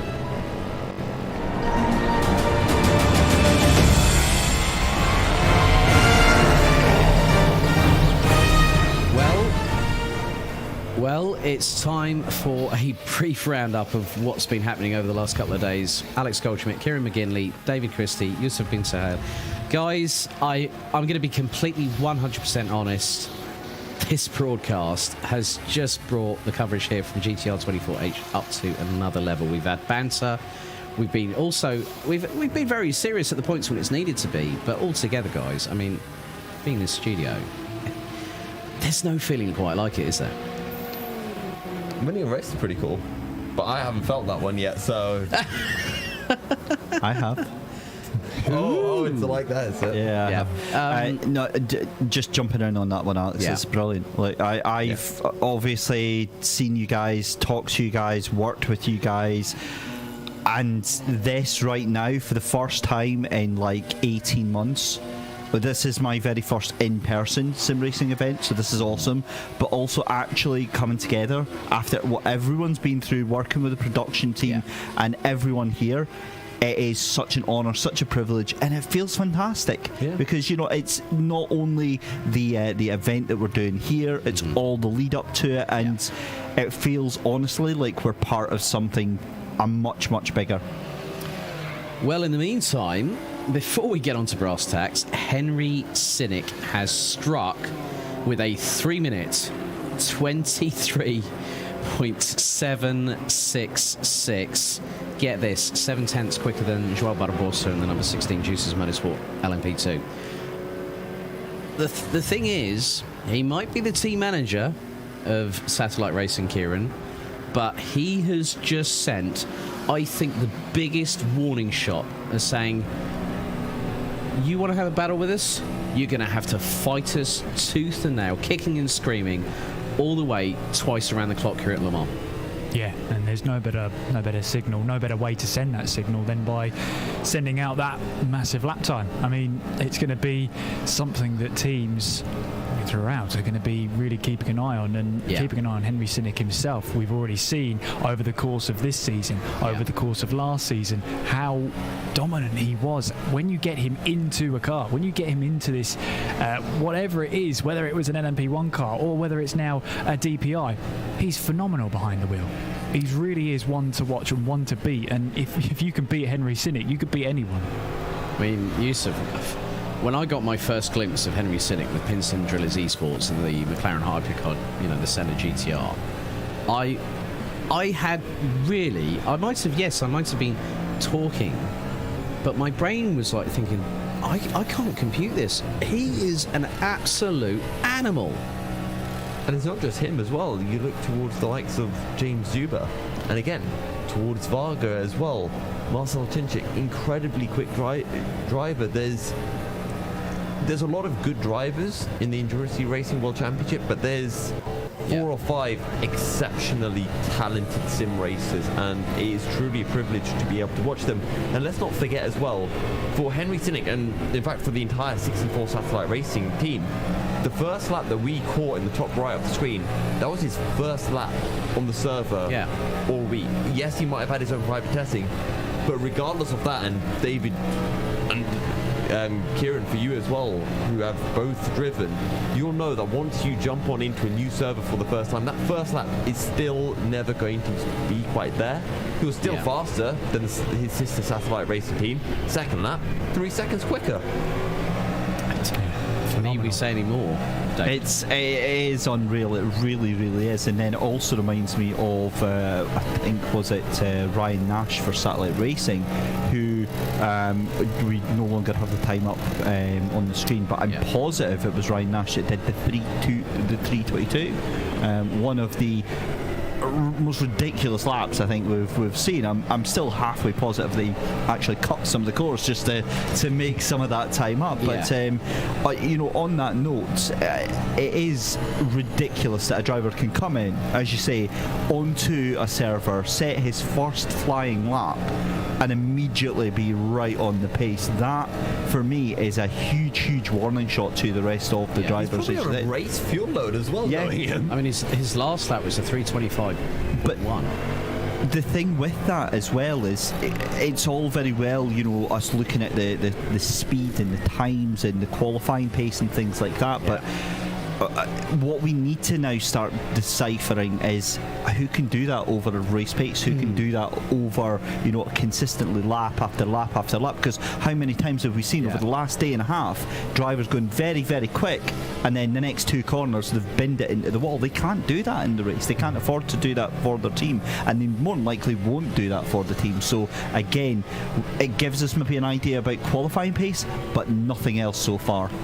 Okay, really, to close things out, I'm going to ask you guys for not a prediction, but I want to know, who are you keeping eyes on reference qualifying for tomorrow? Yusuf, I'll start with you. For each class or overall? I would say LMP2. So we'll go, every one of us will have a chance to... Okay. Yep. LMP2. Mugen. Okay. David. GTE. GTE. Ooh, that's a very good one. I think DIS Sim Racing Lab, if Andy Kurtzen is behind the wheel for qualifying. Okay. Kieran, DPI. I think the hands of Henry Sinnott, Satellite Racing, look pretty ominous. I'd go for them. Yeah, Which means Alex wanted to talk about the GT3 class. Yes. No, I mean, the thing was, that was completely unplanned. I was just like thinking... but I mean, it's very difficult when you look at it from so many different perspectives, but looking at the way the timing has been, I'm going to say Glam Racing. I think they've got a real good chance because Lee Russell has been at the top of the timesheets. Kuba has been a bit further, but he looks to be in race pace. I think Glam Racing have a genuine shot at pole. They have improved over the course of the season. You know, they had 3 successive fourth place finishes, then did a third, then Spa finished runner-up. And so when I spoke with Maria from the team boss, I said there's been one step that's eluded you. It's the top step, and they want to try and win at Le Mans. The thing is, for me, I feel with Glam Racing, yes, I think they have been improving, but I don't think that has been in terms of raw pace in qualifying. And for me, I think in each of the classes, except for LMP2, because this isn't the case, there's a new team coming into each of those classes, and I think each of those new teams have a very realistic shot actually of being able to take pole, maybe with the exception of DPI because Henry Sinnott is just a monster. Yeah, I think it's going to be... I think the 3 cars that I'm going to keep an eye on, Glam Racing, Unison, but I think realistically, Mugen Sim Racing, I think have the genuine shot at pole. That McLaren has looked pretty good around here at Le Mans, hasn't it? I mean, they've had 2 poles already this season, so... I mean, I'm just checking. They've had the same number of poles as Unison, so statistically, it's a 50-50 between them.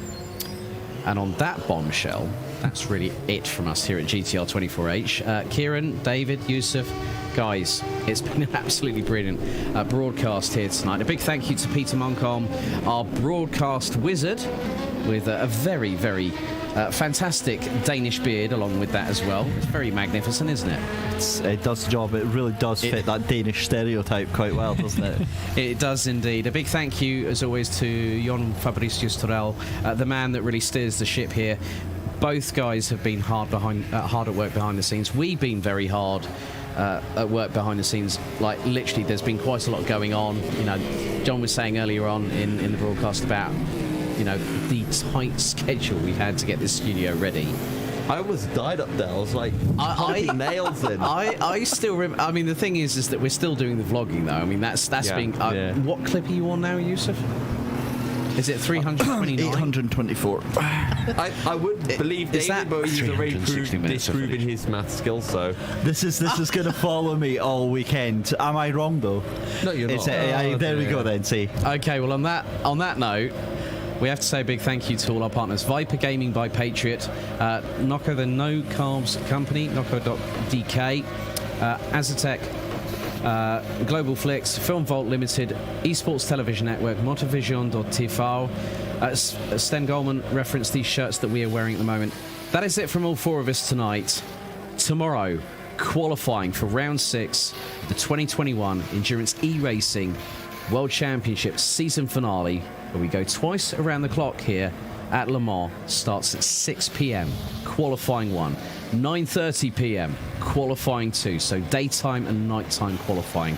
Be rest assured, you don't want to miss this, because this is GTR24H. Good night. See you tomorrow. Round 6 of the 2021 GTR24H EEW season Le Mans is presented in partnership with Viper Gaming by Patriot, Azatec, Global Flix, Film Vault, ESTV, and Motovision.tv.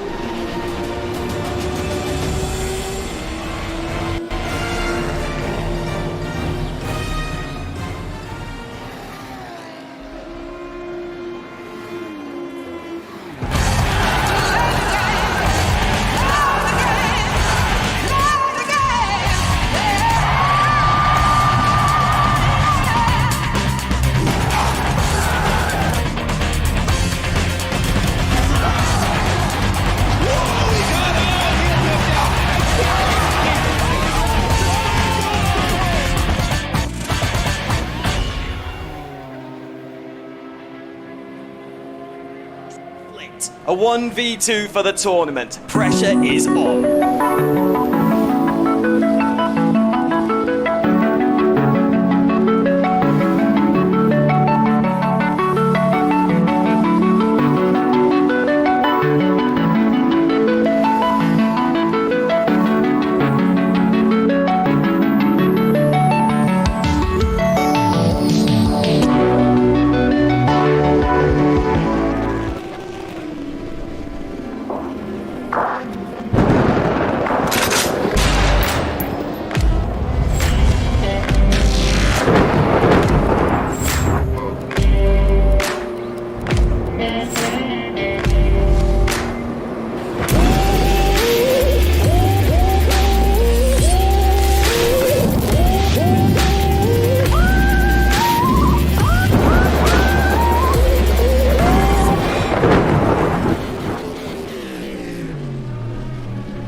Racing for Green is here to help you carbon neutralize your racing.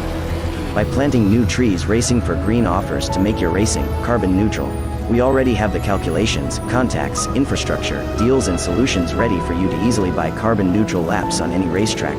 It doesn't matter if you are a racing fan, team owner, driver, sponsor or partner. Anyone can buy CO2 neutral laps in the Racing for Green webshop and trade CO2 emissions for New Forest. Racing for Green.